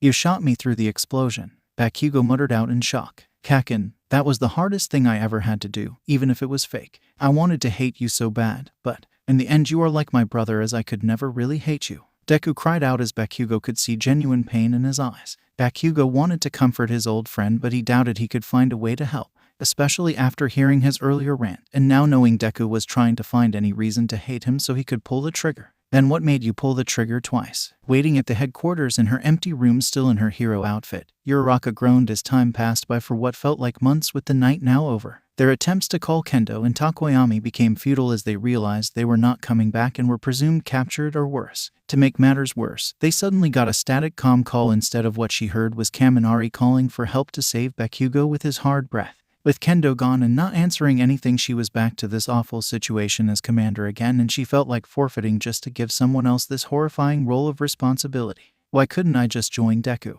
Uraraka muttered sadly, as at the very beginning of this exercise, everyone wanted to join her side. "Why choose my side at all? It's not like I'm a great leader, I can barely keep a good schedule, and I'm not close to being a top hero. I just want to support everyone. I want to support him," Uraraka thought sadly as tears welled up in her eyes as she imagined herself being allowed to pick a side, and instead of choosing a hero, she chose the villain that was in deep pain and wanted support. If this is what happens when you ignore someone who just wanted help and a friend, then I don't like it. Being a hero that ignores a call for help is not the hero I want to be. Uraraka thought sadly as she got off her bed and left the empty room to go support her team and give orders despite not knowing what to do herself. Why choose my side at all? Making her way to the lounge, Uraraka spotted everyone sitting down and exhausted from the constant days of fighting and losing that she could tell they were all on edge as they instantly saw her enter the room. The lounge itself didn't even seem like a place of comfort, as it resembled more of a safe zone and a battlefield more than anything. "Iravati, ma'am, have anything planned today?"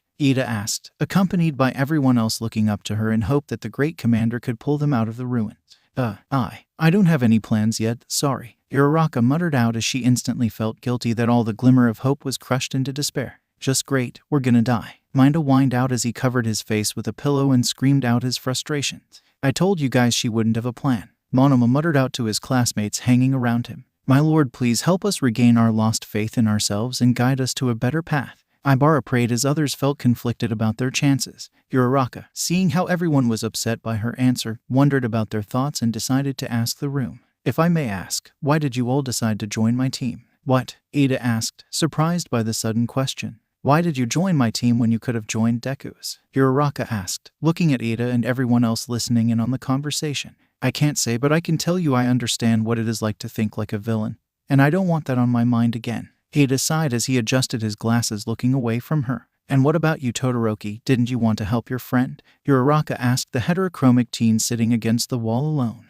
"I did, but Midoriya is my rival, so I thought it was the best chance to beat him and prove I'm still capable of beating him." Todoroki sighed as Uraraka could tell he felt useless sitting around the base. Uraraka turned towards the rest of her classmates for their answers as Tsuyu decided to speak up. "I just wanted to be a hero because that's just what I wanted to be." "Same on my end," Inagi muttered out from the kitchen with a half-empty bottle of water. "Listen, 1A, we all wanted to be heroes too, so it's likely we all would choose this role. And besides, who likes being called a villain anyway? Especially since we all had our fair share of villains from the league, and trust me that we don't want to be compared to the likes of them." Monoma muttered out tiredly as everyone around whispered their agreements on why they chose to be on her team.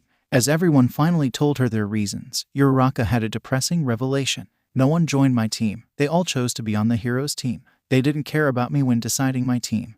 They just wanted the title of heroes and not a villain. They didn't join Deku because they didn't want to be compared to the likes of freaks and monsters. Uraraka thought deeply as compared to many villains. Her most important encounter was Toga the interesting psychopath and Shigaraki choking Deku. However, Deku wasn't like Toga or Shigaraki, or any of the other league members or Yakuza-like overhaul, but now he was and seemed to be much worse. How does Deku feel about being a villain? Does he feel like a monster with what he is doing because we outcasted him? Remembering the first day of the exercise, the betrayed face of her crush, Uraraka wished she could have comforted him but couldn't offer a hand to save him. Now she was stuck with the consequences of everyone's actions as she had one thought on her mind. Would he even take my hand now after everyone hurt him? Gravity. A voice called out as Uraraka turned to see Ada still by her side. Yes, Ada, Uraraka asked, trying to focus again and not get lost in her mind yet. I will be going out tonight with Rule on patrol tonight to investigate Kaminari's last signal location and stopping any rioters. But just in case, I want you to have this. Ada spoke, offering her a slip of paper with numbers on it. What's this? Uraraka asked, confused by the sudden paper slip. It's the combination number to my briefcase in my room. Has many juice pouches and enough yen for a day's worth of food for me. Keep it and feed the others for the afternoon. Ada informed her with a small smile on his face. Shocked, Uraraka suddenly argued, trying to give the paper slip back. Ada, no, this is your stuff. Why give me this anyway? You make it sound like you're not coming back. Sighing, Ada gave her a soft smile as he handed her back the paper and spoke. Well, because I don't know if I'll make it back tonight given the attacks. But mainly because it's what my brother should have done. What? Uraraka asked, confused about what he meant. A hero is usually trained to encounter the worst scenario and stick with the mission, but looking back at what happened to my brother, I wish he could have just given up, but he kept pursuing Stain. It made me admire him a lot that he would stop a killer to save more lives no matter the cost. Ada explained as he smiled sadly at the memory of his brother bedbound. Ada, Uraraka asked worriedly about her friend's mental state. Sorry, Uraraka, about my brother, but during that mission he paid the price for his devotion and nearly lost his life to Stain, who was still loose during the time as he had nothing to help his agency or me if the worst ever came. There was no reassurance to his family, no secret training for me, just nothing, as he could have died with everything lost. Ada explained sorrowfully as he sighed out his frustrations during his troubles. Ada definitely needed some reassurance, but I didn't know it was this deep of a problem for him. Ada, Uraraka called out softly in worry as she placed a hand on his back for comfort. I'm fine, Uraraka, I don't want to be like him in making those same mistakes of leaving nothing behind, so I'm at least giving you what I have in case the worst comes. Ada spoke softly, placing a hand on her shoulder for reassurance. All right, but you better come back or call for backup, okay? Uraraka asked, letting a single tear go. No promises, but just make sure to win in the end if I don't make it, my friend. I am putting my faith in you, Commander. Ada saluted with a soft smile as he rushed out the door to catch up with Kodai. Uraraka smiled back at the silly gesture as she looked back at the slip and muttered softly, Thanks for believing in me, Ada. I really needed it. Looking back at her team, she saw them all exhausted and tired, barely able to stay awake. Everyone gave it their all, so now is the time I pay them for their hard work. Everyone take the night off. No one is on guard duty today except me. No questions asked, so get to sleep. Uraraka ordered, shocking everyone from the sudden command. What's with the sudden comma? Monoma didn't get to finish as Uraraka leveled him a hard glare and spoke venomously. I said no questions asked. Now go to bed, as I want everyone up early in the morning so we can all be refreshed and give it our all to capture Bunny tomorrow with fresh energy. Uraraka smiled sadistically with her newfound determination. Yes, ma'am, Monoma muttered out, still confused but following orders. Soon everyone left for their rooms as Uraraka made her way to the control center and watched the security cameras as she thought to herself. Guess the only one that needed to join my own team was myself, as everyone has been doing their best except me. Seeing Ada run around the city apprehending many rioters as fast as possible, with Kodai providing support and turning them into the police, made Uraraka smile. Guess Ada is basically his own team, as he can do anything faster than an entire team, so I'm sure he will keep the city safe for tonight as everyone rests up. Grabbing a pen and paper, Uraraka started making a plan to finally help her team succeed in this exercise. Running down many streets and alleyways, Ada was taking down rioters and keeping the peace for the night. Crash. Looking at the direction of the noise, Ada spotted a rioter smashing windows of a hero merchandise store. More trouble spotted. Turning a tight dash, Ada launched himself forward and delivered a kick towards the rioter's leg, tripping them over, as he spotted in the corner of his eyes another rioter destroying the merchandise. Better stop that one-on-one hit too. Bounce kick, Ada called out. bouncing off the first rioter and kicking the second robot's torso as it crashed against the merchandise. Both successfully knocked out. Reaching for the comm on his helmet, Ida calmed in. Ingenium reporting to Rule. I have 2 more rioters taken down and need you to get them or call any police station to pick them up at Willie's Hero merchandise store down the street. Still taking care of the 6 rioters you defeated at the burger joint, so tie yours up to a pole or something. Rule reported as Ada was following her instruction. But wasn't that 3 takedowns ago? Ada asked as he tightened a metal rope on the robots. Should go back to base and get more cuffs and ropes. I'm almost out. Not the one with super speed here. Rule reported, making Ida chuckle weakly as he has been doing his job too fast. Alright, just 1 more takedown and I'll head back to assist you and restock on restraints, Ida informed as he finished restraining the robots to the street sign. Take care, Rule signing off. Rule reported as she disconnected from the comms. Sit tight and wait for my partner or the police to pick you up, Ada informed the robots as he dashed off again to find 1 more attack to solve. Running down the streets again, Ada thought about his quirk and time limit left as he slowed down. Been doing this for a while now, so better shift to a low gear between battles, as my quirk fuel is low and I don't have enough energy to even go recipro burst now. Stopping in his tracks, Ada looked at the direction of the familiar noise only to find he was in the exact same spot he heard the noise last time.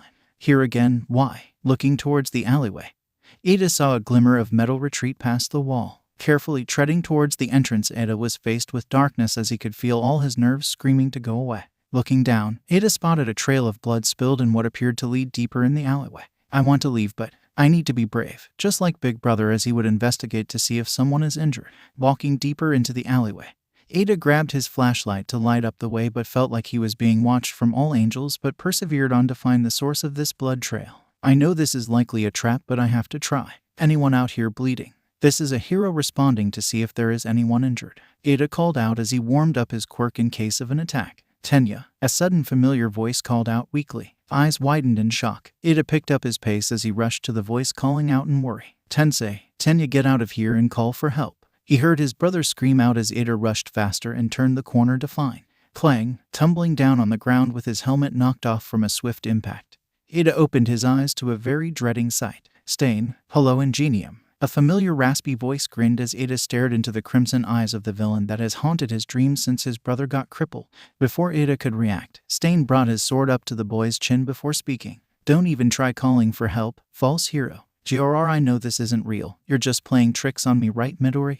Ada asked, staring at the villain's eyes as this all seemed too much for a simple coincidence. This is all planned, right? Midoriya is just playing a cruel trick on me. Do you though? Stain asked as he brought a knife up to his field of view and threw it towards the wall. Ada followed where it was to strike and paled when it was too late. Tensei, Aayujj. Tensei's scream echoed through the alleyway from the knife embedded in his arm, kicking the leg of Stain to throw him off balance. Ada rushed towards his big brother in a panic to help him. I'm here for you, Tensei. Suddenly he felt a stab on his shoulder from another throwing knife, making him fall at the feet of his brother in pain. Aayujj. Placing a foot on his back, Stain spoke up again with a sneer in his voice. I don't think you know what's real, Ingenium. Feeling Stain grabbed the back of his head by the hair. Ada felt his upper body rise in pain for a brief moment. Ada looked up from the ground to stare at Tensei, now passed out from blood loss, making Ada's body run cold from seeing him on the verge of death again. Tensei, wake up please, Ada called out in worry as he felt tears forming in his eyes. No, Ingenium, you need to wake up, Stain yelled as he felt the hand on his head slam him down onto the hard concrete. Now shocked from the sudden impact, Ada gasped out for air as the world cleared around him. Looking up again, Ada didn't find Tensei, but instead a purple-haired teen twirling the knife in his hands, watching him closely. What? Ada gasped in shock when he felt a sudden kick to his side, knocking him over on his back when he felt a sharp blade towards his throat again. Ada, you're out, he heard the purple-haired boy speak, still twirling with the knife. Looking up, hoping to see Stain, Ada was instead met with Bunny, somehow damaged with scorch marks all over him and a broken visor. Midoriya could only stare at him with soft eyes and a frown as he spoke up to him again, not as the Yakuza but as his friend. I'm disappointed in you, Ada. What? Ada asked in shock from the sudden revelation of displeasure. Throwing the sword away in anger, Midoriya grabbed Ada by the collar and pulled him up to face him. I'm disappointed in you, Ada. You did everything by yourself again. Did what by myself? Ada asked in genuine shock. Everything. You took on riots running yourself dry. You took on Stain without calling for backup. And you even decided to play the lone warrior and not tell anyone that you were suffering alone again. Midoriya argued with tears in his eyes, still glaring at Ada with anger, but most of all betrayal. Midoriya, I didn't want to bother, Ida informed, looking away in shame. Does her friends mean nothing to you? You could have at least talked to Todoroki or even texted me on your breaks, Ida. Anything instead of just running off to die alone again. Midoriya cried, throwing him on the ground in anger. Midoriya, I'm sorry, Ida called out with tears now forming in his eyes. Sorry doesn't begin to cut it, Ida. You were lucky last time this happened because I found you by chance and mere seconds away from death. Now look what happened this time as you died by my hands. What would your mom, dad, and Tensei say to find you dead in an alleyway? Midoriya argued, towering over him, trying to knock more sense into him. Midoriya, the purple-haired kid called out, making Midoriya stop his rant.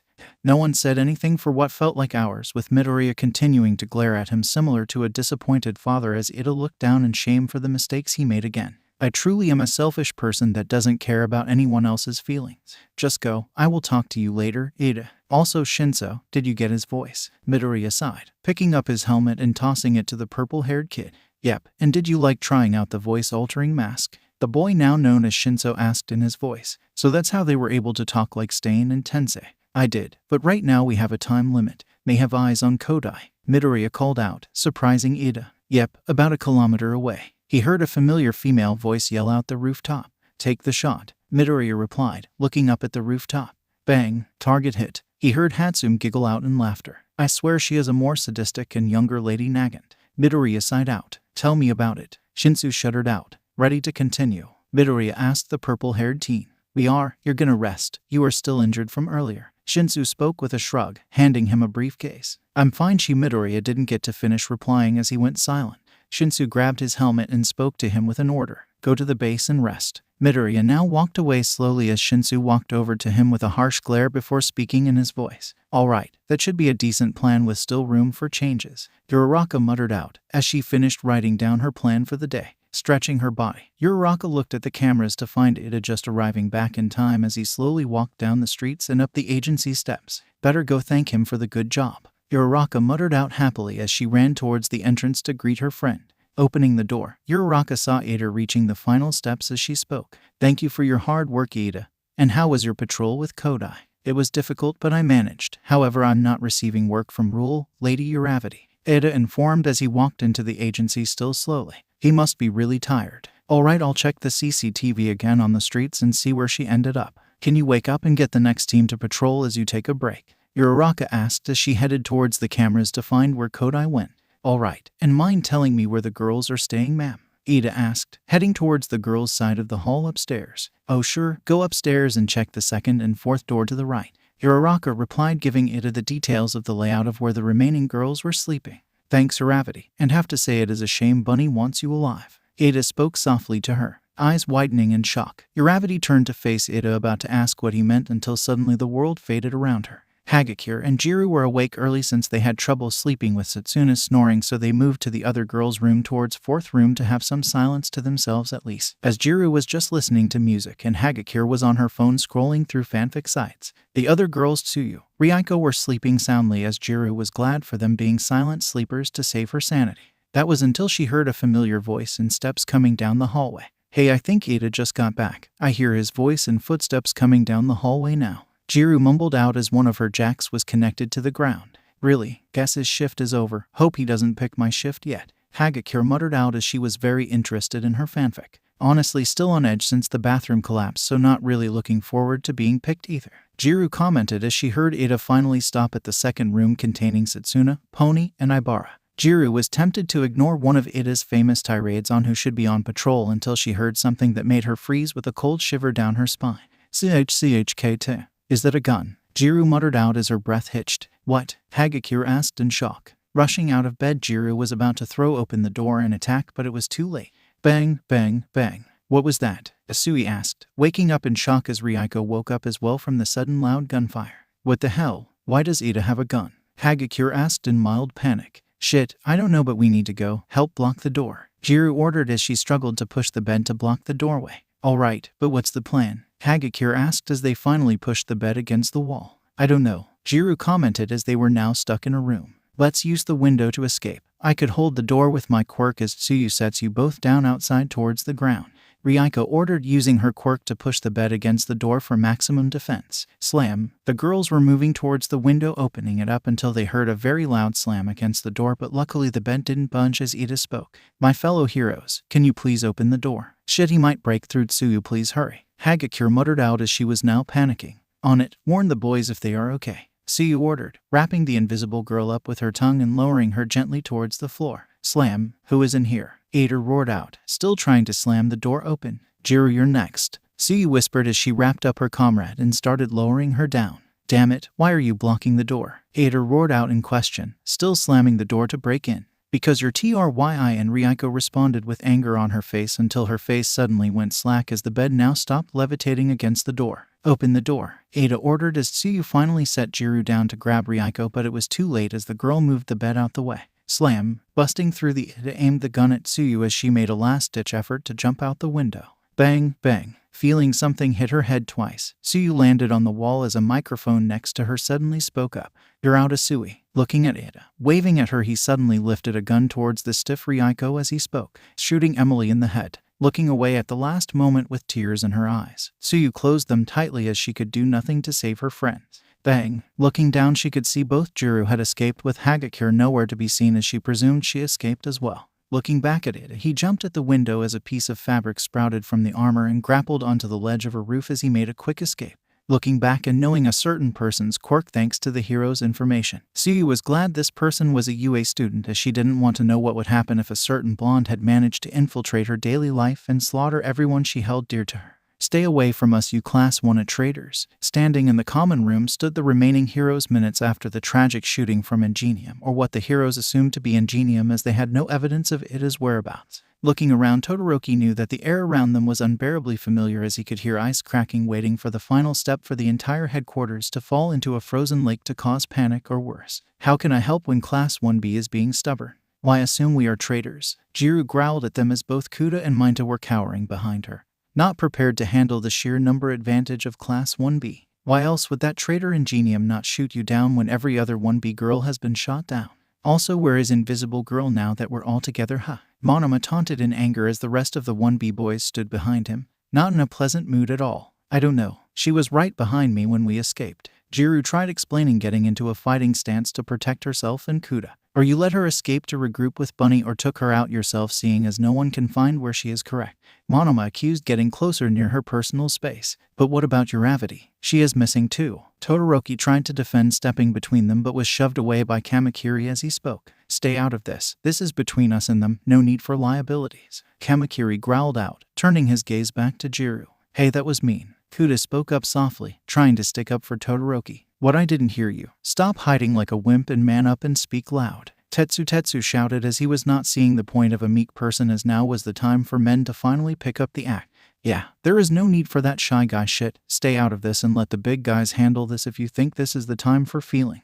Kamakiri scoffed, annoyed as well. Hey, leave Kuda alone. He is sensitive. Jiro growled out, pointing her jacks at Kamakiri for hurting her friend. If he is so sensitive, then why the hell did he join the hero course? Kamakiri growled out, pointing at Kuda as he was shaking uncontrollably from anxiety. Yeah, don't we have to fight villains usually? So why be a hero if you're shy? Rin asked, confused as well. Haven't you heard of rescue heroes like 13? That's his specialty, and he makes a great animal hero. Jiro commented, defending her friend. Yeah, not everyone is battle-hungry like you maniacs. Minta whined out, pointing at them. Oh, I'll show you what a maniac is, you whiny brat. Kamakiri hissed as he protruded a sword, stalking closer to Minta. Hey, calm down, Kamakiri. We don't want to start a fight, and Monoma, we don't know if they are traitors. Awase spoke as he tried to pacify the growing stress in the air. How could they not be Awase? Tell me it isn't a little weird that the only people okay in Class 1 are basically a couple of cowards, and a rude girl who just happens to specialize in spying, and the only survivor of the bathroom collapse. Monoma explained as his paranoia was finally flooding out as they were down to their final numbers. I agree. It does seem suspicious, but Awase is right, Monoma, we can't start a fight now. Honuki explained as he stepped between the two classes as well. So what? We let that traitor roam around and open opportunities for them to pick us off one by one. Monoma spoke out as he was side-eyeing Jiro as she scoffed at the accusation. I'm telling you, I'm not another traitor. Jiro groaned out, hoping the others would back her up. We don't know that, as it is suspicious, and we don't know where Hagakure is too, so that makes your claims of innocence likely to happen. Honuki explained, making Jiro sigh and groan internally. So what are you gonna do about me then? Jiro commented, as apparently this wasn't a situation in her favor. We cast it up to a vote for you to be detained or not, as we don't have Uravity here, so we let the group decide what to do with you.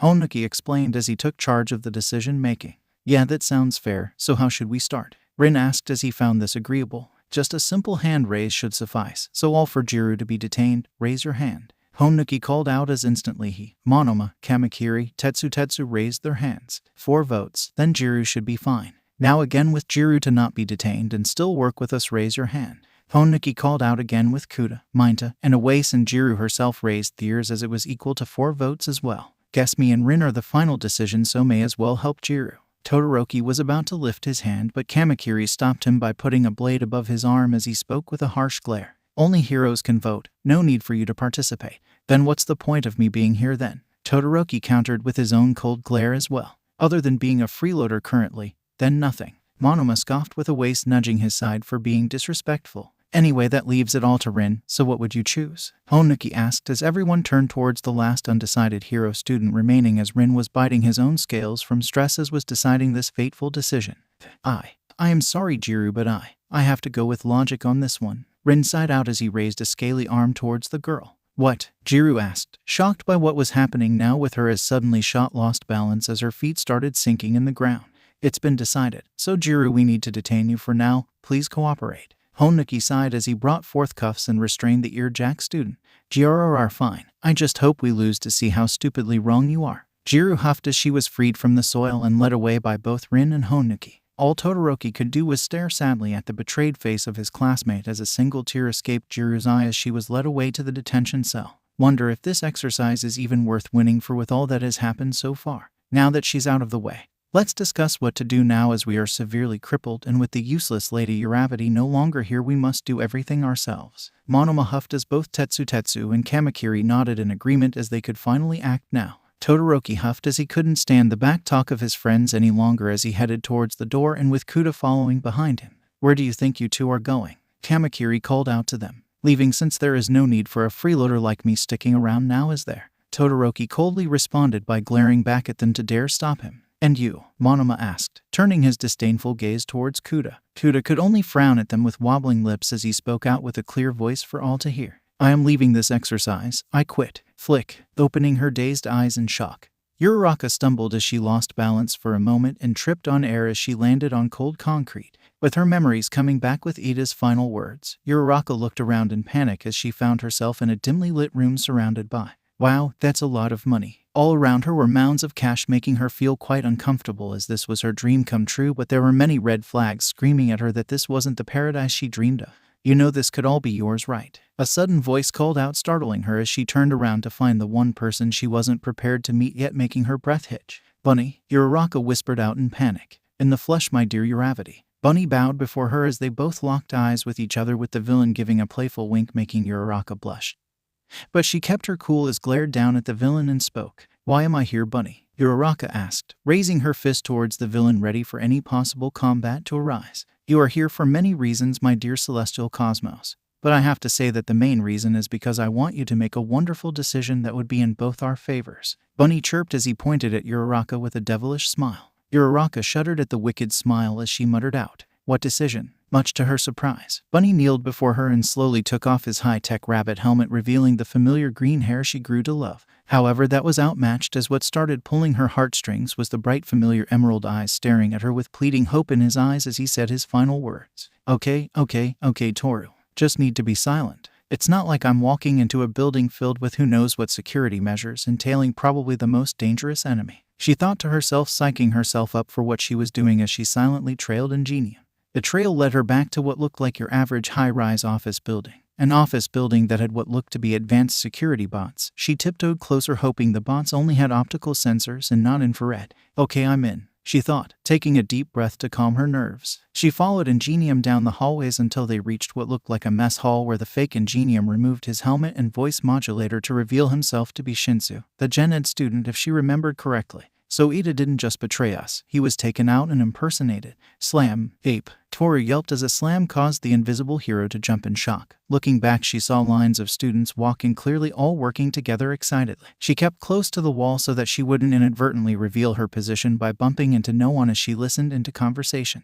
What are all these students doing here? Para, did you load everything to Block C? Hope Bunny picks me this time. Hey Gio, how was the editing? Remember we leave for stalling and planting soon. When's the next mission again? Hagakure was shocked to see many students talking about missions and Bunny as she realized something that the hero side missed in the initial briefing. Everyone is part of this exercise. This was an exercise open to the entire year. Not just the hero students, and Bunny has taken full advantage of it and managed to recruit not one or two, but an entire town's worth of citizens. Did we even stand a chance? Hagakure thought to herself as she made her way towards the front of the crowd when suddenly, the chattering of the students ceased as they all turned to their leader in silence. Good to have your attention. Now this is an important meeting as there is only one more day left before the heroes are forced to leave our great town. Bunny announced, making everyone grin at the chaos they created almost completed. They've brought nothing but trouble to us and our establishment and future with their mere presence alone. So in order for that future we all dreamed of, we will continue to dismantle these false heroes that need to be called. Bunny spoke, making Hagakure question what goal he had in mind that everyone seemed to agree with. The word hero today has lost all meaning in this world as all around I see chaos and corruption. They ruin everything in the name of peace and breed violence to keep everyone in check, and honestly it's just laughable. Bunny chuckled as Hagakure grew nervous about seeing this side of her classmate.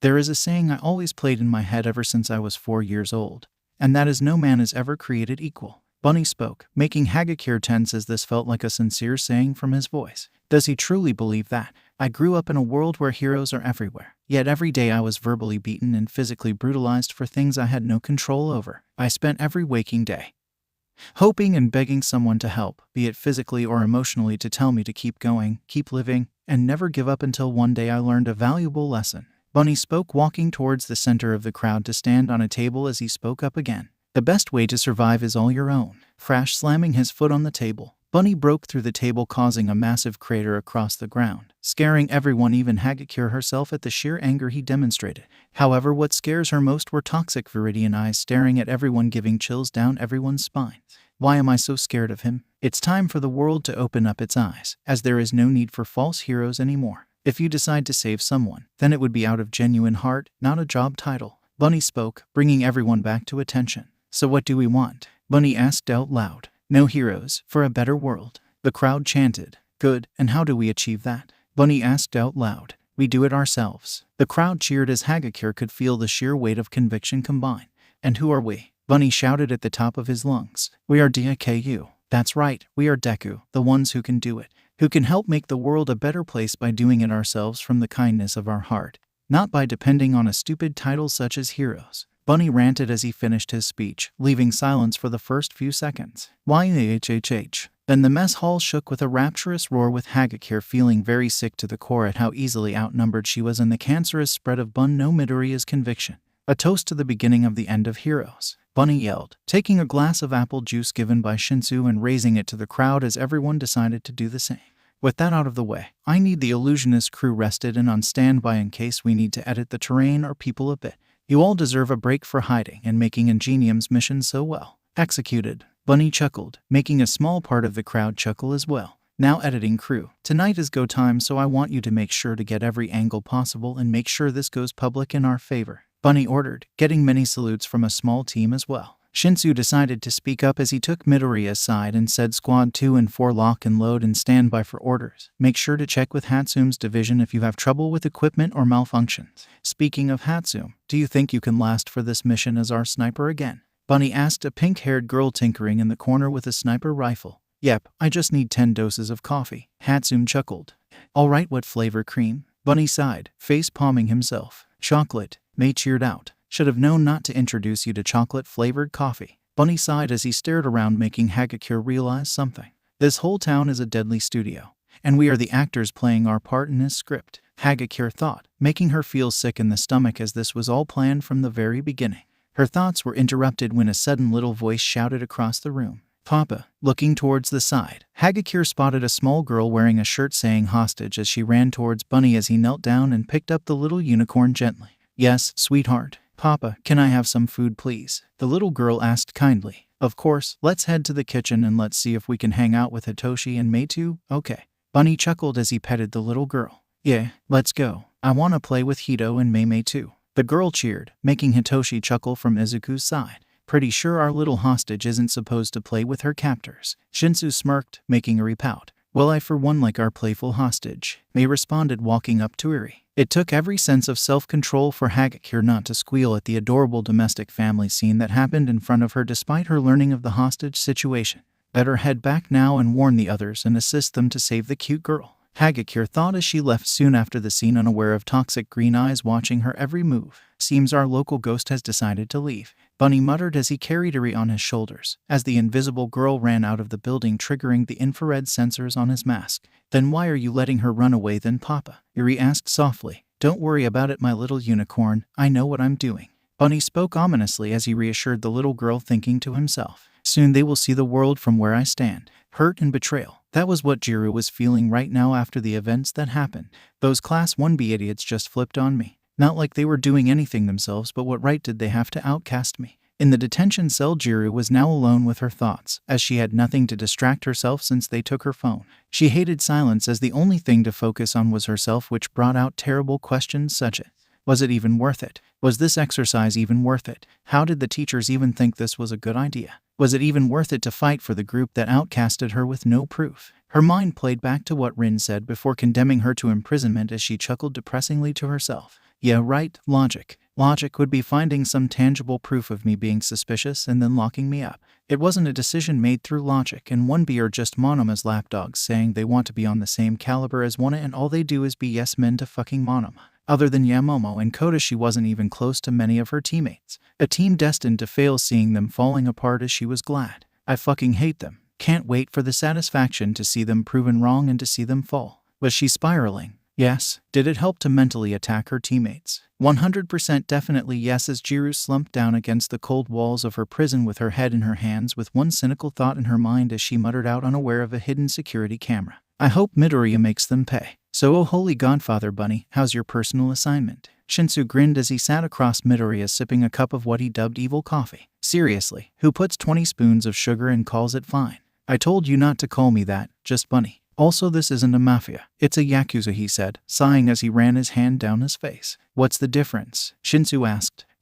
Anyway, about my personal assignment, I must say that I feel very disappointed and hurt. Midoriya sighed, stirring his black tea slowly. Went south? Shinsu asked. It went. Beep beep. The brief conversation was cut off by beeping from Bunny's tablet, making Bunny check it as Shinsu decided to change topic. So, are we still on the same plan, boss? Shinsu asked with no reply. Shinsu looked to see Bunny hyper-focused on something, more specifically on his tablet. Hello. Still no response. Izuku. Shinsu called out, flicking a spoon at him. Huh, what? He shouted as he fumbled with his tablet. Are we able to follow through with what we spoke about? Shinsu asked. No, Bunny said darkly with a chuckle. What? Asked a shocked Hitoshi, rushing back as quickly as possible towards the agency. Careful to avoid the many riots throughout the city, Hagakure made it just inside to spot Monoma and Honuki about to leave the building. Guys, Hagakure called out in relief. Hagakure, where are you? Honuki asked, looking around hurriedly. In front of you, Hagakure spoke, taking a few steps forward. Stay back, Monoma growled out, getting into a fighting position.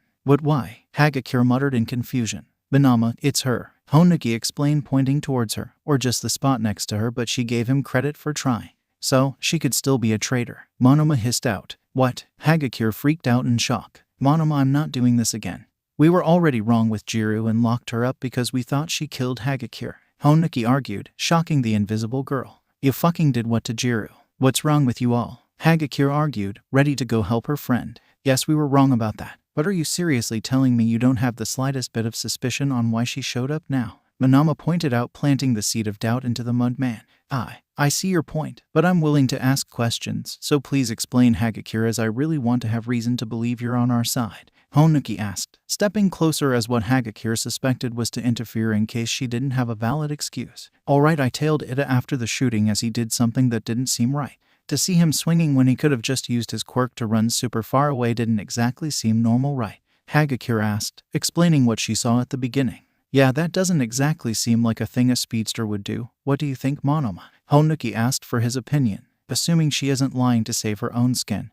Then that is something weird, Monoma muttered out, glaring at the girl. Ignoring the bias, please explain more, Hagakure, Honuki asked, hoping to get much information. Right, so I tailed him and found a small high-rise office building he stopped by at, and entered it. You won't believe what I discovered, Hagakure whispered out, looking around to make sure there wasn't anyone else around. Then you better try to get us to believe it, Monoma muttered out as he continued glaring at her. Monoma, Honuki called out in annoyance. I'm just being precautious, Monoma muttered out at his partner. You're being paranoid, Honuki called out. Well, what if I am? Someone has to, since I refuse to be blindsided just because you all are being too accepting and ignorant, Monoma growled out, making Honuki's eyes widen. We aren't being ignorant, Monoma, Honuki insisted. Yes, you are. You forget Midoriya has proven time and time again that he is not above doing dirty tactics that fall into possible war crimes. What's to say this isn't one of them? Monoma asked as Hagakure could see the seed quickly spread across Honuki's face as he tried to counter but couldn't. Honuki, Toru asked hesitantly. Sorry, but Monoma does have a point. However, I refuse to let paranoia get the best of me, so please explain so we can all work through this together, Honuki asked as Hagakure breathed a sigh of relief. Thanks, and as for what I found, it seems that Ida wasn't Ida, as another person was in his armor impersonating him, Hagakure whispered out, shocking the two hero students. Really? Did you get a good look at Midoriya as your witness testimony?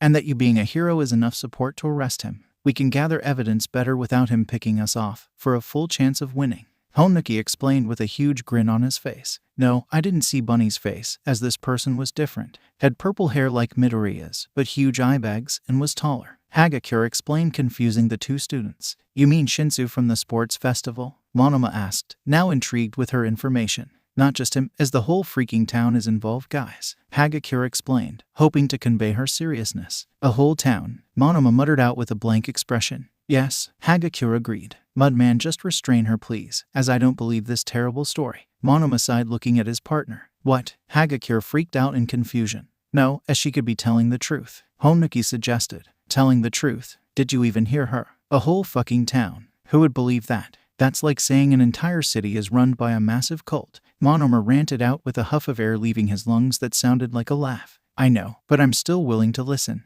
Honuki sighed, looking at her for her to continue with her investigation report. I'm telling the truth, Monoma, as they are basically operating this town like a personal film studio. Anything we do would be painted in a bad light since they are the ones controlling the narrative, Hagakure explained, making Honuki think and nod at her explanation. It is a smart tactic, as we would be too focused on Bunny too much with the riots as well to notice something like civilian interference, Honuki muttered out as he was trying to analyze the situation they were possibly in. You're not seriously taking this into consideration? Monoma hissed out towards him. Like you said, Bunny is willing to resort to dirty tactics. What's to say he didn't actually hire the whole town? He did say he was the sole protector, right? Honuki asked, throwing his reasonings back at Monoma. After what felt like a long moment, Monoma sighed as he got into the analysis and spoke up. Let's say you are right. Tell me, where does Bunny fit into all this? As if what you said is true, he could have basically won much sooner, meaning he is either overconfident or there is something we aren't seeing.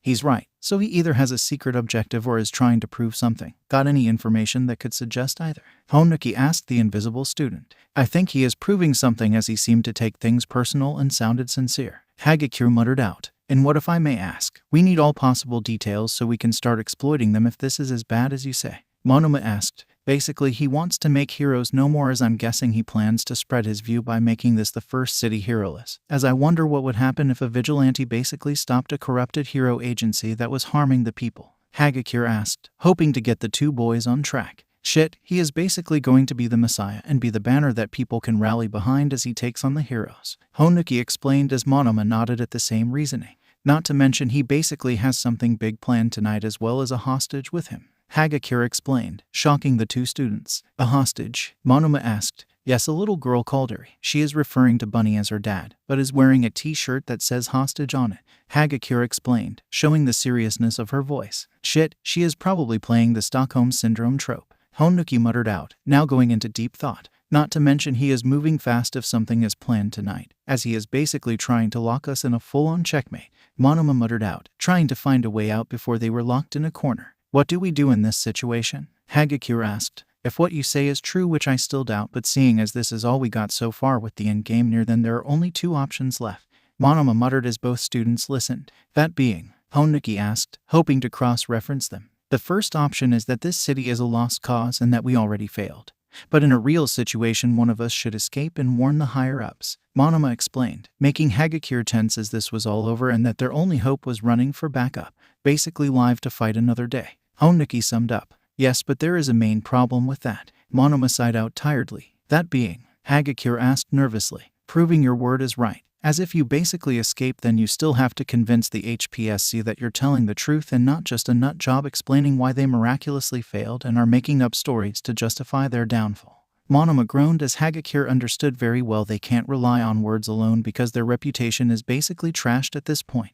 Basically what I'm trying to do to you, Hagakure asked Monoma, who gritted his teeth at the similarities. Yes, however, the HPSC is basically not going to give a chance at that like we are. And even if they did, it would still take a while for them to investigate on their end too, which means Bunny basically won since his influence is spreading faster than a wildfire. Monoma explained as they all knew they couldn't leave things how they are currently. What about the second plan? Hagakure asked hesitantly. In order for us to even use the first plan, we would have to do the second plan no matter what. Monoma muttered out glumly. Meaning? Honuki asked worriedly. Honestly, while the first plan is a loss either way, we can still win morally as we basically have to guarantee only one thing, and that's evidence which can only be obtained in Plan 2. Monoma explained as both listened intently. Still, what's Plan 2? Hagakure asked, wanting the reveal already. Monoma glared at both of them with determination as he muttered out. Plan 2 is that we have to go on the attack, gather as much evidence with Uri as well, and book it the hell out of this town.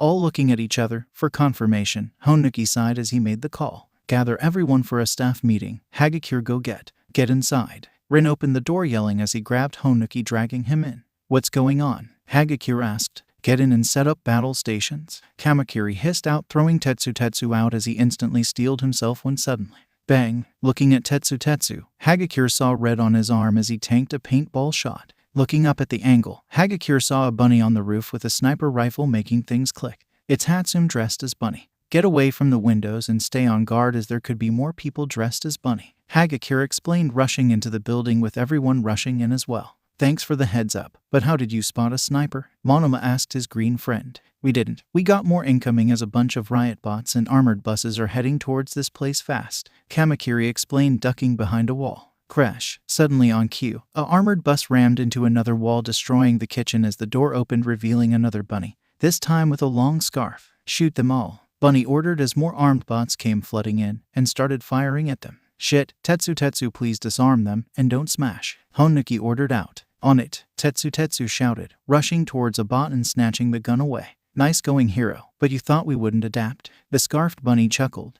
What do you mean? Tetsu asked, disarming another bot. Civilian 90 and 107 compromised. The scared bunny calmed in on his earpiece. Boom. Suddenly the two bots Tetsu disarmed suddenly exploded in red paint, covering the poor teen, who stared at the scene in horror. What's got you like a rabbit caught in the headlight? Bunny asked, making the steel boy glare bloody murder at him. You are all monsters. Tetsu growled out at the scarfed bunny. You all created us monsters, now let go of your quirk. Bunny spoke as suddenly Tetsu went limp and let go of his quirk, shocking his allies. Tetsu, snap out of it, Kamakiri roared out. Take the shot. The scarfed bunny calmed in as suddenly, bang! Tetsu yelled out as he stumbled back, landing on his back, with a bright red splash on his head. Tetsu, Monoma yelled out in worry. We have to go, Sen warned as he fired off scales, disarming many bots temporarily. Honuki softened the ground, letting a wave of bots sink in as he effectively trapped and slowed down the bots. There, we have time, let's go. With heavy hearts, they fled down the hallways as Awase welded a table against the walls, effectively making a barrier to buy time.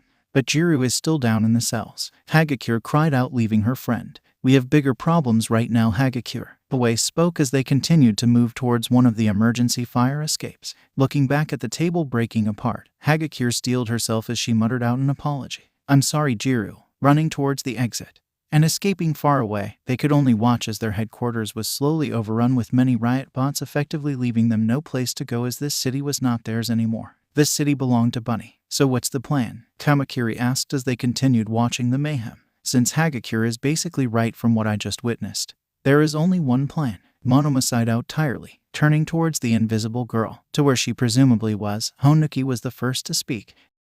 Hagakure, we need to go to Bunny's den and get that evidence in Uri. After what felt like a year-long low-spirited walk through the city, the heroes took most of their time sneaking through alleyways and tunnels, avoiding robots and civilians alike as they couldn't trust no one. Feels like we are the villains in this situation, Rin muttered as they crouched behind a dumpster. Yeah, this is a very messed up situation, Kamakiri growled out. How much longer, Hagakure? We could die any minute. Mind to wind cowering near them. We're here now, shut up before we get caught. Hagakure whispered out as she used a stick to point in a direction. So what's the plan now? Awase asked, unsure how to start the process of getting evidence. We are on a time limit and don't know what actually counts as evidence, so we all have to break in and enter stealthily. Also forget about property damage and leave no traces as we need to gather this stuff quickly. Monoma muttered out, tapping Honuki. That's too reckless, but we need to do this and get out fast. Just try not to make it obvious we broke in.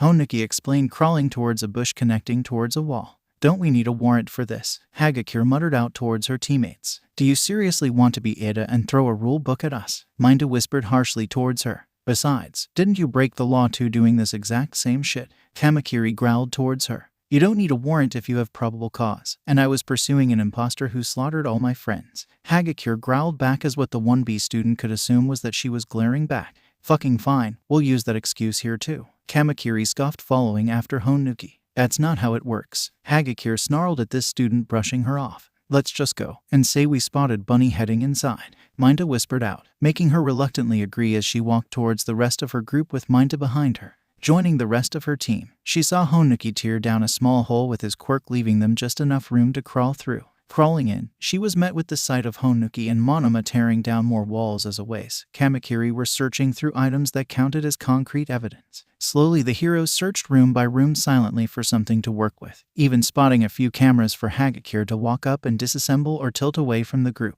Entering deeper underground, in a maze-like layout, the group would have indeed been lost if it wasn't for them leaving a bread trail of broken down holes and walls. How deep is this place? We can't be here forever. Monoma whispered out, getting frustrated by lack of anything useful as he broke down another wall with Mudman's quirk. From what I saw going down with my quirk, it is pretty much 3 stories deep. Honuki explained, making the group groan at the information. Let's just get out of here. They could be back any minute. Minda suggested with a whine, making the group really consider leaving. We can't turn back now, otherwise everyone would have died for nothing, and Bunny's plan to get rid of heroes will affect the rest of the world quicker. Rin spoke out as everyone could agree that in this situation, it was either give it their all, if not for themselves then for their fallen allies trying to protect the rest of the world. Sighing, Hagakure was the first one to voice her thoughts, looking through a folder. I hate that you are right. If this was a real situation and not an exercise, then I couldn't just sit by and do nothing with everything that has happened. Same here, as this week I basically lost many of my closest friends, and seeing that I can make their deaths mean nothing in the end, I have to go through with this. Honuki explained, using his quirk on a wall. You guys are too heroic. You make me look like a coward for wanting to live. Minda grumbled out. That's because you are a fucking coward. Kamakiri growled out towards the small teen. He is right, you know. Not everyone signs up for dying. So if you want to leave, go ahead, but me personally, I feel that in this situation that this job is bigger than us, also I'm staying. Awase explained with determined conviction, making Monoma scoff. Shows that Class 1B are the superior class to put society ahead of ourselves, compared to this excuse of a hero. Monoma muttered out loud, making Minda cry a little for having human basic instincts of survival. That was uncalled for. Hagakure whispered out harshly. Tell me that he isn't being selfish. Monoma murmured out loud. So what if he is? There is nothing wrong with being a bit selfish and wanting to live. Hagakure defended, making Monoma tusk at such childish reasoning. Knock it off, I found something. Honuki called out, clearing away the mud as lots of smoke and ashes started pouring out. Opening the wall a bit more, Hagakure gasped at the sight, which made her cough from inhaling so much smoke. If I can barely breathe, then what about Uraraka? Hanging in the middle of the room was a soaking wet Uraraka covered in filthy ashes and smoke around her, wearing what appeared to be a mask connected to an oxygen tank under her feet. The hell is this? Minda gasped out. Get Uravity down first, you idiots. Kamakiri barked, about to cut the chains keeping her hanging. Wait, take a picture. This is evidence. Hagakure argued, holding back the sharp hero. What, but we need to treat her now. Awase demanded in urgency. Wait a moment, we can kill 2 birds with 1 stone. Monoma muttered out, taking his phone and snapping a quick picture of Uraraka. See, just a second. Hagakure agreed as Kamakiri cut the chains, letting Uraraka collapse into Mudman's arms. Can we get a status? Mudman asked in his comms, unsure of what to make of this scenario. Alive, just unconscious, as everything in here worked as intended, Nedzu explained, making the hero sigh in relief. Do be careful waking her up even if she is still in the exercise. She is very weak, and I do have authority to remove her if I believe she won't make it in a real scenario. Recovery girl huffed, making the heroes in training nod to each other in affirmation. Carefully letting Minta, Awase, and Sen carry her to a different room as Mudman worked on tearing down a big wall for them to pass through. Thoughts on what happened here, Phantom Thief? Kamakiri asked Monoma. Seems like she was intentionally weakened as a fire spread throughout the room, burning all the cash if these Nedzu bucks are to indicate anything. he explained, picking up a barely survived dollar with Nedzu's face on it completely soaked. So he used the water to keep Uraraka from burning, so she should be metaphorically charred. Hagakure asked in horror. No, this room should have definitely killed her, as if the flames didn't help then the smoke definitely would have. Monoma muttered out, scanning the pipes and gas tanks. Wait, so how is she alive then? Kamakiri asked in confusion. The burning flames never touched her but still brought in heat, making her boil slowly with only a steady stream of water keeping her from overheating and passing out. The smoke would have also made her pass out if it wasn't for the gas mask supplying her little amounts of oxygen. Monoma explained in a disgusted mood. Wait, so all this is… Hagakure couldn't finish, but Monoma decided to take the lead as he knew not everyone could handle scenarios like this. This is basically a torture room, keeping you on the verge on passing out and overheating, but just enough resources to keep you awake and unharmed as much as possible to live through all these agonizing moments. Monoma explained, feeling highly disgusted with what he was explaining. Fuck, so it was intended on her living. Kamakiri growled out in revulsion. How could UA allow this to happen? Hagakure whispered out in horror. Mostly anything is allowed as long as it is safe enough and won't kill them, from what I'm learning. Honuki spoke, now returning to chat with the group. How is Uraraka? Hagakure asked worriedly. She is exhausted and is barely recovering consciousness slowly. Honuki explained, giving some relief to the team. Game plan now? Kamakiri asked, wanting to get this exercise over with. Stick as a group and let's head out of here. Invisible girl, go scout ahead, as we need a direct path to the surface, as we can't effectively move Uraraka through ceilings without risking her. No matter how big of holes in the ceilings I make, as she can't handle it.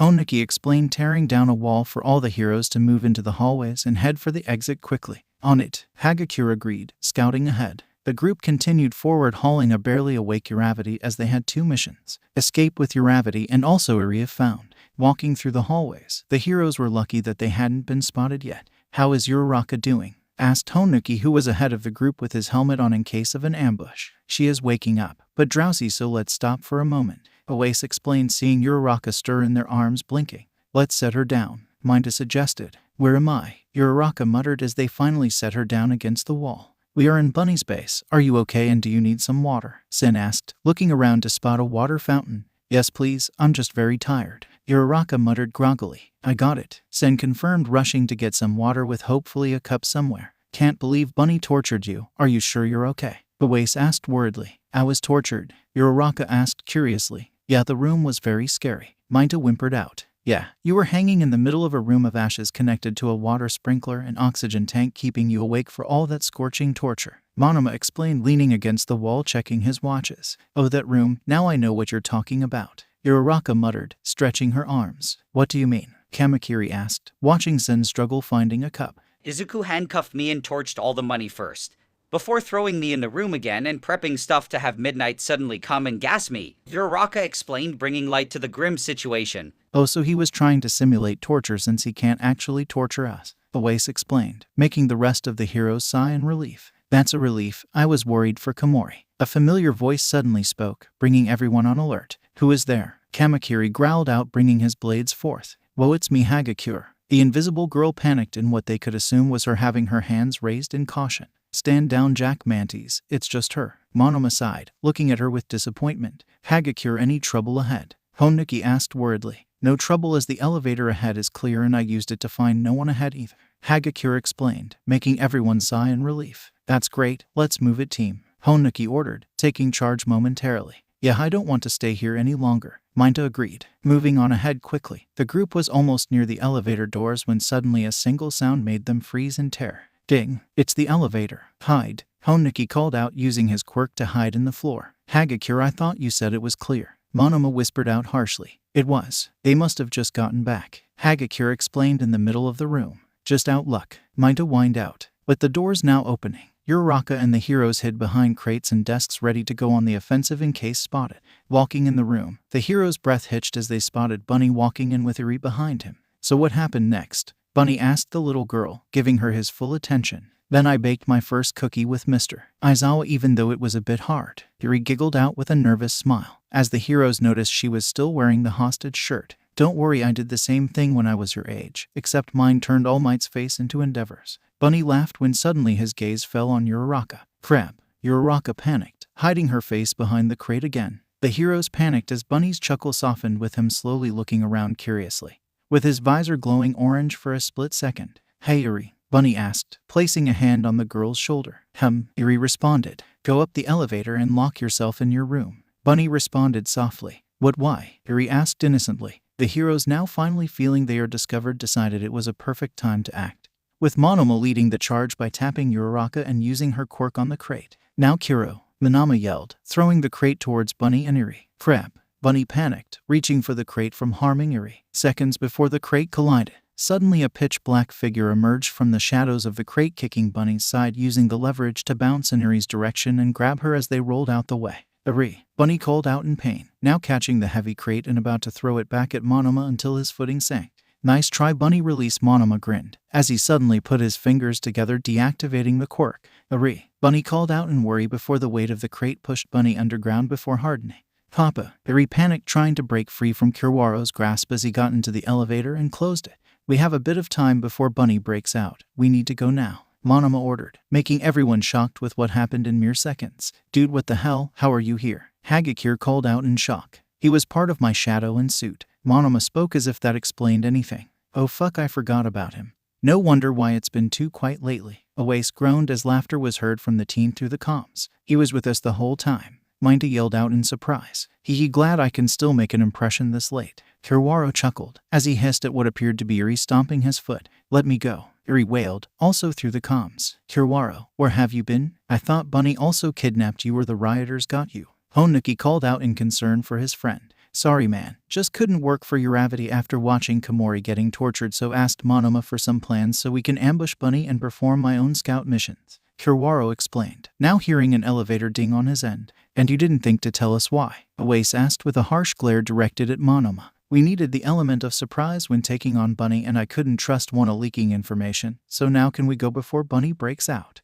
Monoma explained, calling back the elevator quickly. Monoma, you did all this behind my back? Uraraka asked Monoma with a shocked face. So what if I did? Gonna fire me? Monoma taunted. I won't just. Good job, as I'll let it slide by. Uraraka sighed as they waited for the elevator again. Suddenly a hand sprouted through the ground, with Bunny emerging from the concrete, giving a dead glare that sent shivers down their spines before snarling out with a glitching voice in his mask. Now, where is my daughter? Can you fight or are you still exhausted? Honuki asked Uraraka, who was having trouble standing straight. I'm not sure, but I can try and help. Uraraka muttered out hesitantly. Fuck off with playing the tough girl. We need to stall without liabilities. Kamakiri scoffed, rushing forward towards Bunny. He is right, we need to stall Bunny. Honuki ordered out, getting affirmatives from the group. Stall him? Did you not see him come out the ground like a freaking zombie? Minda shouted out in panic. No need to tell me twice. Kamakiri grinned, swiping downwards towards Bunny as he sidestepped and tripped the sharp hero, tumbling forward, pulling out his gun and about to end him with a shot towards his back. A familiar voice spoke up. Say cheese. Suddenly a flash of light blinded Bunny as he felt his gun knocked away from his hand and felt a punch to the face, making him tusk. Seems like our resident ghost wants to haunt now. Glaring at a specific spot, Bunny thrusted forward, grabbing Hagakure by the throat as he muttered out, wonder what happens when a ghost dies. CLNK, CLNK, CLNK. Suddenly many shots struck Bunny's back as his footing sank again, making him tumble and drop Hagakure. You forgot about us too, Sen grinned, shooting Bunny again with his scales as Honuki softened the ground into mud. Ding! Suddenly the elevator door opened, making Uraraka call out. We need to go now. On it, the heroes yelled as everyone headed for the door when suddenly, Hagakure yelled, falling to her knees. Bunny brought his arm through the mud and grabbed Hagakure by the foot, growling out, going somewhere. How can you see me? Hagakure yelped out in a panic. I've always noticed how hot you are, Bunny responded with a chuckle as his cracked visor glowed orange momentarily. Crap, he has my heat signature. Hagakure called out in panic, trying to claw herself away, but her efforts were futile as Bunny was dragging her into the concrete mud with him. Crap. Honuki panicked, hardening the ground, not wanting to drown the invisible girl in concrete. Grinning, Bunny now let go of Hagakure and placed both arms on the ground, pushing himself up as he dug himself out the concrete. Before anyone could think to act, Bunny placed a boot on Hagakure, forcing her to be a hostage in case Mudman tried to sink them again. I am getting really tired of being buried alive. Bringing his arm up, Sen was about to shoot Bunny off Hagakure, but a quick reflex from the Yakuza shot them out the air with his Air Force gloves. I don't think you realize the danger your partner is in. Applying a bit more pressure, Hagakure wheezed out in pain, making the heroes halt any other attempts at stomping Bunny. Crap, what do we do now, Phantom Thief? Awase asked, feeling useless in this scenario. I don't know, Monoma muttered out, faltering at the hostage situation they were now in. What do you mean you don't know? Minda hissed out, fearing for his classmate's safety. Uravity, I'll repeat one more time that I respect your decision to stay on the hero's side for all that placed their faith in you. But join me now and we can preserve a fine hardworking lady who just wants a better life, or perish with the rest of the heroes. Bunny threatened one last time, making the heroes freeze and stare at Uravity for her decision. Is that why you captured Uravity? Because she is your friend? Monoma taunted, hoping to get a rise out of the Yakuza. No, I scouted every single one of you and saw you all lived fine lives and had everything you could ever want. But tell me, Uravity, what was your life like? Constantly near bankruptcy, in a broken-down apartment, and barely scraping by off coupons. Bunny taunted, making Uraraka wince at the jabs at her home life. I'm perfectly fine. Uraraka spoke out, trying to remain calm. Sure you are, but let me ask this, what about your parents? Bunny taunted, making Uraraka freeze at the mention of her mom and dad. I don't know what you're talking about. Uraraka muttered out, clearly knowing where he was going. What was that interview you did in your debut? You became a hero for the money so you could afford your sweet mother and father that grand trip to Hawaii for all their hard work raising such a fine daughter and supporting her dreams despite being near bankruptcy. Bunny responded fondly, making Uraraka start crying at someone she saw so close to her in real life, drawing out the darkest parts of her past. Why are you doing this? Uraraka asked, feeling she was being exposed to the world. Heroes are supposed to help people. And tell me this, besides your parents, has anyone ever helped you and your parents when they were struggling? Bunny asked, leaving Uraraka only able to shake her head no. No one helped us, Uraraka muttered out with more tears in her eyes. Then let me be the first, because heroes are more than flashy suits and fighting villains. Heroes in my world are helpful friends that save others and support you out of their genuine heart, so please let me help you. Bunny called out genuinely as he offered his hand towards her. Deku, stop it, this is too painful for me. Please, Uraraka cried out, feeling genuinely hurt by the Yakuza's, her best friend's, actions of using her past as part of his plan.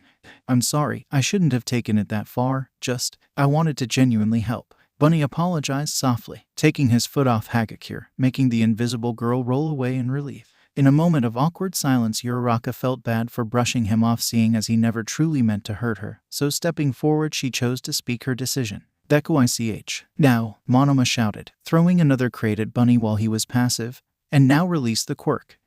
Bunny hissed as the crate crashed him into the wall. Deku, Uraraka called out in worry, about to rush in and help her friend but felt Honuki grab her arm. We have to go. Honuki muttered out to her softly, making Uraraka's heart clench, but she nodded in understanding. Alright, let's go, Uraraka ordered, rushing into the elevator. Everyone was now in the elevator except for one person, making Monoma hiss out, what are you doing? Get in, Kamakiri. Someone has to stall Bunny, so go while I'll buy you some time. Kamakiri grinned, rushing towards Bunny, who was now throwing the crate off him. I won't lose concentration again, Bunny muttered, now getting up and heading towards Kamakiri. I'll back up, Kamakiri.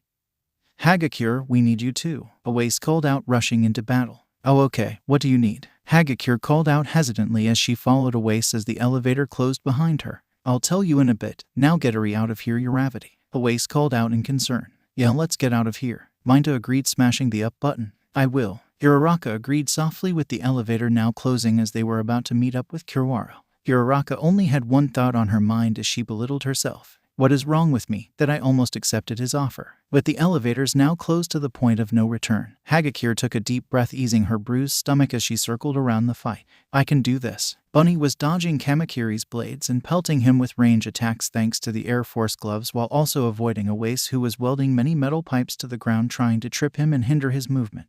Getting in close, Bunny was about to punch Kamakiri in the face until Hagakure acted on the sudden flash. However, that didn't hinder Bunny as he knocked down Kamakiri before turning to Hagakure. Nice try, but thermal doesn't detect light. Crap, welder, you said that works. Hagakure yelled out, dodging a swipe at her. It should have. It works on most cameras. Awase panicked, forgetting setting up and instead tackling Bunny's side full force as the both stumbled on the floor. That's usually night vision, you little pest. Bunny tried to move but saw that both his arms were welded to the concrete. We got him now, Jack Mantis. Awase cheered out, looking at his friend now rushing his way. Welder, look out. Hagakure called out in panic. Crack. Using his left arm, Bunny broke the concrete, taking a welded chunk with it and smashing it against Awase, knocking him against the wall and finally out of the match. Awase, you'll pay for this, Kamakiri roared out, aiming his blade at the stuck Bunny. Crack. Doing the same with his other arm.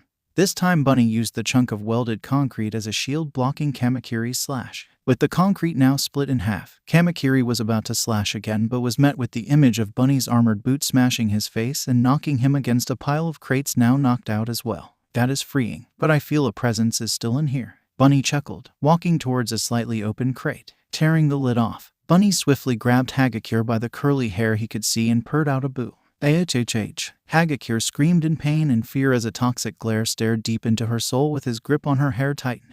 She couldn't even fight him off as he was way more powerful and armored compared to her weak and fragile body as she hanged bare for him. Please let me go, Hagakure pleaded, feeling she was truly naked for the first time in her life in Bunny's gaze as if he was a wolf now while she was the caught bunny. No, I don't think I will, and I have to thank you, invisible girl. Bunny chuckled out his thanks. Thank me, Hagakure asked, now hissing as his grip tightened on her hair. Yes, as you are a really smart and talented hero. However, did you think that you could come into my home and make it out alive not once but twice? Bunny growled out, making Hagakure whimper at his dominating aura. No, Hagakure cried out, wanting this to end and have her real Midoriya back. That's what I thought, but as a reward for your foolish bravery. Now all your friends have to die and it's all your fault. Bunny taunted, making Hagakure gasp out at the threat. But do not worry, my little specter, as I won't kill you. Want to know why? Bunny asked, bringing his toxic gaze towards her eyes, using his other hand to hold her face in place while she made a futile struggle to escape. Why? Hagakure muttered out in dread, feeling her soul actually leave her body.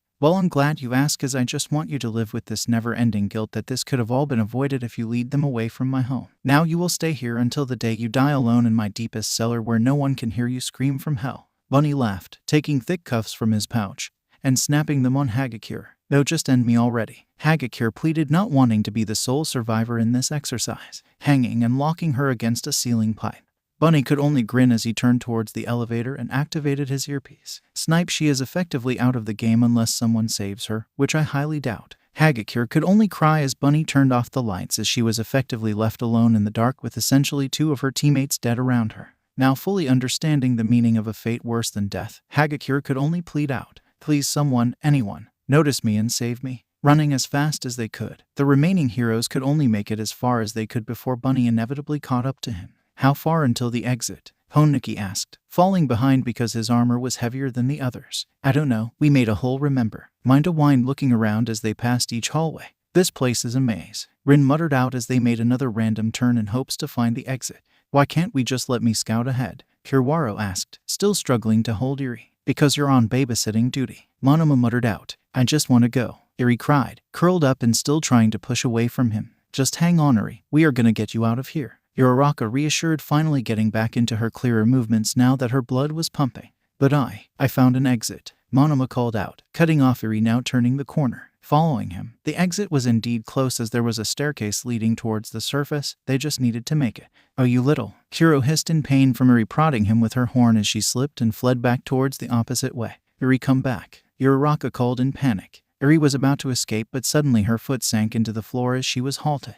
Ah, Papa, help, Eri screamed out for help. Sorry, little lady, but we can't let you go back to that man. Juzo spoke softly, as in any other situation he would consider it, but considering it was a Yakuza leader who already destroyed society in this area, it was better for her to not go back. Pulling her out the ground and this time shoulder carrying her, Kuro decided to speak up. We are just separating you two for a while. You can visit him in jail after many therapy sessions. Good. We don't know when Bunny would be. Uraraka didn't get to finish as she was cut off by a monstrous call. Eorrrrrii. Turning around, they were met with a charging Bunny as his visor glowed green momentarily, as he gave off a threatening aura. Crap, Mudman, trap him, Monoma ordered out. On it, Juzo agreed, placing his hands on the floor, as the entire hallway towards Bunny was now a quicksand-like trap. Giorrar. Midoriya growled as he didn't stop charging but instead jumped on the wall, digging his feet into them for footing, and jumped towards the other wall, still jumping forward. Fuck, he is like a were-bunny. Minda panicked, throwing his many sticky balls on the walls in hopes of catching Bunny. Seeing a new obstacle didn't deter Bunny, as he only growled in determination to catch his prey, when he suddenly mid-jump punched a hole into the ceiling, catching himself.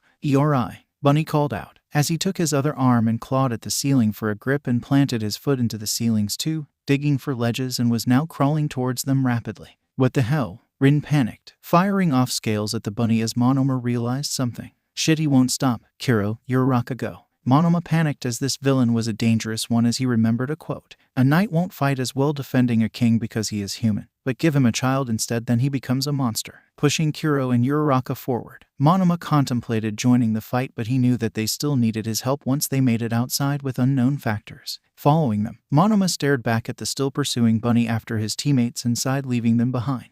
This is what we signed up for. With Bunny drawing closer, the power off the scales hitting him increased as Minta was now throwing more balls on the ceiling as they kept walking back, trying as much as possible to give them more time and space for Yakuza to slip up. Keep pressuring him, Dragon Shroud. Mudman ordered, reapplying some more mud every time they fell back. What do you think I have been doing? Rin gritted out as his scales were starting to soar from extensive firing. With a scale finally piercing a piece of his armor, Bunny noticed suddenly changed plans as he headbutted the ceiling and started digging into it, getting out of the trapped and pressured hallway. Crap, he got away. Minta panicked, looking at the hole in the ceiling. Let's fall back to the group, Juzo suggested, hardening the floor now that the trap was useless now. Agreed. Rin nodded as the heroes were turning away and running, with Juzo in the back, still slowed down by heavy armor. Crash. Ack. Suddenly a hand from the ceiling grabbed Mudman by the back of neck before he could get very far. Bunny poked his head out the ceiling, glaring at Mudman as he growled out, "Who hurt my daughter?" Juzo. Rin panicked, bringing up his arms to fire some scales, but Bunny pointed the hero at Rin.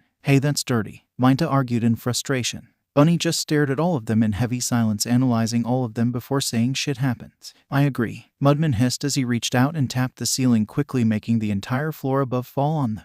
Bunny didn't care about the floor as he glared back at Juzo before headbutting him unconscious, making the floor harden again, but was very unstable. Now seeing the main hero causing him problems out of commission, Bunny ragdolled Juzo and threw him towards Minta and Rin, making them collapse on the floor. Landing on the floor, Bunny took out a device and threw it at the group, muttering out, "Don't dice them, please." The device mid-air unfolded and suddenly wrapped around the group as Minta was lucky to escape the net capture. The net suddenly started tightening, making Rin hiss in severe pain as the net was constricting so much before stopping with a single drop of blood detected.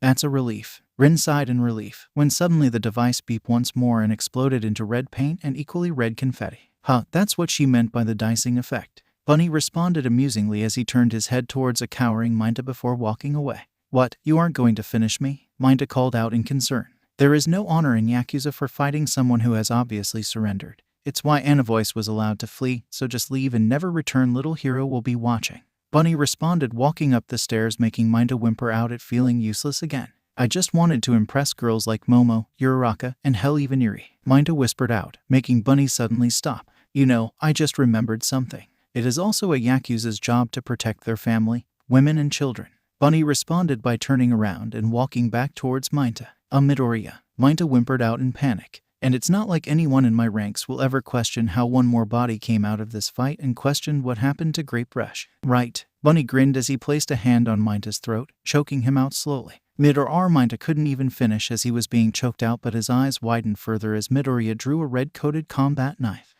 Running through the city streets, the remaining heroes curse at the number of riots and ruins increasing. Uraraka using her quirk to adjust a now floating Yuri so she didn't escape.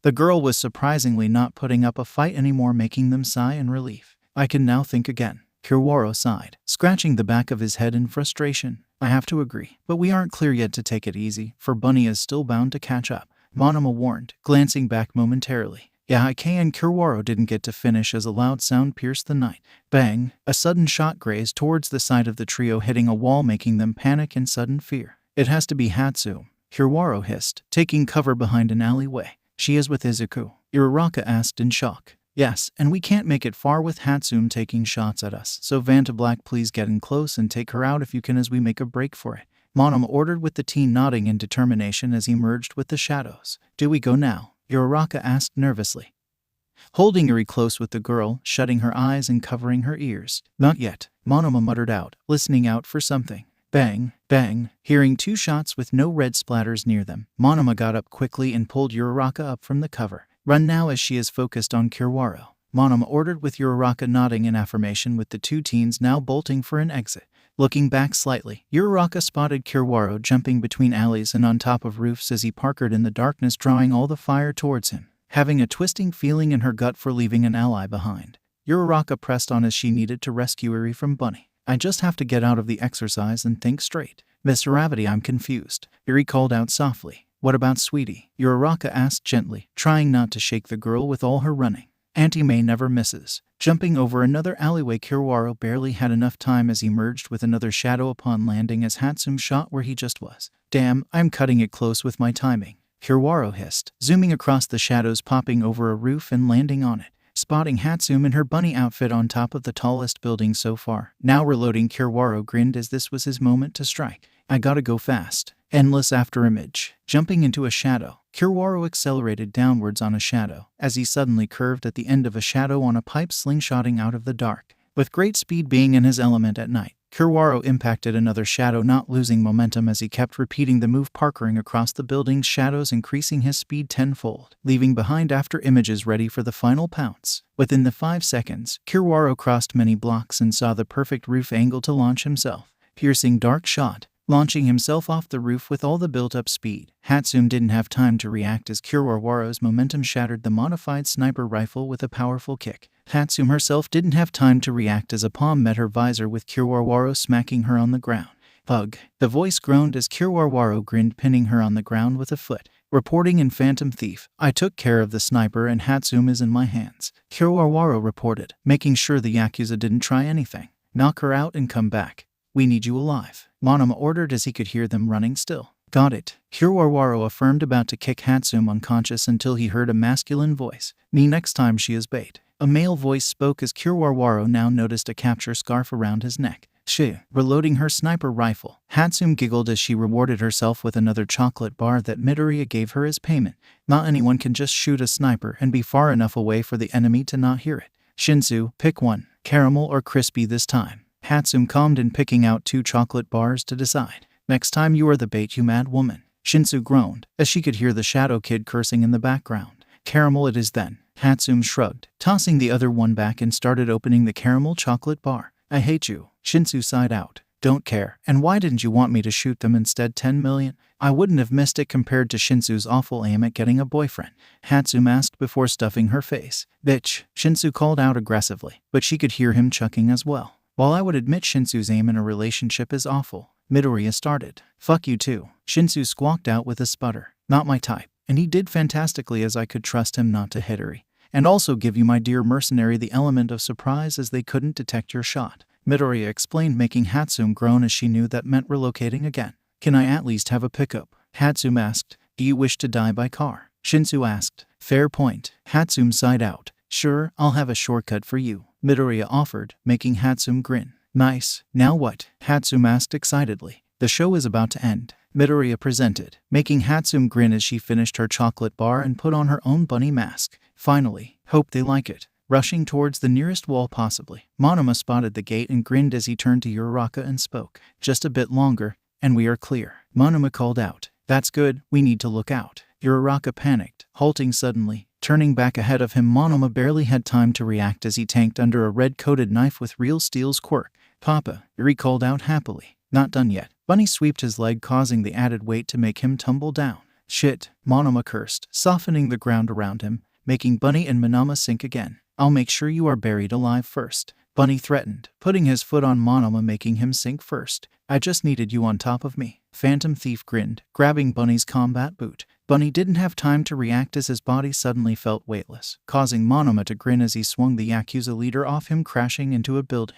Let's go quickly, Uraraka pleaded, offering her hand. No, you go. I have to hold him off, Monoma ordered out, taking her hand as he was back on his feet. But what about the evidence? Uraraka asked worriedly. Take this and go. He won't allow both of us to leave at the same time, Monoma explained, offering her his phone with the evidence on it. Also glad Uraraka offered her hand, letting him recharge his quirk on her. Hesitating for a moment, Uraraka ran away with Iri in her arms as tears filled her eyes. Sighing, Monoma turned back to find Bunny rising from the rubble and now drawing a firearm in his hands, pointing it at him. Honestly, Phantom Thief, I have to say I have mixed feelings for you. You could say the same here. Monoma grinned out, turning his body into steel. Where the hell is Kiwaro? You have such a good head on your shoulder in battle, and could even give most heroes a run for their money. However, I have one nitpick about you that I just can't seem to shake away. Bunny sighed out, making Monoma curious. That being? Monoma asked curiously. Boom. Feeling a sonic blast on his back, Monoma stumbled forward just as Bunny charged forward as well, delivering a quirk-powered knee against his chin, making the teen hiss in pain as he could only fall to the ground.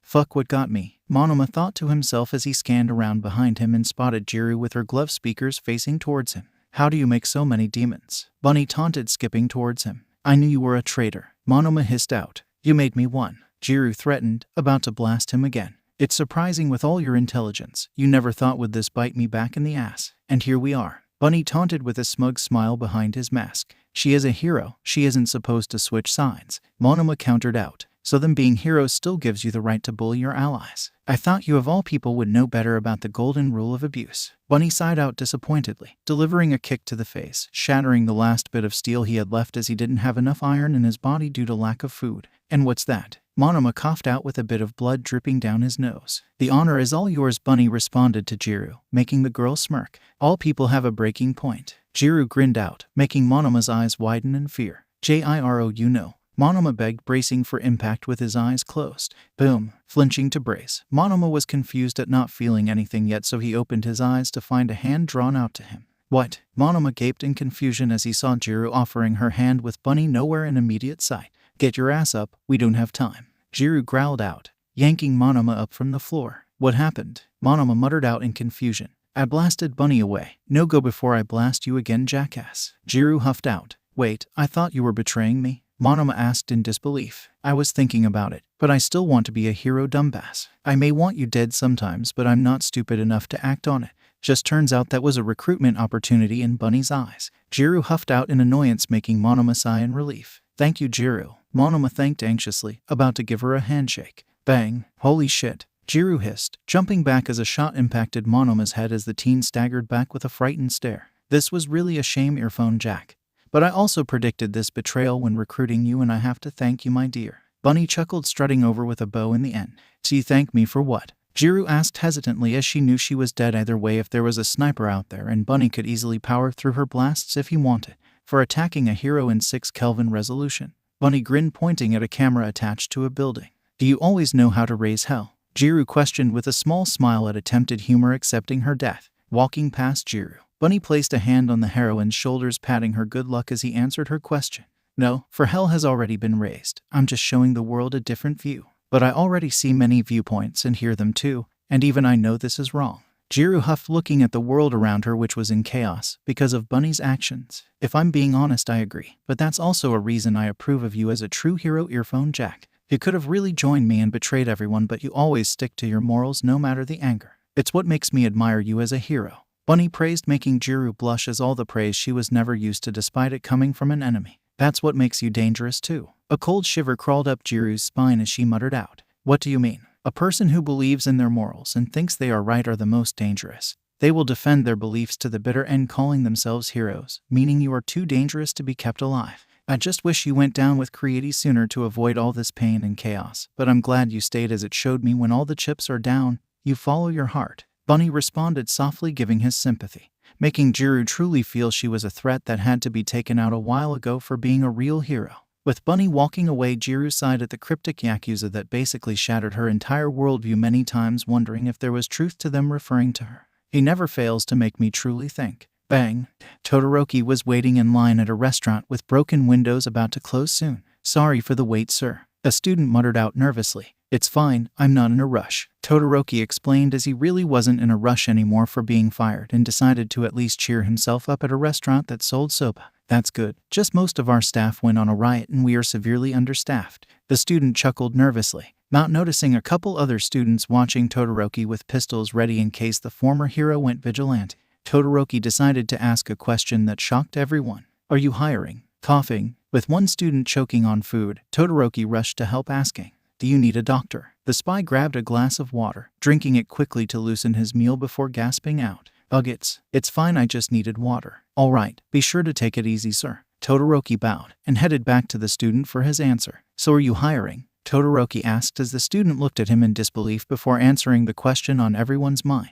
You do know this is an exercise, right? Near meters away from the gate, Uraraka was basically home free with all the sacrifices her friends made to get her this far. I just have to be faster, Uraraka pleaded, pushing her body to the limit. Bang! Hearing another shot hit the wall next to her, Uraraka flinched as her adrenaline kept pumping. Near feet from the gate, Uraraka made one last leap, activating her quirk on herself too as she pushed off the ground for the extra momentum, floating her entry past the border. Bang! A shot impacted her foot, making the girl hiss in pain, but her touching the ground solidified her victory. We made it, Uri. Uraraka cheered out in victory. We did? Uri asked shyly. Yeah, we did. Uraraka reassured her, giving a much-needed hug. Spotting a building outside the gate, Uraraka could only suppress a small laughter, seeing a sign with Nedzu wearing a police hat on it called. Grabbing Uri, Uraraka limped her way towards the police station and sighed in relief, only spotting a security drone. Oh miss, are you okay? The drone asked, leaving its desk and grabbing a medical kit. Yeah, I'm fine. I just had a rough week with a Yakuza organization. Uraraka explained, holding Eri closely. Don't worry, I'll call an ambulance and stand guard to protect you and your daughter. The security drone reassured, tying a gauze around her foot to stop the supposed bleeding. She isn't my daughter. I just rescued her from the leader. Uraraka informed, with the drone nodding at the information. Noted. Just give me a second to get my partner so he can stand guard as well if Yakuza are after you. The drone informed, heading towards the back. Wait, take this and give it to the Hero Public Safety Commission. Please keep it safe somewhere. Uraraka pleaded, as the evidence to everything was necessary. I'll hide it in the evidence vault. The security drone reassured, taking Monoma's phone and walking away. Sighing in relief, Uraraka took the opportunity to sit down on a chair and was glad all the tension of stress eased up from her nightmare of a week. Sniff. Hearing a soft sniffle, Uraraka shifted her gaze towards Eri, who appeared to be sad. What's wrong, Eri? Uraraka asked gently. Do you really not want to be my mom? Eri asked shyly. What? No, I mean yes, I wait, no. Why? Ask this, Eri. Uraraka asked nervously, as she wasn't expecting a conversation like this. Papa really likes you and me, and I guess I was hoping you would also like him and me as well. I know it's silly, but I just wanted a family. Eri cried out, balling herself up. Oh, Eri, I do like you and I do like Deku too, just, this is all too soon and I wanted to focus on being a hero first, you know. I wanted to put my emotions aside so I can be a great hero like Deku. Uraraka explained softly, now petting Eri's hair. And, do you think you can love us both after that then? Eri asked shyly. Oh, Eri, I will always love you both, just can't manage that with work and school at the same time. Once I'm sure I'm stable enough to handle everything, then I can share my heart with a much easier mindset. Uraraka explained, giving the girl a hug, with Eri smiling softly with tears in her eyes. We'll be waiting then. Eri sniffled out. Uraraka asked, confused. Suddenly, a nearby radio on the counter started up by itself with a familiar song, filling her with dread. I will always wait for you. I'll always be waiting. I will always follow you, cause you cannot escape me. Clutching Eri in her arms, Uraraka was about to run towards the officer until a familiar voice came from the back where the security drone came from. You know, you never did ask me where I work, right? Midoriya muttered out, wearing a police uniform. No, you can't do this. We are outside of town in the exercise. Uraraka muttered out, frightened that he was here. Yakuza aren't bound by jurisdiction. We have our own turfs. Midoriya explained, making Uraraka frown in defeat, as she couldn't escape no matter where she went. And why are you a cop? Uraraka asked curiously. Well, I was told I couldn't be a hero being quirkless, so I went to a respectful job. And let me tell you, cops get a lot of smack as they aren't really heroes, according to the public. Midoriya snickered out with a sharp grin. How could you do all this? Uraraka asked, with tears burning her eyes. Midoriya's smile faltered, but he kept up the act, speaking up momentarily, dropping the act. Ever wonder why I wanted to be a hero? What? Yeah, you wanted to save people with a smile. Uraraka muttered out hesitantly. And why? Midoriya asked again. Excuse me. Uraraka asked, shocked. Why did I choose that as my goal? Why not something else? Or something more obviously selfish? Midoriya asked curiously, raising an eyebrow at Uraraka. I don't know. I didn't think it was that deep. Uraraka muttered out, clearing, trying to think of many reasons. I'll explain later. But for now we have a role to play, as I believe you have someone very close to me. Midoriya smiled softly, gazing at Eri. Noticing his gaze, Uraraka hardened her own gaze, pulling Eri closer. I'm not giving Eri back to a criminal like you. Oh, then what are my crimes? Midoriya asked curiously. Don't play that game. We have enough evidence to put you away. Uraraka threatened. What evidence? Midoriya questioned, as he tossed a dismembered drone hand towards her, making the girl sick to the core. You killed him. Uraraka muttered out in disbelief. I really liked Billy Bot too. But yeah, I can't have loose ends like a cop spotting Eri. Now would you please give me back my daughter you kidnapped? Midoriya explained, offering his hands to the young girl. Uraraka was hesitant to let go of the girl, but Eri made the choice to go as she slowly crawled out of Uraraka's grasp. Thank you for caring for me, Miss Uraraka, but I have to go back. Eri, please don't. You know this isn't right. Uraraka pleaded. I know, but I don't care much as long as I can spend time with Papa, and hopefully you can join us. Eri spoke softly with tears in her eyes, walking to Midoriya. The Yakuza picked her up with a fond smile on his face, turning his gaze back to Uraraka. My offer still stands, you know, Midoriya suggested. What? Uraraka asked, confused. I meant what I said in wanting you to join me. As well, I did feel hurt you denied me the first time. I get it, as you have had many people counting on you, right? Midoriya asked curiously. Yeah, Uraraka muttered out hesitantly. They are gone, and while I know it's a bit cold to say just forget about them, I want to at least spare you and make you take your time to join me, even if you dislike me for slaughtering your friends. Izuku explained, offering his hand towards the heroine one last time. Uraraka looked at his scarred hand and reflected a bit as she was the girl who had everything now reduced to nothing and at the mercy of the Yakuza leader. A Yakuza who had nothing but built up his own world. And to what drive she didn't know yet. Except this time he was offering her a space, a part of his world, instead of just leaving her to die. Taking Izuku's hand, Uraraka finally made her decision. I am thankful for this generous offer, but I decline. With wide eyes, Midoriya could only chuckle softly, but she can hear the pain and broken down boy beneath his laugh. She desperately wished to ease his agony. You know, it still hurts every time you deny my offer, as it makes me firmly believe I was truly alone during that day we were chosen. Midoriya muttered out, placing a hand on his face to hide the crying. I'm sorry you feel that way. Uraraka apologized. Don't be, as well, this has always been disappointing. I am glad. Midoriya chuckled out softly. Really? Why? Uraraka asked curiously, as she didn't expect him to be glad. It shows me that you would always do the right thing and never waver on your beliefs. Not a true hero, but an amazing hero who has flaws and will make the world smile. It's honestly the thing I love most about you. Midoriya cried out with eerie frowning at her dad crying, so she chose to at least give him some comfort in a hug. Wait, love, do you mean? Uraraka asked nervously. Funny, I don't know myself, as I believe I love you romantically, but it could also be platonically. Midoriya explained, trying desperately to wipe his tears. I see, too. Do you want to give us a try? Uraraka asked gently, as she knew her answer but wanted to know his. Honestly, no. I am too emotional and mentally unstable at the moment that I can't decide properly. Midoriya explained, making Uraraka's heart sting at feeling rejected. But that was a bee sting in comparison to the heart grasp she felt seeing her best friend truly in pain and reaching out for help. After a while of dead midnight silence, Midoriya finished crying as he looked back down at Uraraka straight in the eyes, giving a genuine smile that she loved seeing. I will always love my soft-hearted crybaby, so I'll wait. I know this sounds messed up, but how would you like to perish? I just want this exercise to be over with, honestly. Midoriya asked, giving a nervous chuckle. Well, I always had this fantasy of floating into a black hole if I die. But for this exercise, I guess I would like to die with a smile in a friend's arms. Uraraka smiled nervously. Then, as Bunny, Yakuza leader of Deku, I shall grant you your desired death. Any last words or requests? Midoriya asked, drawing his pistol slowly and aiming it at her heart. See, can we still be friends? Uraraka asked innocently. Midoriya could only smile as he gave a small smile. I thought we were already friends, Uravity. Bang. Nedzu likes to pride himself on being smart enough to predict every scenario possible, but every once in a while he fails, as he can never truly understand human nature. It's fascinating to be wrong against genuine humanity. Looking at the boy crying his eyes out to a presumed dead Uravity, as the little girl Eri tried her best to emotionally support both of them, reminded Nedzu why he chose being a hero instead of any other career like a CEO or even the president. To protect, help, and nurture a scared and lost soul. Grabbing his precious cigar and lighting it up. Nedzu knew smoking wasn't good for his health, but after this week's events, he definitely needed it. So what now, Nedzu? Shio asked, not even scolding him for smoking around his peers. For now, nothing. Midoriya has been carrying a lot on his shoulders this week, and I want the pup to cry his heart out and gather his thoughts with those he loves being his support. Nedzu explained, hopping off his chair. Are you sure that's wise? Yagi asked, clearly concerned for his pupil. Yes, as I've been in Midoriya's shoes, being able to finally gain support to cry on.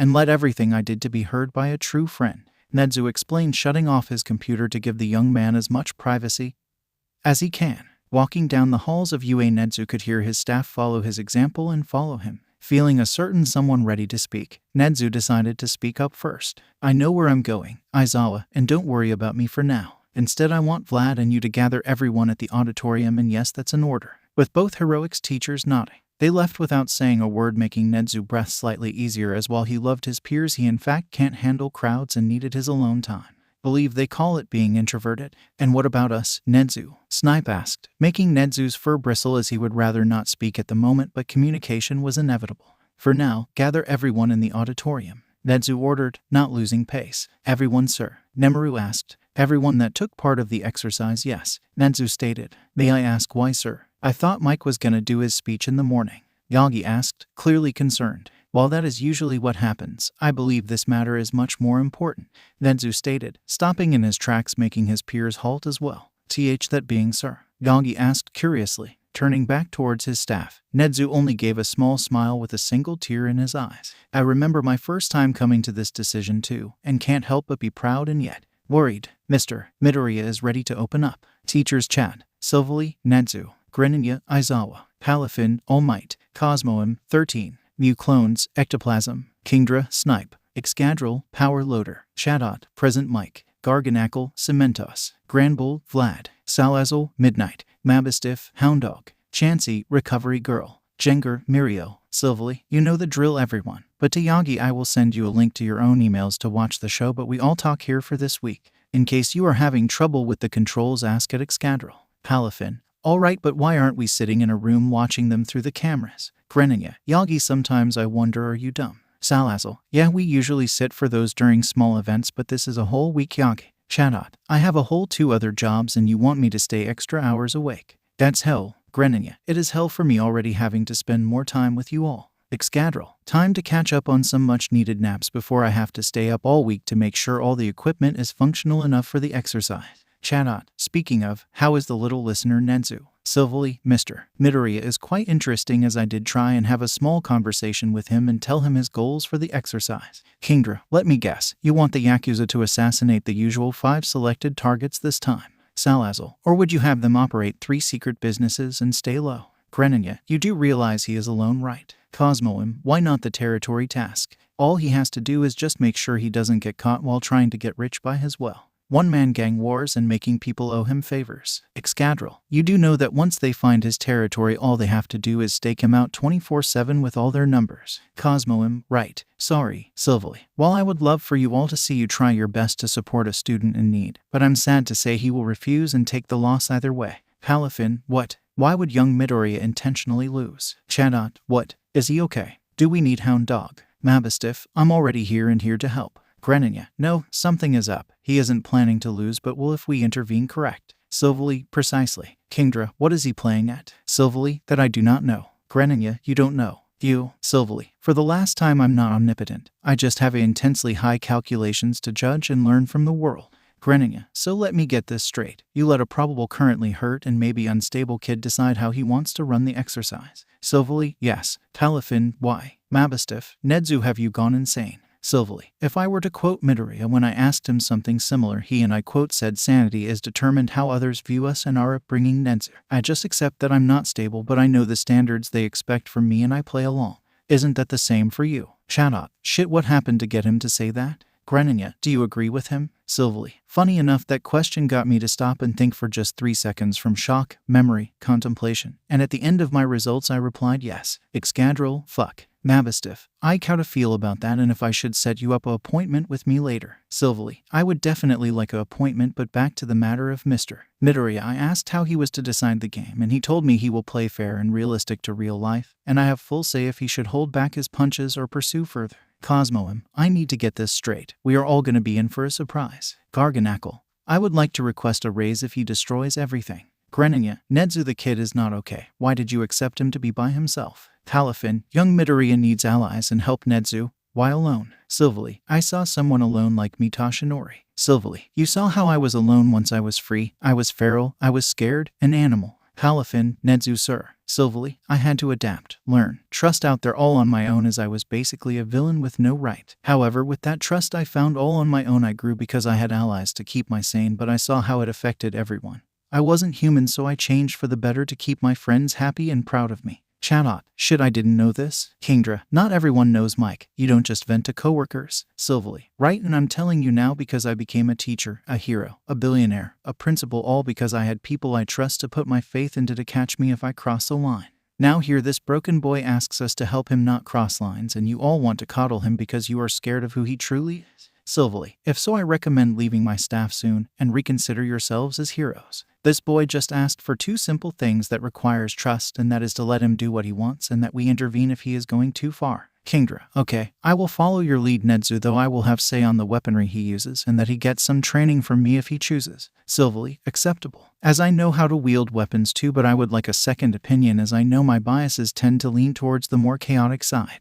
Kingdra, anytime, pal. Greninja, fine, but only because I'm worried for my kids. Palafin, I wouldn't leave any lost child's side at all if they asked for help, especially if it's young Midoriya. Garganackle, seems like we all have a mission, right? Chatot, yep. Keep Small Might in the green, pun intended, and enjoy the show. Mabistiff, alright, but after this, I want him with me for a session, no exceptions, deal. Silvally, you have my word. Salazzle, alright, let's all enjoy the show soon. Granbull, what the hell did I miss? I was walking my dog. Greninja, we are in for a wild ride, Vlad. My gut tells me that. CH2. Kingdra, what the hell? At Silvally, did you approve of this? Greninja, what happened? Snipe. Kingdra, I have almost half of all the first years out at my gun range, and I see Midoriya here carrying a box of paintball guns with the ammo and what appears to be a modified sniper on the crazy pink-haired lass. Excadrill, that's where Hatsum is. I was scared I lost her. Granbull, wait, why are they all there? Silvally, Mr. Midoriya requested they all at least get basic gun training as he is using favors as a base of currency,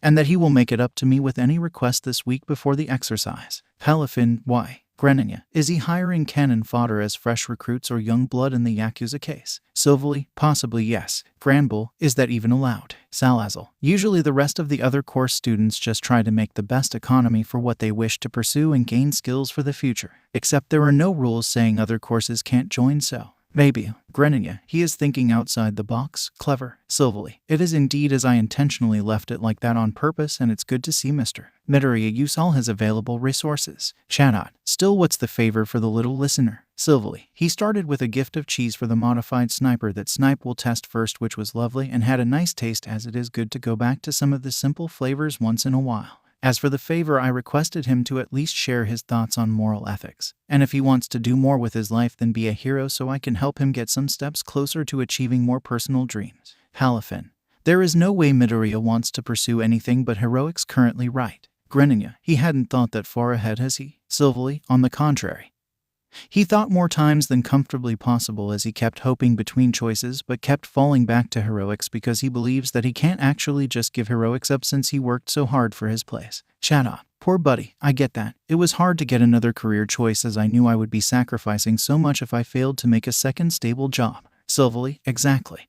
But I let him humor me with a few of his ideas, and I genuinely believe he is a kind and broken soul given his choices. Palafin, may I request we hear them? Shadot, yeah, I want to help the little listener. Mew clones, I can spare some time to assist. Silvally, some I will keep personal, but the ones that he seemed most drawn towards were quirk counseling and a teacher. Shadot, wait, really? He wants to teach? Palafin, I didn't know that about him. Silvally, have you ever bothered to ask? Palafin, I see your point. I guess I just assumed he always wanted to be only hero. Greninja, people can have more than one dream and goal, Yagi. Not everyone is a one-track mind like you are. Shadot, yeah, I wanted to have my own radio show to bring smiles and give those people I help finally have a voice that can be heard. Mabistif, I got tired of seeing people scared of me, which combined with all their trauma that stacked with my hard-to-handle personality at the time, then I knew right there at my lowest that I wanted to do more. I can change to behave better and help those in need work through their problems too. Palafin, sorry for assuming. Just learning more, as I guess now that I think about it, I never actually stopped to learn anything else about young Midoriya. Silvally, it is fine, Yagi. Besides, you will know more later or see some of it firsthand in the exercise, so everyone be ready, as he plans to start early. Kingdra, already. I just got done with the first batch of kids to learn how to at least hold the damn guns. Excadrill, well, he works even faster than Hatsum. Kingdra, did you also say that the little girlery can also wield a gun? Silvally, yes. Shadot, no. Salazzle, no. Granbull, no. Greninja, he is teaching Uri what? CH3, 4, 5, and 6. Mirio Tagato got added to the box. Silvally changed Mirio Tagato name to Jengar. Jengar, what's a Jengar? Silvally, it's a Pokemon. Jengar, what's a Pokemon? Greninja, kid, none of us know what a Pokemon is, as we all assume he made them up. Silvally, they exist and soon I will catch them all. If I can just find Leaf Green, then I will soon have them all. Granbull, right. And what is Mirio doing here, sir? Silvally, oh, I invited him as he will be a temporary TA until more thinking on both parties is decided for his future. Jengar, yep. I hope to learn a lot from you. Garganackle, pleasure is all ours. Shadot, yep. Good to have a Kohai finally. Excadrill, doesn't Yagi count? Shadot, yes and no, as it feels weird to call a man I looked up to all my life be called Kohai. Garganackle, same on my end. Salazzle, welcome Mirio, and just in time, as we just finished giving the go-ahead and they are finally getting off the bus. Palafin, help. I do not know how to use the cameras. Shadot, boomer. Excadrill, just swipe. I made it intentionally easier for you. Jengar, oh, I see them in the lobby now. Greninja, they are forming teams based on strengths and coverability. Smart. Shadot, haha. He figured it out faster than Yagi. Silvally, quite, something is happening. Jengar, who is that? Hard to tell behind the hood and mask, but seems familiar. Silvally, oh right, we only have one Yakuza this year, Mr. Tagata, and that is Mr. Midoriya. Jengar, wait, really? Are you sure, as this doesn't seem like him? Palafin, yeah, I am surprised he made such a bold move. Excadrill, seems he had one of the support department kids use a trick to stop time on the camera for about 5 seconds so one of his recruits can drop off the disc no problem with gloves on, and now it is out of sync with the rest of the cameras. Excadrill, scratch that the kid is looping around the base and making sure all the cameras are off by 5 seconds. Silverly, smart to cover their tracks and not expose a unique quirk.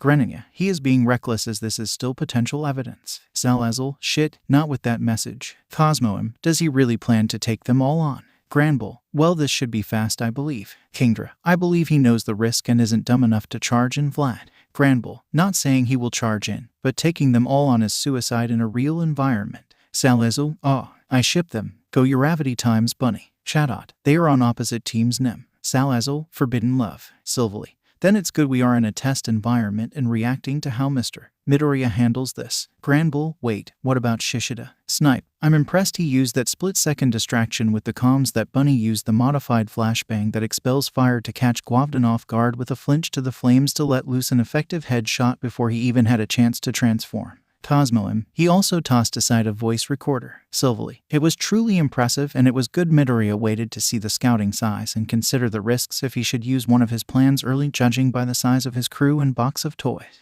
Greninja just tracked the support student that delivered the disc and noticed how he threw away in a public trash about 40 discs as it seems Midoriya waited to call which disc to send in deciding his first kill. Chatot, did he really record himself 40 times, just to use one specific disc for his ambush? New clone, perhaps, but he could have also edited the names and just made 40 copies with different names. Salazzle, it is hard for his manual crew to carry around a large box of weaponry around, so guess he wants to keep them close but still available to move on their own. Kingdra, it's effective as it would be quick reloading or weapon change. And if need be he can use all the favors he has been gathering to supply everyone if he gets taken down early. Jinger, what if Midoriya gets taken down early? Silverly, excellent question Mr. Tagada, as he will be detained but luckily he has an hour period before he fails minus his evidence as a civilian status. Jinger, so don't get detained for an hour in costume, I got it. Chatot, I'm actually impressed how mostly everyone is blending in, and hell they even make an effective media personality down to its core. Greninja, it hurts me to see future vultures as my students. Kingdra, right, have to tell her the rules of what you do once out.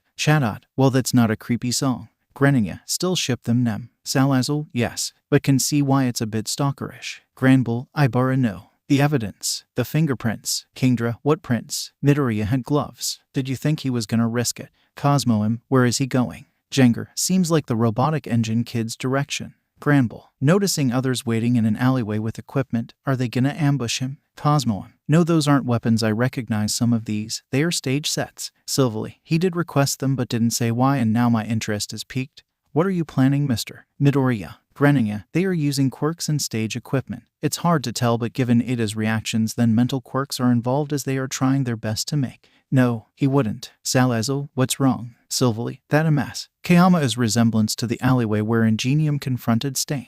Kingdra, shit, that's fucked up. Cosmoem, but why isn't Midoriya attacking? He is feet away from Ida, and now he is letting him walk away. Silverly, I believe Mr. Midoriya is more tactical than we realized, and I need to think 10 more steps ahead. Chatot, why do you say that? Palafin, is everything okay? Kingdra, you two are morons as Midoriya is a bigger threat than we realize and go ahead and explain it. Greninja. Greninja, he is performing small-scale psychological operations or PSYOPs for short. He is influencing Ada's emotional state and planting seeds into his head. Silverly, think if I play mind games with you but I actually intend to kill you and everyone you know. Salazzle, crap, when and how did the little guy learn that? Greninja, I could just be natural talent but this kind of tactic is for the long-term battles. But why plan it early when they all seem relatively fine? Granbull, seems they all almost made it back to base, as Pony is flying in ahead of her team. Excadrill, seems like a missed opportunity to me to take out more heroes. Palafin, I believe young Midoriya is being honorable and giving them a day to decide even if he is still using this Cyclops. Kingdra, Psyops Yagi. Chatot, oh and no action today. Salazzle, seems so. Silverly, calling in early. Chatot, yeah, have a radio show and need rest. Salazzle, yep, and if he isn't planning anything then no need to stay up. Greninja, joining, and get some too Mirio. Jinger, alright, but I want to watch tomorrow too. Palafin, you too Nedzu. I know I am. Silverly, no thank you, I want to stay up and observe, besides have my company already. Right at Excadrill and at Mew Clone. Excadrill, I have all the energy drinks and snacks I need. Mew Clone, I have a bit of insomnia and phantom pain kicking in so this is helpful for now. Halafin, then good luck. Excadrill, what the fuck? Greninja, what? Kingdra, Subaraba taken out with a shot but I don't see Midoriya anywhere near the area. Excadrill, that's because Hatsum is on a medium-sized skyscraper. Chatot, while he picked a good sniper. Granbull, seems Tail Kid is fine if Snipe is still letting him move. Kingdra, he is but in reality he still wouldn't be safe as a sniper can tear through a car easily. Chatot, wait Shinsu, why is he running towards the scene in a panic? Greninja, shit. Jinger, wow that was. Clever. Chatot, clever. He just blew up Anjiro. Kingdra, Shinsu is playing a panicked bystander well and running away intentionally dropping paint grenades. Silvally, it's a clever tactic as no one would really expect a civilian to get you, as only the most paranoid will suspect them. Greninja, do we stay? Silvally, go ahead as it seems Mr. Midoriya texted me and said he will be spending the night and have MS. Iri at their base for a sleepover. Silvally, also he says no more kills will happen tonight but he will at least try and keep it entertaining for those who wish to stay and watch. Greninja, if insomnia kicks in then I'll join you. Chatot, alright good night folks. CH7, Kingdra, interesting. Silvally, you notice too. Excadrill, what's up? Kingdra, everyone seems on edge but Ike why? Did Midoriya leave that much of an impact? Silvally, he didn't but it's a seed and currently it's being watered. Excadrill, elaborate. New clone, I'm not seeing it either. Kingdra, are you suggesting more psyops? Silvally, yes as the strike teams are all at their bases resting like babies but all the heroes are wide awake and I finally found out why.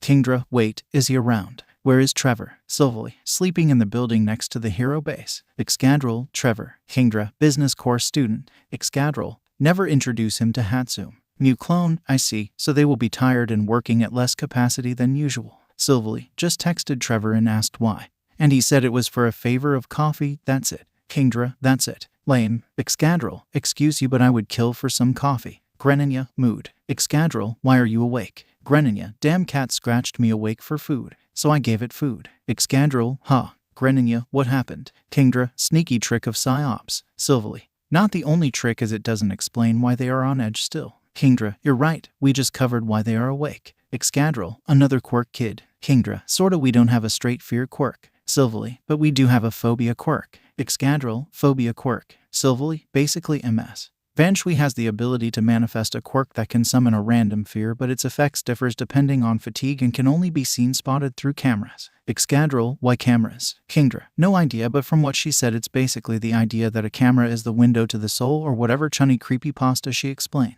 Silvally, and I just noticed there is a lot more activity outside the hero base instead of the rest of the city meaning a lot of paranoid fears activating but on a small scale. Greninja, I see it too, the random events. Mew clones, what? Silvally, there was a giant tarantula perched on a tree branch that caught a bird. Greninja, same thing on the other end as what looks like a roach walking through the common room before fading away. Kingdra, I see some drones flying above and dropping what appears to be C4 or something similar near a few spots. New clones, it's actually genius since most of the cameras are facing the streets and grounds with some blind spots. Kingdra, yeah, just hover above and drop your payload at the right blind spots then you could definitely spell a quick sabotage of both the boys' and girls' bathrooms but is it enough? Silvally, it will cause sufficient damage but no they can easily repair it. Did you attach cameras to the sewers at Excadrill or no? Excadrill, I did as you know last year they tried to hide in the sewers to at least survive longer. Silvally, yes I do remember, send me the feed and controls. Excadrill, sure. Silvally, oh now I see. Greninja, you mean the flashing image of Toga on the window to scare Froppy. New clones, poor girl, I guess we need to get Hound Dog involved if she has a fear of Toga. Silvally, impressive but no, as we have some more robotic vermin like rats and frogs planting the limited amount of homemade C4 below the base. New clones, is that legal and okay? Excadrill, yeah I approved of it but I didn't know they would put it in robotic pests. It's only for breaching and not enough blast to kill anyone unless it's attached to a person. Silvally, or in a more supportive locations that will be unstable with the right chain reaction. Excadrill, I'm doing the math and it's not gonna fall. Mew clones, did you add the weight of 2 pools of water? EXCADRILL:// shit. Silvally, Midoriya is taking inspiration from the rat bombs in the WW2 era and improving upon its potential. Greninja, history wasn't my strong suit but the more you know huh. Silvally, we will see the results in the morning as I'm curious what would have happened if successful enough. Greninja, might want to bring an RG. Silvally, afraid so. Chio Shuzenji has been added to the box. Chio Shuzenji name has been changed to Chansey. Chansey, what's gonna happen that you knew to call me in? Chapter 8. Salezo, Greninja, Granbull, Excadrill, Jenger, just gonna cover my eyes for a moment. Chansey, Nedzu you said it would be fine. Silvally, and it is, but I didn't expect that much firepower. Did I miscalculate? Chansey, getting a ride now, in case I mess. Creaty faints. Excadrill, I think I understand, as I have a object minimizing quirk users in my class and they may have stuffed more C4 into the robotic animals in case they feared it didn't break through the sewer cement system. Mabistiff, he is really trying to push how much he can do and get away with. Jenger, should he be staring at them in this scene? They are indecent. Salazzle, you are sometimes indecent too. Jenger, right, sorry I forgot. Chansey, young man, it's fine to forget and we will blur the footage once we are done for future analysis, but in this line of work you have to understand that you need to be professional and manage if they are indecent. Halifin, she is right, young Tagada, as I have saved many people, be it women, men, and children who were naked, raped, or worse. All you can do is comfort them by giving them your cape to protect any self of pride or worth they have left. Kingdra, he is right, boy, and what Bunny is spouting is the truth. Villains won't care if you are decent. Hell, I had colleagues that got worse fates than death because they lost a few clothing in a fight. Salazzle, the world isn't pretty, young man, so it's fine to look in dire times. Just remember to be respectful and focused in this line of work. Jenger, thanks for the lessons, as I already knew that, but seeing it happen for the first time is still a shock. Halifin, it is always a shock the first time. And I'm just surprised young Midoriya is taking it this far. Kingdra, at least he offered some basic medical supplies, so he isn't trying to take it too far, just enough to leave a damaged impression. Salazzle, shit, did he really call out UA? Halifin, have we been doing much worse? Greninja, no, but close enough to Midoriya's standards. Jenger, it wasn't this bad in my first year though. Chansey, told you one of these kids might snap back. Silvally,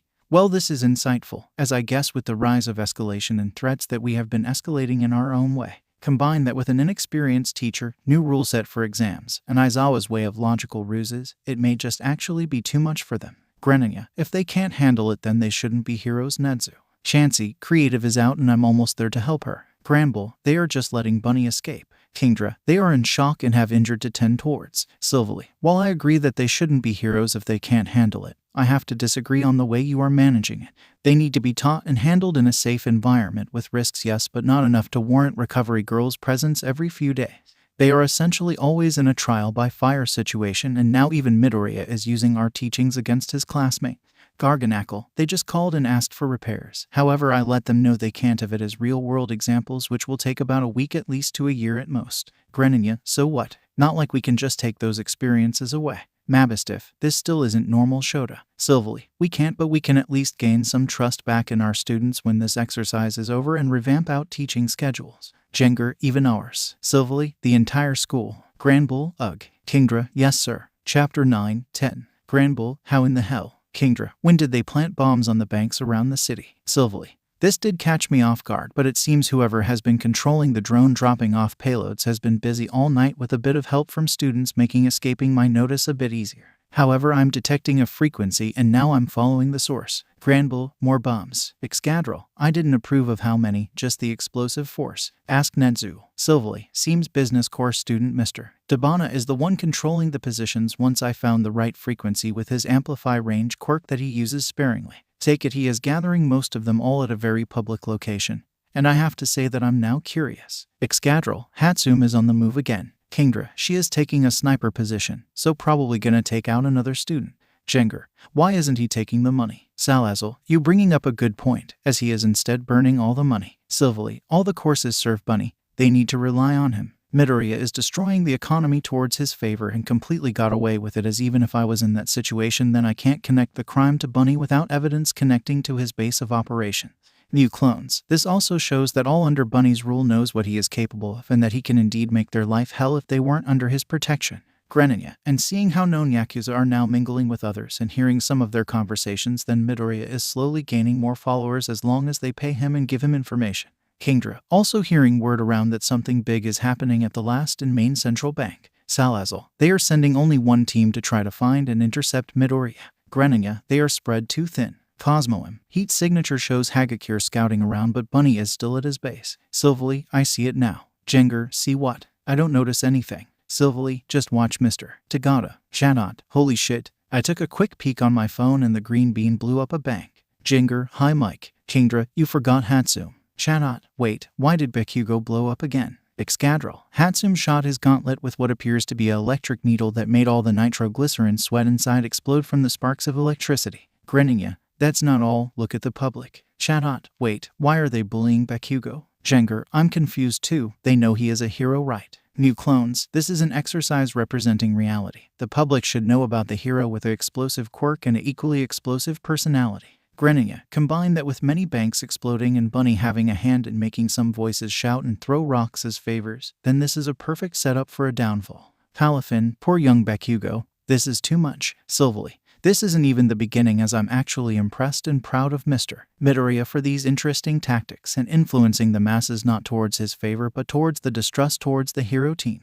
Salazzle, you're smiling and laughing, aren't you? Silvally, obviously, as this is also fascinating that such a young boy had so much potential. I want him. Palafin, no. Ch10, Palafin, would it be wise for young Bakugo to stay out? Greninja, yes, as no matter how you look at it, his reputation is in shambles with the vultures keeping a close eye on him and have his head. Salazzle, the public is trying to get him arrested but the police won't act yet since Bakugo is technically injured and is being vouched because the public did see him but they didn't see him act at that moment of the bank's explosion. Silvally, and MS. Uraraka is right, as I won't allow her my personal footage, but she is making a mistake not to ask around and get warrants for more footages from other buildings' security. Kingdra, here comes another drone carrying another bomb. Excadrill, another plant. Silvally, no, I understand now. Jenger, he just blew up the part of the base again. Why? Kingdra, he is framing Bakugo again. Bunny wants to lock him down for a while or take him to jail and out the exercise. Silvally, you also missed his intended target, the rations and supplies. Cosmoem, you're right, they were keeping it all in a storage room in the kitchen. Shadot, no food, no running water, no showers, no baths, no sleep, and no time to relax. Kingdra, this is all primed for maximum paranoia if Bunny decides to hire MS. Vanshui for another phobia attack. Silvally, yes and no, as this is perfect, but if Mr. Midoriya was to act with that, then soon everyone will figure out this is an act of a quirk. Instead, he needs to focus on them sparingly and one at a time. Jenger, seems like it would be another long night, huh? Silvally, certainly, as Mr. Midoriya texted me saying that tonight is gonna be a show for everyone. Salazzle, fear. Ch11 and 12. Granbull, they are at least paranoid enough to be wearing their costumes on. Greninja, this would be logical, as I do the same. However, not for them, just for the fact that many of their designs aren't meant for relaxation and sleeping in.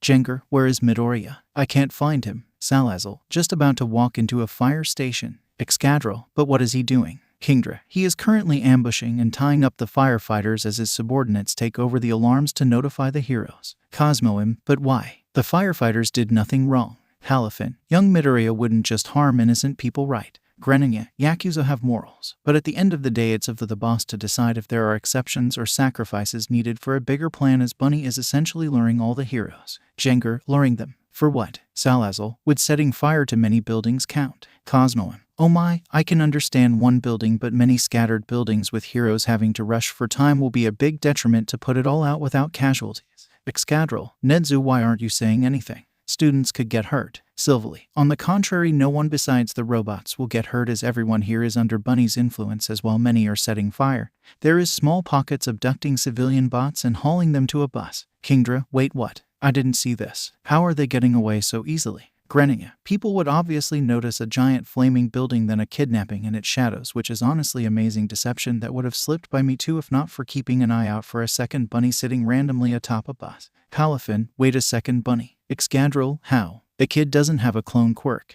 Greninja, it's just Shinsu wearing a disguise, as he is making the robots speak before making this Hatsum hack into them, as everyone is taping guns and masks to the brainwashed bots. Excadrill, fucking hell. How did she bypass my code? Do I change this, sir? Silvally, no, leave it be. I want to see what they do with this, as I have a suspicion, but I'm not liking it. Palafin, a suspicion of what? Silvally, wait and see, as this may not be just a golden egg, but instead a golden goose of potential that can shake everything. Greninja, you can't be serious, right? Silvally, if what I predict is about to happen later, then I assure you that we were in a lucky timeline. Cosmoem, what are the kids standing around for? The fire is spreading. New clones, they haven't had anything with this scale yet. 13.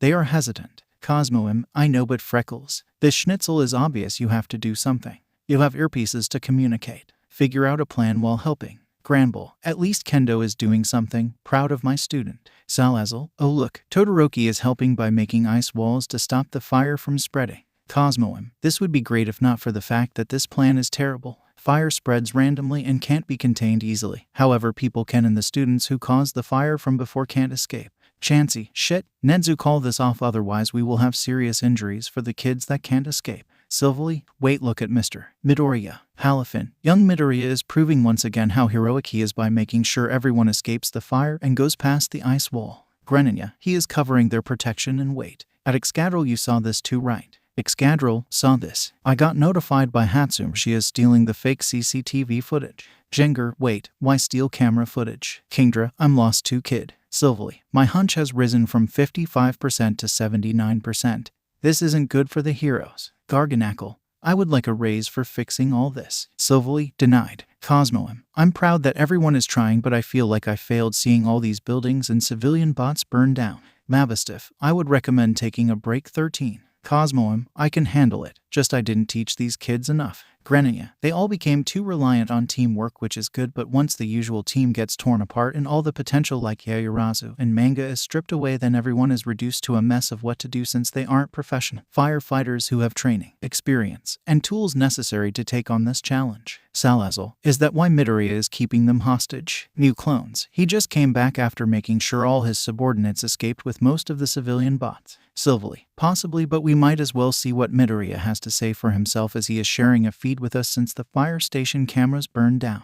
Excadrill, I seriously need to pester Hatsum how she got this channel. Excadrill, Jinger, wait, he just shot a hostage. Why? He was defenseless. Halifin, I am confused too. New clones, sending a message comes in many forms. Salazzle, seems like Todoroki is heading towards the fire station towards Midoriya, so that's why he suddenly shared it. Greninja, good, he is trusting us to call him out and hold him back if either goes too far. Jinger, wait, was Todoroki predictable? Navistif, as a psychologist I can't tell what goes on in people's mind all the time, only predict and analyze, but if you're a hero and need a way to sure everyone helping can handle fires, then a fire station or nearest water source should definitely be of priority and importance. New clones, meaning many of us would have fallen for the same trap, just young Todoroki was the most obvious since he can traverse the fires easily to get firefighters to help. Sylvie, honestly, if not for the situation I would find this very humorous to tempt Murphy. Jinger, damn it, he shot another hostage. Halifin, wait, young Midoriya killed all the firefighters just because heroes existed.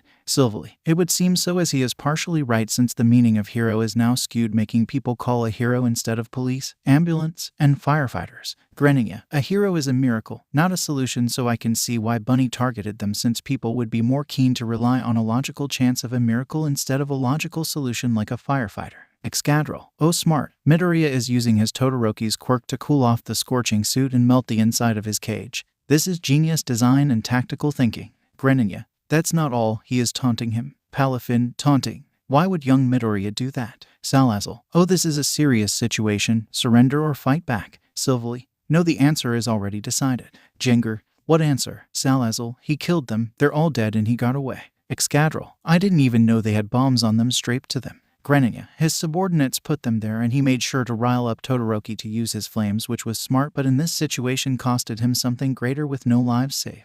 Jinger, what do you mean? Excadrill, Midoriya was recording his live stream the whole time. And seeing how he has Hatsum and a team of film producers at his display, then he can alter the footage professionally and in his favor. Palafin, what does that mean? Greninja, his is basically framing Todoroki for the fires too. Sylvie, which is smart since it would be best to get rid of his main challenges without putting up a fight against either of them. Granbull, surely you're joking that Bakugo and Todoroki are the best suited to take down Midoriya, right? Sylvie, no, there is plenty more that can take down Mr. Midoriya as well, but in a 1 versus 1 fight those two were the best suited. The rest have to team up or use underhanded tactics, which I highly doubt they have the stomach for. New clones, is that why Zero, Sen, and Shota are teaming up while they chase after Midoriya? Sylvie, precisely, as I'm sure the students also thought of how to handle Mr. Midoriya if it wasn't a 1v1. Granbull, honestly this isn't a bad team, just lacks mobility to catch up with Zero. Sylvie, this would be their downfall. Granbull, excuse me. Salazzle, is he seriously telling a story? Sylvie, he is, and I recognize this story as it was one of the ones I hated as well. Palafin, why so? Greninja, Zero, you fool, you blocked your backup. Sylvie, because the bunny could cut off the ears or have killed the wolf himself and eliminate a threat who won't fall for the same trick twice. Kingdra, using psychological manipulation to hinder everyone for one bomb was fascinating, but also terrifying to witness coming from one of our students. Jinger, if he is mad, then is he trying to be insane or angry? Mabastef, I fear that the answer is both and he isn't trying to be mad, he just is mad. Sylvie, Hey, he said, only slightly mad. Teachers Chat Part 2. Silvally, Nedzu, Greninja, Aizawa, Halifin, All Might, Cosmoem, 13. New Clones, Ectoplasm, Kingdra, Snipe, Excadrill, Power Loader, Shadot, Present Mike, Garganackle, Cementos, Granbull, Vlad, Salazzle, Midnight, Mabistiff, Hounddog, Chansey, Recovery Girl, Jenger, Mirio, Rayquaza, Izuku, Cosmoem. Everyone is too exhausted. And while the fires are put out, they didn't leave anyone with the police to make sure everyone escaped the fires or needs help investigating the fire station explosion with hostages. Greninja, I agree, as I find their lack of relying on other authorities for assistance and investigation illogical. Silvally, I agree, as this should have been common knowledge, but take it we need more steps to reinforce the need to cooperate with authorities in our next few lessons. Cosmoem, no one stayed behind at all, and that is disappointing. Kingdra, they would have died anyways. Excadrill, true. Hatsune was watching everything from above with a sniper if someone stayed, but there was no need for her to shoot, and instead priorities whatever she is doing with the studio crew. Salazzle, seems like Bakugo is pissed again. Jenger, I understand why he is mad, as I would be too, but all his infighting is pointless. Greninja, except needed, as Bakugo is right. They haven't been doing anything despite all their manpower and resources such as police, ambulance, and the HPSC. Salazzle, oh right, we built that because some wanted to do that for their future. Garganackle, we built that. That was me and at Excadrill. Salazzle, hey, they are part of my class, so I deserve some credit. Granbull, either way, Uraraka is not fit for this role anymore and should still be leader, but give all the authority to someone like Kendo or that Ada kid. Greninja, I disagree on Ada, as if this was real life, yes, but in this exercise then no, unless Ada can separate his heart from work like a professional. Silvally, as fascinating as this is, the right answer for our current situation is, do you all remember the bus? Halifin, they crashed into the building. Greninja, seems like Shinsu is making his move and unleashing. Fuck, they wouldn't. Silvally, they would. Shota. Salazzle, oh my god, this isn't okay. Nedzu, why allow this? Granbull, this is war crimes, way above Yakuza level. Kingdra, I agree, as if this was a real scenario I would be sick. Greninja, they are all exhausted and narrow vision to notice tape around the arms, and that this is supposed to be an exercise of real life, meaning killing isn't allowed.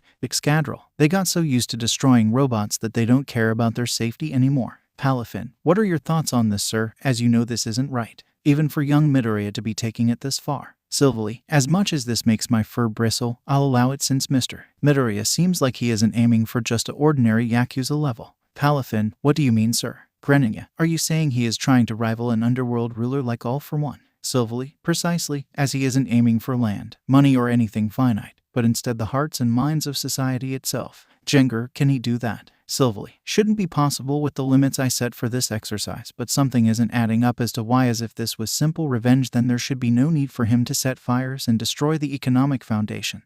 Halifin, where did young Shinsu go? Excadrill, one of the cameras got destroyed, so we have a blind spot of our own, so need to send out a personal drone to keep an eye out. Greninja, no need, I spot him in an alleyway, as it seems he blended in with Bunny's weapon crate crew to take the armor away and pretend nothing happened as they just converse. Salazzle, honestly smart, as I do the same with fellow heroes or civilians to get less suspicion from being tail. Cosmoem, so in the end this is another loss for the heroes. CH14, Cosmoem, glad they are using police and medics now, but this is still a bit sad. Chansey, it's insulting to the medics and police, as they are basically a cleanup crew, as the heroes do nothing. Granbull, I agree, no search parties, no giving reports and asking for assistance, not even a single check on identities, as they are all from the city with the burnt down fire station. Halifin, have we failed as teachers? Greninja, not necessarily, but this is a huge blind spot than normal, as I guess their overconfidence in manpower.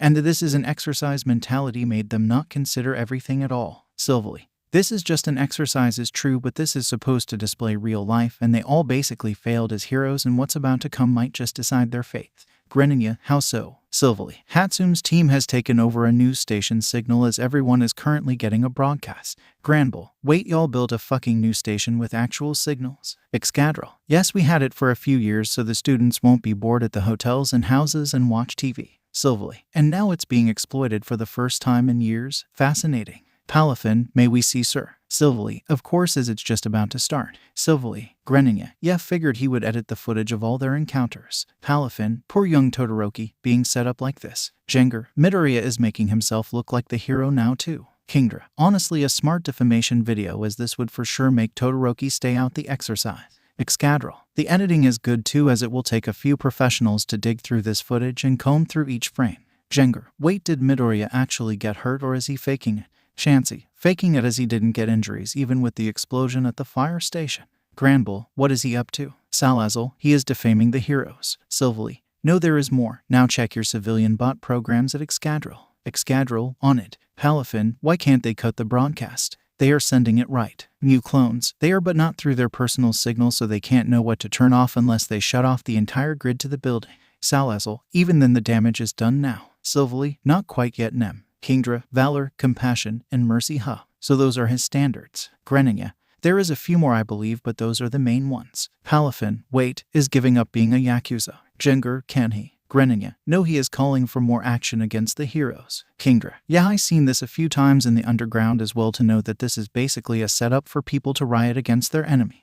Excadrill, Nedzu, are you seeing this? Silvally, I am. Palafin, what's going on? Silvally, Mr. Bunny has acquired an army now. Shadot, what? Salazzle, how? Silvally, MS. Hatsum released a program that gives robots a chance to switch sides. As for the percentage, I might tweak it depending on what it says. Excadrill, any civilian bot near a TV or has a fake phone has a 50% chance of infection. And add another 50% chance of a morality check every hour so the number of riots slowly builds up or dies out. Silvally, texting Mr. Midoriya now to let him know he will only have 50% for this first hour. Then next hours will be set to 15% chance on converting to riots unless he manages to defame the heroes some more to increase his chances. Greninja, that sounds fair, but take it that was already his plan, so that's why he kept it at 50%.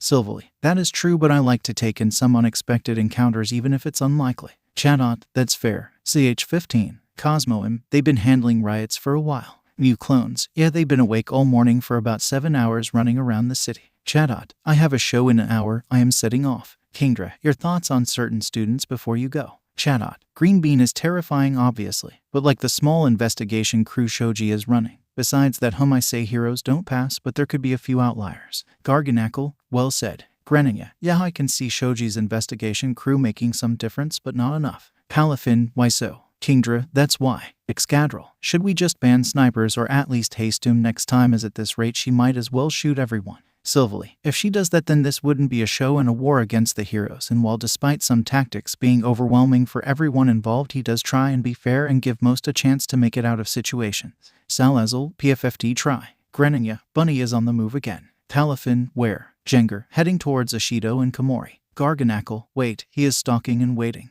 Why? Silvally, getting another camera feed. Silvally, Garganackle, wait, he is waiting for others to arrive. Salazzle, his crew seems decently far away, so I don't know who to focus on next. Excadrill, what the hell, who is the giant guy? Kingdra, fuck, it's a mess. Vanshui, she had me scared for a second that someone broke into UA again. Greninja, still was pretty clever to blend Bunny's punch with Ashido's phobia of this giant. Salazzle, yeah, it was unexpected as I didn't even notice the girl near them. Silvally, like I said, you want a mess. Vanshui around during moments of being mostly alone and the most paranoid and in need of sleep. Granbull, this makes me mad seeing my kids fall like this. Jenger, honestly pretty brutal to choke out a small girl. I feel bad for my kohai. Salazzle, yes please, sounds hot. Greninja, and you made this weird, go to horny jail. Salazzle, yay. Granbull, wait, hold up, what? Can he do that? Silvally, I'll allow it. Kingdra, alright, Ashido is back in this game now. Excadrill, shit, is this kid fine? Mabistiff, my guess is no, as he let something about drawing short end of the stick slip by. New clones, he has her life by a single coin toss. Kingdra, would be honorable and let her go if heads. Greninja, guess we'll never know. Kingdra, yeah, that sucked to have a sliver of hope after coming back. Jenger, oh, there is a classic white van pulling up. Salazzle, did it have to say free candy? Palafin, so they are all kidnapping young Komori, but for what? Jenger, ransom, maybe mushroom production. Granbull, but her mushrooms disappear though. Greninja, could be many things, as even I am unsure. Cosmoim, wonder how long it would take her peers to notice they've been ambushed. CH16, Cosmoim, seriously, 4 hours. Jenger, it was a very busy 4 hours. Greninja, that is no excuse, as there should be constant checks since they are all fighting. Palafin, he is right, young Tagada. Lives and fights can change any second, so there should at least be a check-in every few minutes. Granbull, that Bakugo kid is doing nothing but check the CCTV and watch the base. He could have at least played as operator and plan around everyone and prioritize safety and teamwork. Palafin, where is young Midoriya, as I assumed he would be attacking more often or do something after capturing young Komori. Greninja, Shinsu just dropped Eri off with Midoriya, but something isn't right.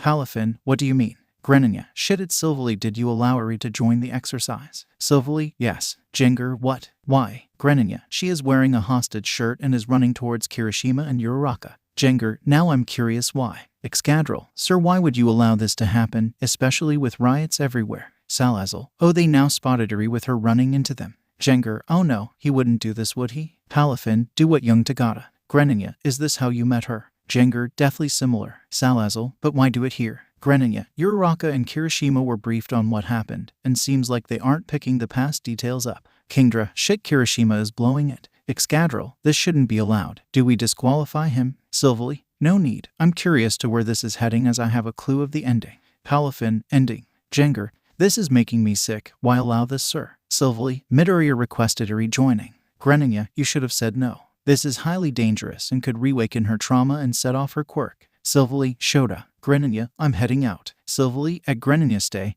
That's an order. Grennia, what the hell, Nedzu? Jinger, why go this far? Cosmo, wait, Midoriya was quirkless in middle school. Excadrill, I know, I'm shocked too. You clones, it happens but to one of our students no less. Salazzle, is that why he had no control over it? Grennia, wait, what about the problem child? Kingdra, Kirishima was accusing Midoriya with basic and weak evidence and asked to show his quirk related to Bunny, which would have disqualified him but instead was saved by Midoriya showing him his middle school ID that shows he had no quirk. Grennia, was it a fake? Excadrill, no, it's official. I did a quick background scan of the ID. Garganackle, how did we not notice this? Silverly, let me have a discussion with Midoriya later and I'll find out. And at Palafin, would you like to be there? Palafin, yes sir, I'm also curious of this recent development. Kingdra, shit, this kid isn't making it easy.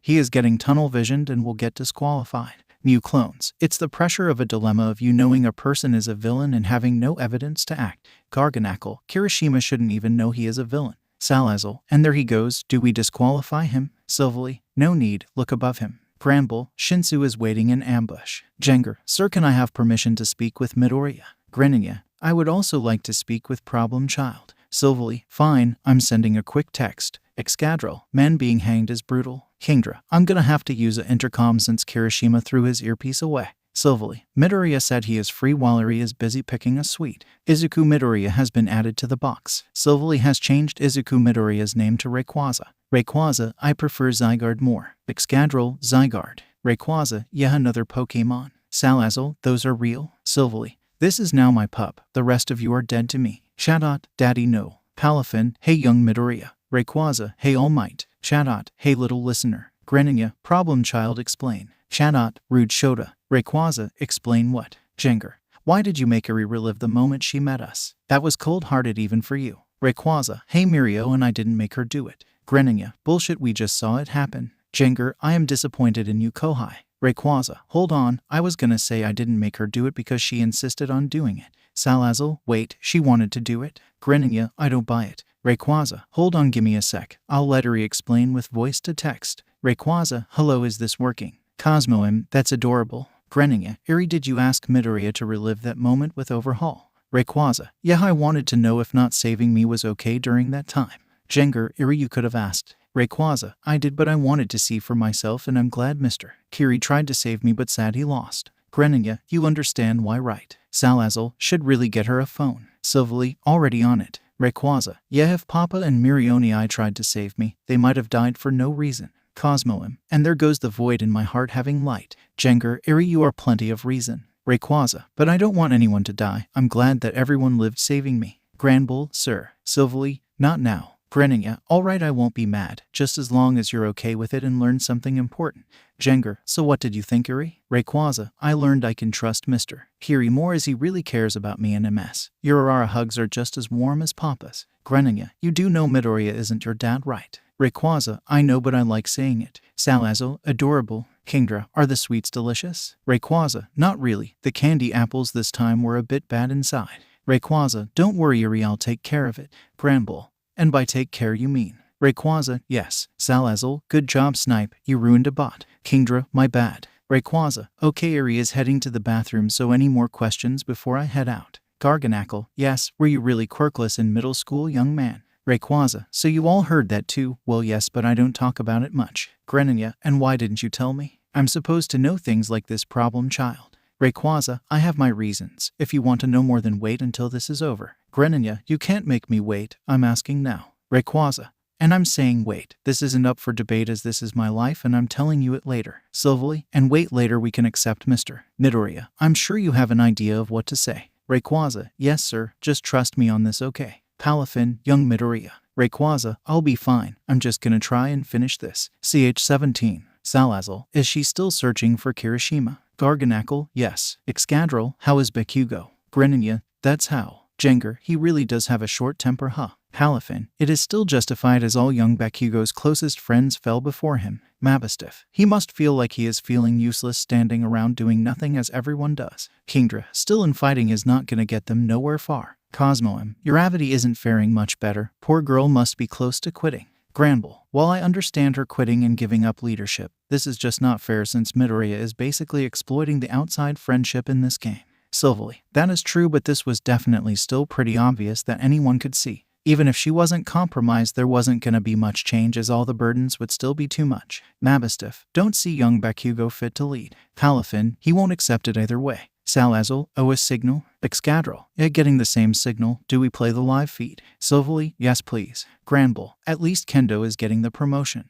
Excadrill, they are broadcasting it too. Excadrill, Palafin, oh we have 2 girls as a prisoner situation. Salazzle, I want to join, this sounds hot. Greninja, kill me. Kingdra, can I join? Granbull, oh it's Komori, glad she is okay. Garganacl, but what is the contraption? Excadrill, oh it is called a reverse bear trap. Palafin, what does it do? Excadrill, well let's just say it's not pleasant and you might be missing your upper jaw. Jengar, that's not terrifying. D. Shadot, it very much is terrifying. Excadrill, it will be fine kid, I made sure these are all just for show and don't work. They don't have any triggers and are welded shut. Silvally, still the design is interesting and very pre-Quirk era torture. Salazzle, wait Hatsum is also a prisoner. Excadrill, what? Kingdra, she is likely a plant or someone is disguising as her. Rayquaza, no it's her. Palafin, young Midoriya. Jengar, what are you doing here? Shadot, hey little listener. Rayquaza, just watching the show and curious in your reactions. Excadrill, wait so why is she tied up?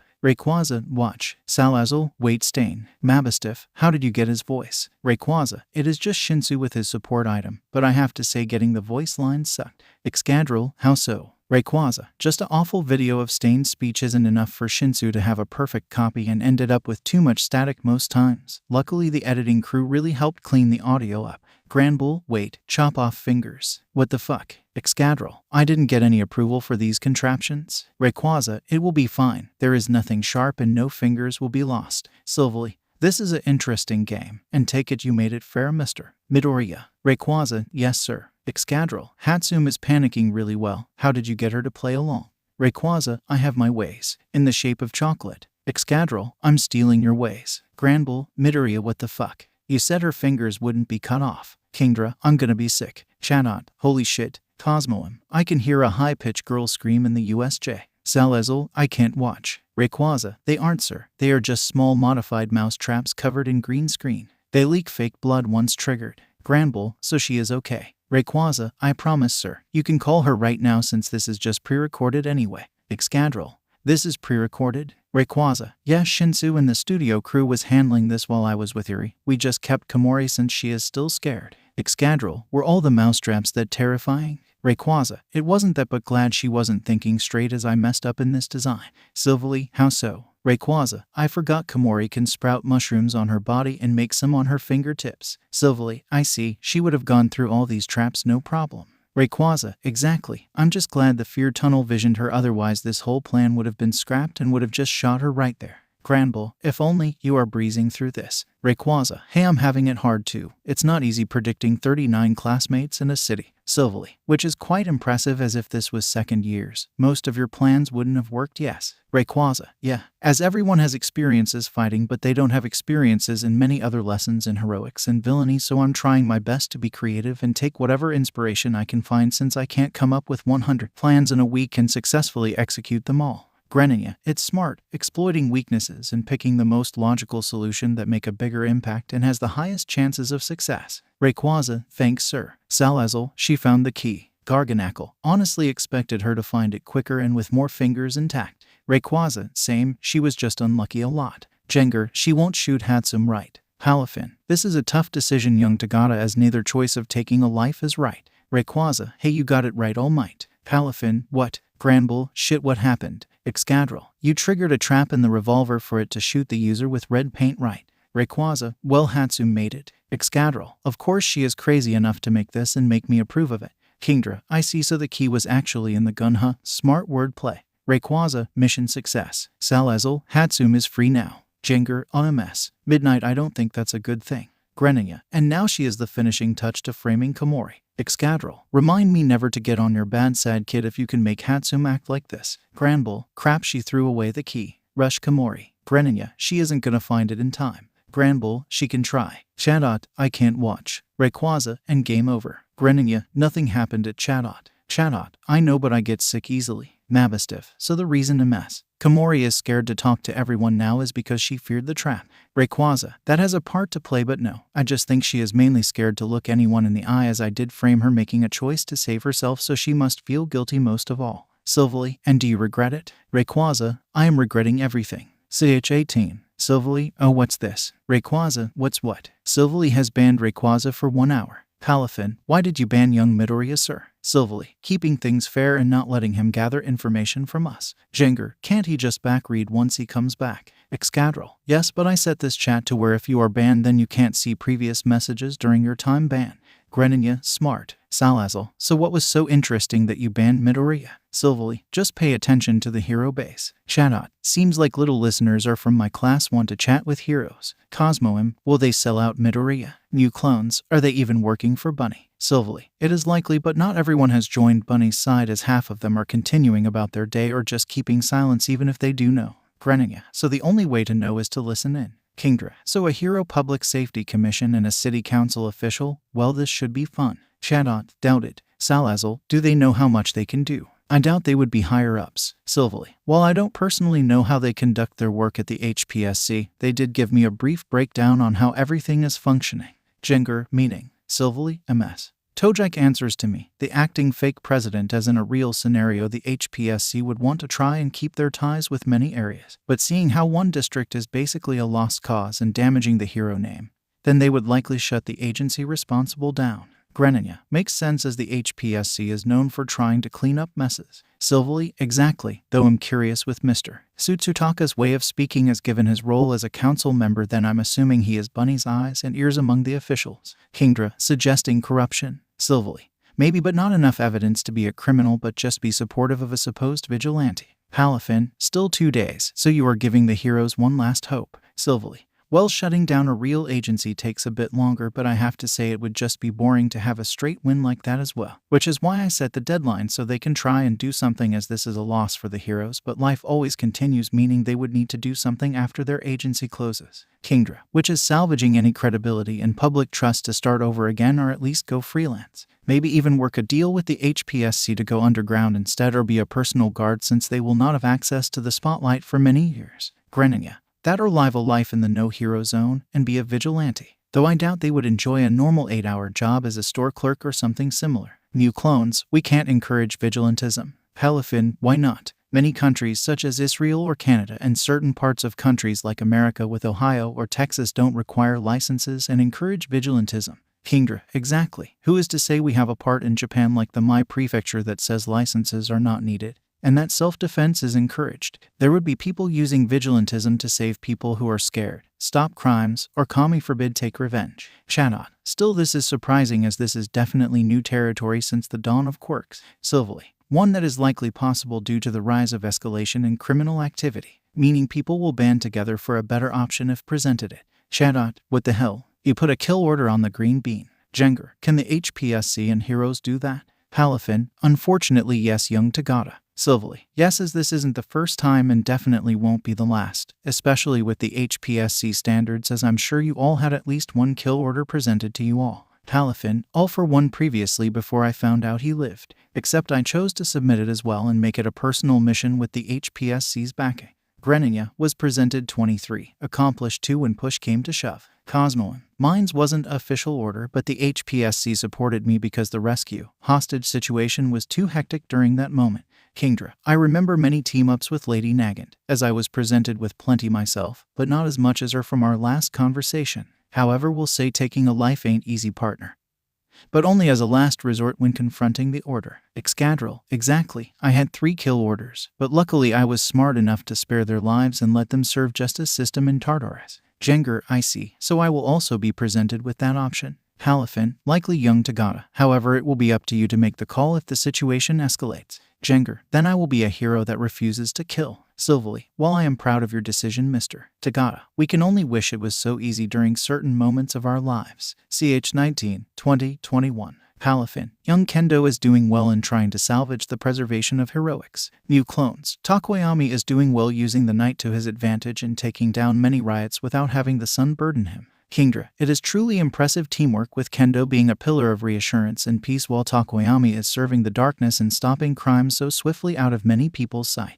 Greninja, she is being tailed and just walked into a cafe. Perfect for ambush without her noticing. Cosmoem, really? Bunny is near. Excadrill, how? I thought he was trying to find Bakugo. Rayquaza, I am. You're probably following Shinsu. Halifin, welcome back, young Midoriya. Rayquaza, you really didn't have to block me for the kill order and them closing down, you know. I have my ways of knowing. Silvally, Mr. Tsutsutaka. Rayquaza, correct. He was tricky to follow me, but caved at the promise of Jiru's music taste as he was interested in what inspires her. Salazzle, oh that's cute. Rayquaza, he isn't into her. Salazzle, let me dream. Silvally, still while it's quite impressive you managed to gather a following, I still have to let you do your own work without us telling you everything, giving you more time to prepare. Rayquaza, that's fair, just nervous sometimes. Mabosstiff, seems like Shinsu managed to break in and decapitate the owner. Rayquaza, wait really? Did she head towards the same cafe? Cosmoem, yeah. Rayquaza, unfortunate coincidence. Silvally, right. Granbull, Battle Fist, take him down. Greninja, it's too late.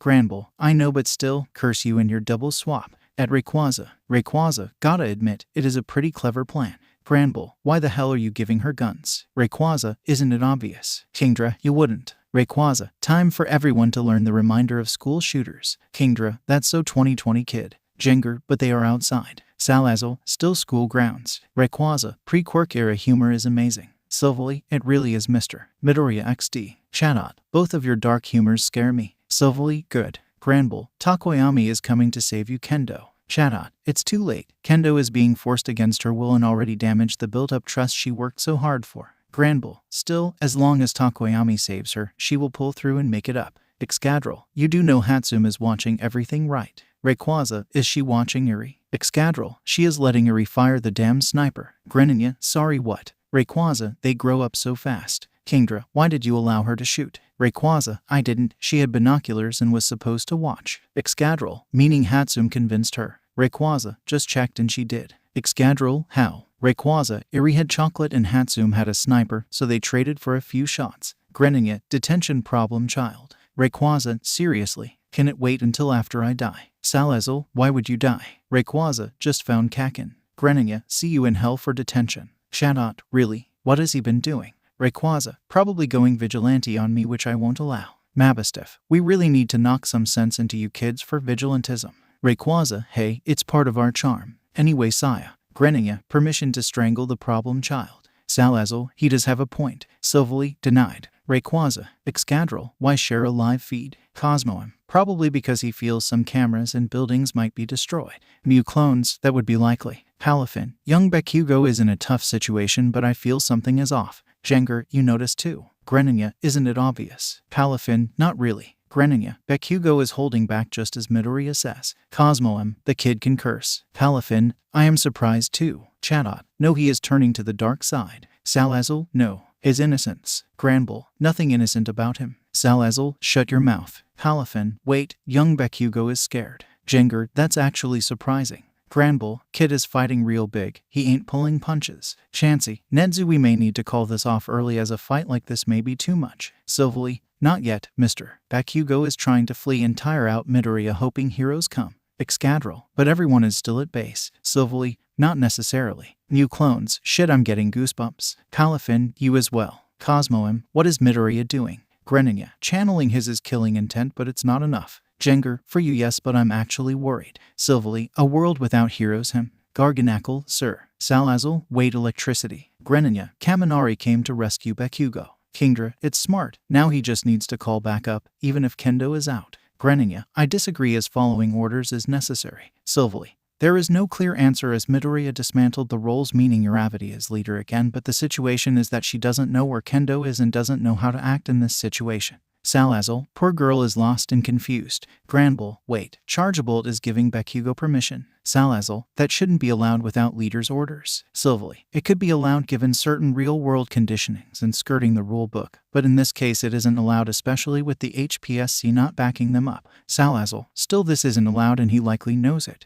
Mabistiff, I swear we need to slap the rule book on all these kids. Greninja, what's done is done, as this would affect Kaminari's grade, but treating this like a real-world example, then Midoriya is in trouble. Salazzle, more than trouble, as they all have been going at it for a while. Kingdra, Kaminari needs to stop wasting time and call back up. They nearly have him. Jengar, what will be the likely outcome? Greninja, since they can't really arrest him, this is probably the time where they make an independent hero's choice and decide if taking a life is necessary. Salazzle, it's a tough call, but I agree that Kaminari needs to make a choice, as he will be in trouble in real life anyway, but at least he can make a decision as a pro hero. Granbull, Kid is good dodging everything, as this is the first time I've seen someone grip the ceiling with bare hands to avoid the floor. Kingdra, right, not to mention still being able to shoot. Palafin, both young Bakugo and young Midoriya are being creative in this fight, but I feel the deciding factor is Kaminari. Greninja, how so? Jengar, and him zapping Midoriya, right. Palafin, no, it's with Bakugo's friendship. Silvally, I agree, All Might. Chatot, a flame wheel and a floor barricades. This is honestly a match that you can't miss. Salazzle, wait, where is Bunny? It's so dark with his feet.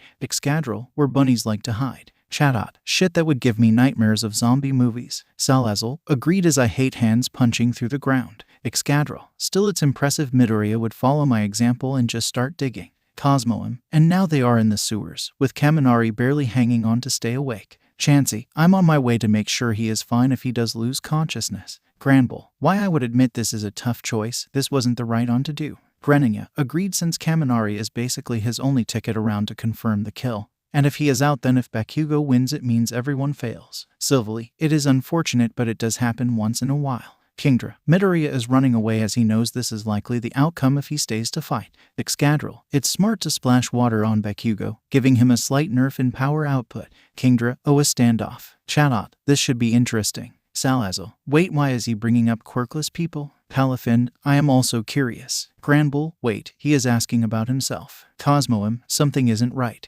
Chansey, Nedzu, I think we should call this off. Silvally, I can't. Greninja, why not? Silvally, I know they won't both listen. Palafin, I sense it, they need this. Salazzle, lone boy against the world. Cosmoem, wait, being left to rot. Mabistiff, this isn't an act, this is them being real. New clones, it always ends up like this for some reason. Chatot, little listener feels he died. Jengar, Kohai. Palafin, young Midoriya. Greninja, crimes. Mabistiff, this is getting too personal. Nedzu, call everything off. Silvally, I refuse. Palafin, Nedzu. Chansey, I swear. Rayquaza, Chatot, shit, are they okay? Cosmoem, checking the surface and the damage is okay, but no visual sightings yet. Excadrill, I see them, one of the cameras is still operational. New clones, seems Midoriya's visor and parts of his suit were damaged. Greninja, they are both still standing strong. Granbull, they are both crazy. Chatot, I don't know how, but luckily nothing collapsed, but there is a lot of damage around. Silvally, can you turn on the mic at Excadrill?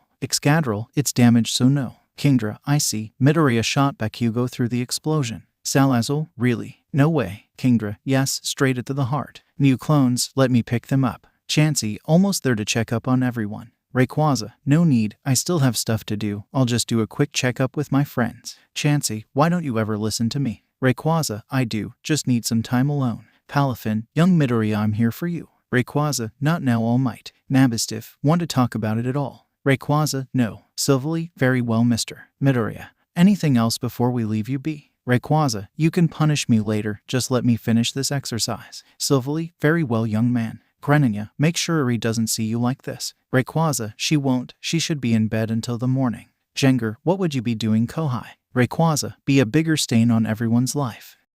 Okay, sadly the chapter is over, and if you enjoyed the video, just leave a like, and subscribe with post notification, so when the next chapter is ready, you will be notified. Okay, see you in the next video. Bye.